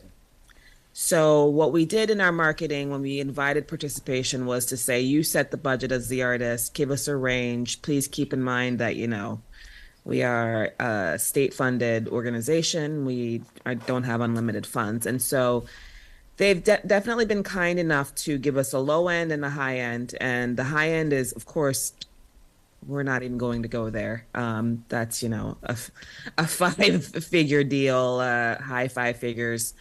But we're finding that a lot of the more seasoned applicants, they're starting at around $10,000. For a multi-month project, that because it would include their equipment and any additional help that they would need to paint the mural. We do have around $6,500 in our account for this project. And so what we're asking is for additional funding to supplement that amount. We've applied for another grant that we were declined for because we didn't fit the 501c3 category for that grant either. It was a cultural, basically a Metro West grant for arts and culture. And of course, we don't fit the BAA grant. And so when this gift fund came up, we are very grateful to be included. But as you can see, there's going to be a gap because we do want to be fair to the artists selected and not lowball them, and because it will take some time and some work. So we think that we will need in excess of $1,000 to make up that gap. Wally, is there anything you'd like to add? No, I think you pretty much covered it. Yeah, so I think that's where we're hoping our expectation is to have about $8,000 to $10,000 to work with as we try to determine which artists would be best for Ashland and that could paint something that is more representative of who we are versus what we can afford. That obviously will be one of our criteria, but we don't want that to be the only criteria that determines, a certain amount of artist. I will say, as we think about the future in terms of maintenance of the work, some of the applications that I've seen have said that some of the varnishes that may be an extra price will last about maybe 6 to 10 years, depending which ones that they use. We haven't discussed the cost of that yet, but we do plan on trying to determine how to absorb that cost with our committee as we start working through this process with the artists that is selected and chosen. Any questions, comments? Now, the depiction is going to be of the Boston Marathon, is that correct?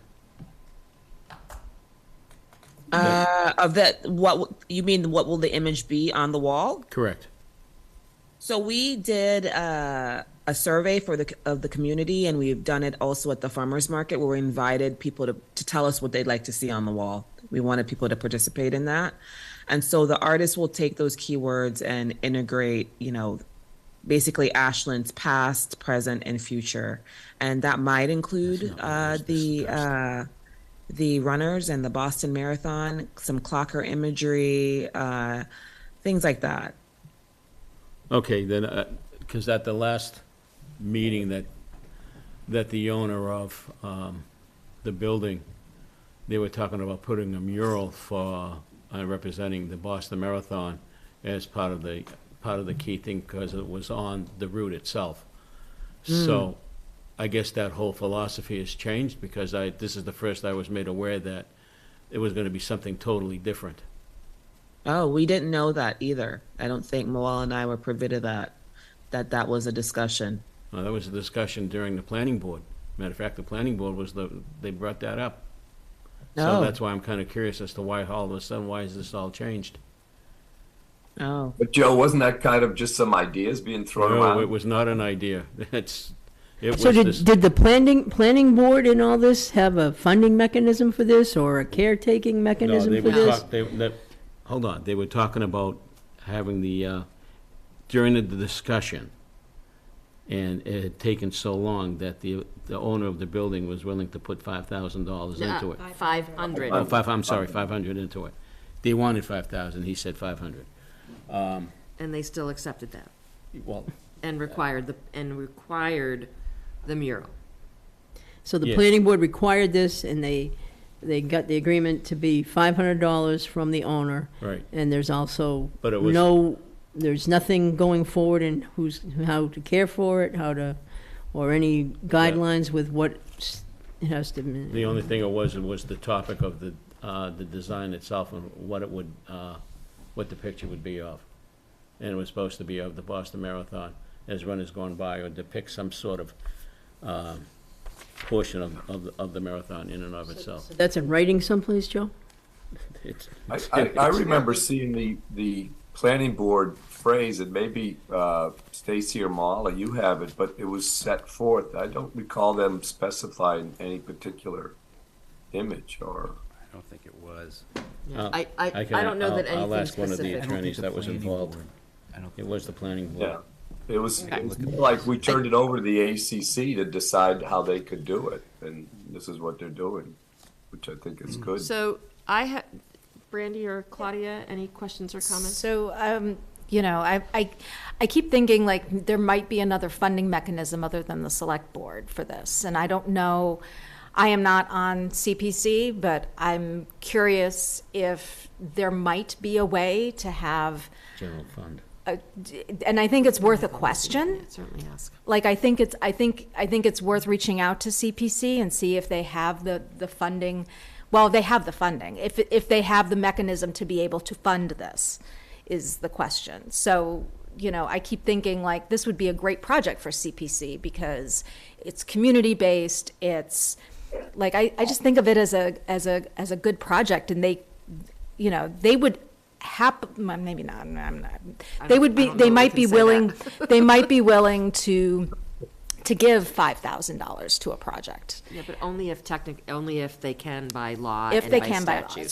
So I'm not guaranteeing anything. I'm definitely not on CPC, and anything that gets there's a whole process in place with CPC. Yeah. You have to go and talk to CPC, and then any funds have to get approved by town meeting. So it wouldn't be until May town meeting anyway. So I'm like I said, I'm throwing it out there that there might be another option. So, and I kind of I feel your pain, guys, because I know that this is. When you get these quotes in and it's just way over and above what you expected to be able to, that you thought you would be able to fund, it's a lot. So but you don't have like a decision made. So it's kind of hard for us to make a decision about an amount. I have two questions / comments. Did you guys apply for your own Mass Cultural Council grant to do this? No. Not May I for the ask why? Ashland Cultural Council. What? I agree with Stacy. We didn't apply for the Ashland Cultural Council grant. I guess it was more of conflict of interest. I think I was worried about for us because Stacy and I had both also applied personally to the grant, in which we had to step out for voting purposes. So I couldn't imagine having to put that through our Ashland grant cycle and having our members vote due to implicit biases. But could you apply directly to the state? Could you apply to the Mass Cultural Council for this? Either as Ashland Cultural Council, could you apply to the state for funding for this art? We could actually. I don't see any reason why the application's due in 2 days. To me, it's a perfect thing, is to reach out to Mass Cultural Council to support an artist working in Massachusetts. You know. So I know that there's a mechanism where we are allowed to take about 20% of our total grant allotment to use towards specific programming. 5%. 5%, right? But to Moala's point, we felt that it may have been a conflict of interest at the time, especially to take away from anybody else who was getting funding or could have gotten funding. Did you have other applications that would have competed against this to use up your funds? Yes. We had 39 applications this year, which is our highest amount of applications that we've had over the years that Stacy and I have been board members. 39 applications for art and culture? Yes, it's the highest we've ever seen. Wow, that's great. Congratulations on all that. Thank you. Thank you. Okay, just a thought, but I need to ask a question. You have 6,500 raised so far? Yes. And what does that consist of? That's including the 500 from the landlord. Yep. And voila, what's the rest amount? Yes, so Michael, the town had gifted the Cultural Council, and this is prior to the both of us starting as board members, had gifted the Cultural Council $5,000 for an art piece. And so we had planned on using that money for a logo, but had never come around to it. And so now that this project has come up, we are putting that $5,000 from the town to the art piece, $500 from Starbucks, and then the remainder of the amount is coming from our Cultural Council, money that we've saved up from the Mass Cultural Council, where Stacy had mentioned we are allowed to take 5% of the funding from the total amount granted each year to use for administrative/operating costs.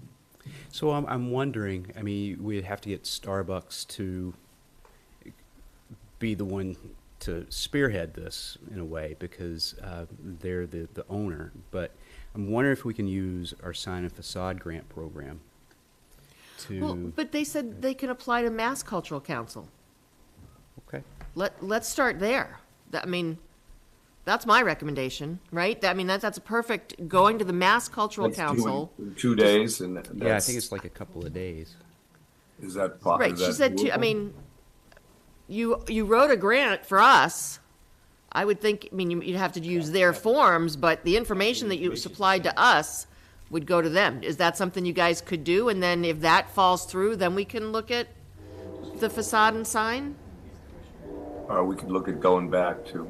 I'm asking Stacy and Walla. Is that something? Yes, we could look into that, Yolanda. Okay, great. And then if you can't, then we can look at the sign and facade, and we can have Starbucks or the landowner of the building apply. Does that make sense? Yes, that does make sense. So we will look at Mass Cultural Council and then also on the recommendation from Brandy earlier, the CPC. CPC. Great. All right. Thank you, guys. How short are Thank you? you for hanging in there. Thank you for hanging in there with us. It's been a long. I know you really, after being here all night long, you really deserve something more than we can give you, Just a I'm afraid. clarification, how much more funding do you guys need to raise? I know you said it, but I think I missed it. 10,000 is the total that we're aiming for. We're at 6,500. Oh, so you're, okay. Plus 1,000. So here's a 1,000. recommendation. I don't know if you can do this with Mass Cultural, but if you can give them a range, right? Because if you can get more, then you can pay your artist more that you select. Right. Potentially. And if I may, who has the final decision as to the design that's going to go up on the... They do. They do? Yeah. The Cultural Council is making that. Will we get a copy of that so we can take a look at it, so we can see what it is? Yes, and we've enlisted the help of a couple experts who this is what they do, to help us review the portfolios. We invited experts from Keefe Tech and from Ashland High School. However, they weren't able to participate. So we've invited an art consultant from the Ashland Public Library and from the Hopkinton Art Center. Oh, perfect. Just one other question. I'm sorry. I probably repeated myself a few times. I apologize. It's getting late and I'm old. Bill Goldberg, who owns Main Street Wine and Spirits, had a very similar experience. That the side of his building was it looked like an old photograph of the downtown Ashland, and it was done by an artist. Have you had an opportunity to talk to Bill Goldberg to see who that artist was? Because a lot of people love that design. No, we haven't. But we have had an applicant, Mancini Signs, who's local as well. So I've never met Mr. Goldman or Goldberg. I'm sorry. Goldberg. Yes. Yeah, because it was right directly across the street from the town, from the post office, and it was really it was very fitting into that area. And Has kind of a southwestern theme now. Yeah. Right. Montana. Yeah. Yeah. Montana and downtown Ashland. Yeah. I know. You know, it's really exciting that the town, the keywords that they've shared with us, believe it or not, yes, clockers, yes, the marathon, but they really dove deep into people and community, and that's what they want to see, like Ashland of the past, Ashland currently, and what we could be in the future. So interestingly enough, they had some really great things to say that I think the artists will really find valuable. Oh, good. I hope they look around and talk to people about it, because we have, the memorial up off Memorial Drive. That's something that could be part of that program. I mean, so whoever you talk to, somebody will always give you an idea of what to add to that design. So, well, you can watch me run the marathon. I'll be just standing there. But yeah, that's all I'm going to be doing. Anyway. And it's a multi-step process. We won't be doing it in a vacuum. We aim to have the decision made by February, but we want to do this in a multi-step process and invite the public to participate. So thank you. That's great. Thank you for your efforts. Thank you for doing it. I know it's one of those things that it's like, oh my gosh, what are we doing here? But thank you. Thank you, guys. Thank you. Take care. Just one quick thing right before we get off of the whole grant cycle stuff. Just a shout out to Susan, because Susan did so much with this. It was such a confusing process with the change in process and the change in the different types of grants and all the stuff. So I just wanted to say thank you to Susan for all your patience with us, because I think the combination of a new policy plus new people doing this equals a little chaos. So Susan, great job. Yes, thank you. Well, so thank you, but I just wanted to give props to Susan, and also just ask a favor to Susan too, is when you let folks know that they've received these grants, can you also remind them that part of our new policies that we will need to kind of see documentation from them going forward if they apply for new grants, because I just don't want people to be blindsided by it and not know that they're. Yeah, maybe in the next application, there needs to be a line about that, and then, just you and I will work on that, Susan. I wonder if we don't create a submittal form, right? Just like we have the application. Please fill this out on how you use the funds. That way it'll be consistent by each person. I thought there was It's more of an attachment, attach, but maybe we could work if on it's a something form, like then that. when Susan sends them out, here Yeah. you go, thank you very much. Oh, and by the way, please complete this Yeah. form when you've finished and submit it to us. Okay. That's a good idea. Yeah, that's a good idea. Okay. All right. Okay. I also want to second and third a thank you to Susan. She is the quiet storm. She makes a lot of stuff happen. Susan, a quiet storm. Thank you, Susan. Thank you, Stacy. Thanks. Okay, moving on. And we thought this was going to be a late night. Town managers' reports. Yeah, if you don't mind, I'm going to keep this really brief. Yes, You please okay do. with that? So, Thank you very much. So on Saturday, this coming Saturday at 11 a.m., we're going to be unveiling, if you will, the refreshed and restored Nyanza Healing Garden off of Memorial Drive. And a lot of people have been busy over the last few months taking care of and fixing vandalism that, not just happened over the summer, but vandalism that happened years ago with the panels that were broken and things like that. And so they've been beautifully restored. Keefe Tech, DPW, and Eric Peterson have, I'm probably forgetting a couple people, have done a lot of work with the landscaping around there and making sure that the walkway leading up is nice and ADA compliant. So anyway, there'll be a number of people there. Most importantly, Mrs. Kane. What time is that again? 11 o'clock, and obviously you're all, invited, and I think Rob's going to give some remarks. Hopefully you'll feel well enough to do that, Rob, on behalf of the board. So that's that. Hope to see you there. FY25 budget calendar and instructions. So we did meet with FinCom and go through that. Just from a calendar perspective, I will say we are going to look at doing what we did last year and have a department head meeting, invite the FinCom and the select board to be a part of that, and that'll be in January. Very productive. Yeah, I thought it was very good. Department heads thought it was very good as well. I have just a few other things on here. So EPA and the DEP, speaking of Nyanza, so they're in the midst of completing their 5-year report, their annual maintenance report. So that should be coming out at some point soon. Actually, Helen Nicole was here earlier. She let you know about the Historical Commission and be sending out a letter to businesses just letting them know that they'll be talking about the historic district, putting something together. And so thank you for those who came to the Veterans Lunch on Monday. I thought it was really, really well done.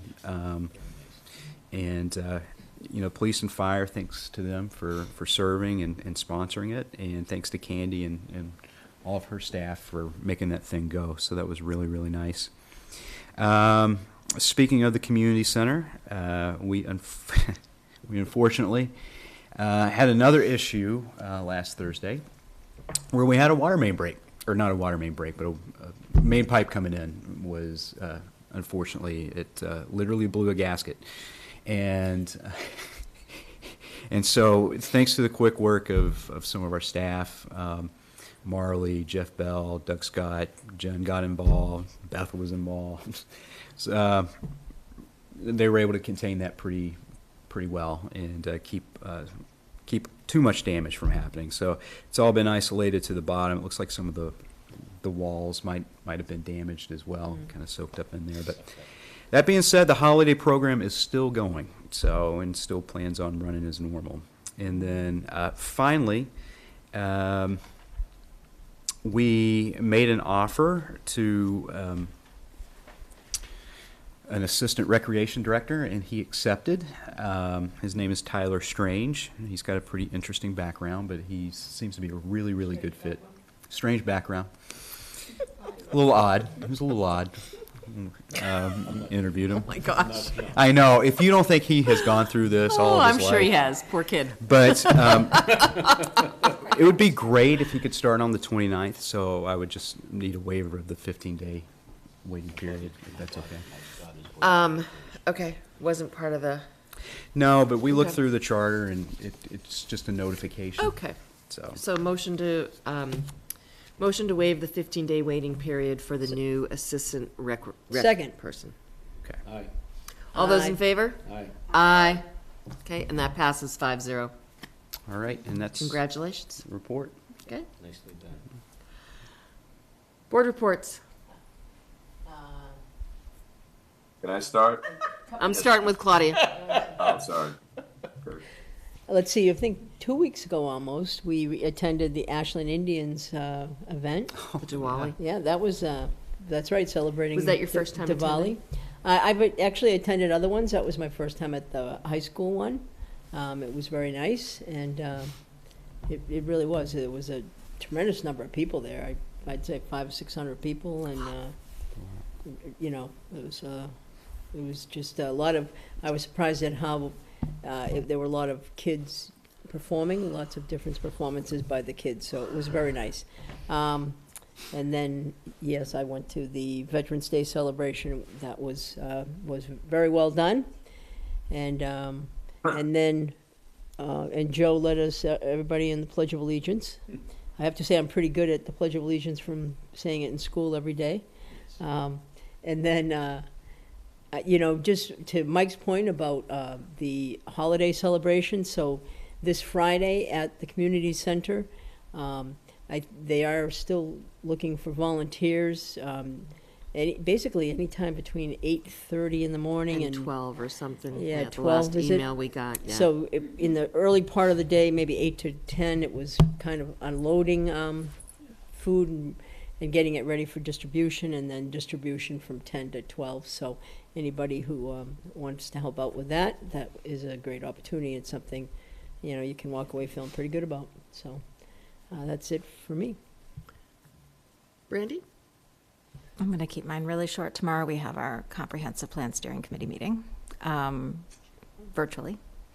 So if anyone wants to come and join, more the merrier. And we're having our public forum, which is sort of like a pop-in, pop-out kind of thing, as part of the holiday stroll, or at the same time as the holiday stroll, from 12 to 4 in the basement of Town Hall on Saturday, December 2nd. And thank you to Yolanda and Kate and Beth and Michael for working all the logistics out on that, and I can't wait to hear all about it tomorrow. The holiday stroll is the place to be on the 2nd. Yolanda's like holding down Town Hall. I'll be over at the bagel table, and we are Beth's favorite helpers. Favorite elves. So come shop local on the 2nd. I predict the weather will be gorgeous, and we will have a great day. And so followed by the tree lighting with Santa. So is Santa doing a drive-by in the town, or are we not doing drive? Sunday night? It's going to start on 4. Santa, good job. Okay. Sorry, I'm a little punchy. I'm a little tired. So, and that's really all I got. Oh, farmers market this weekend too. Right. So Saturday is the pre-Thanksgiving farmers market. Take that off my list. Okay. And that's all for me. So come. There's lots of stuff going on this weekend. So come and support. Joe? Thank you, Madam Vice Chair. Quickly, we just talked about the holiday stroll, which is great. We'll hope to see everybody there. The Ashland Affordable Housing Trust met this past week, and we have 3 projects that we're looking to get going and move on. And I know that Steve was going to get a hold of Jen to go over an RFP process that we would like to let. So Steve Greenberg will be getting a hold of you about some of the things that we would like to do. It pertains to all the streets. So and potentially a project that Habitat for Humanity will be working on Main Street on a vacant lot. That's they're in negotiations with right now. So hopefully that'll be another. Yeah. Yeah. Oh, that's the a lot. 387 Main, I think, of 487 Main Street, directly across from Carrier. Yeah. Oh, okay. Which is nice. So. Do a nice job on that, little Joe. house there. I'm sorry? Nice job on moving ahead with that. Yeah, Okay. thank you. We're working on it. And then lastly, we had a traffic study advisory committee meeting, and I would love to be able to do what everybody would like to see done. But again, it goes to funding, and it goes to having police presence, 24 hours wherever they want to be. And it would be great in the real world, but in reality, they can't be there everywhere at all times. So anyway, we're working on it. I just hope people have an understanding and just be patient that we're working on everything. And the East Union project is going to be that's something we need to follow up on and get done. So we're working on that as well.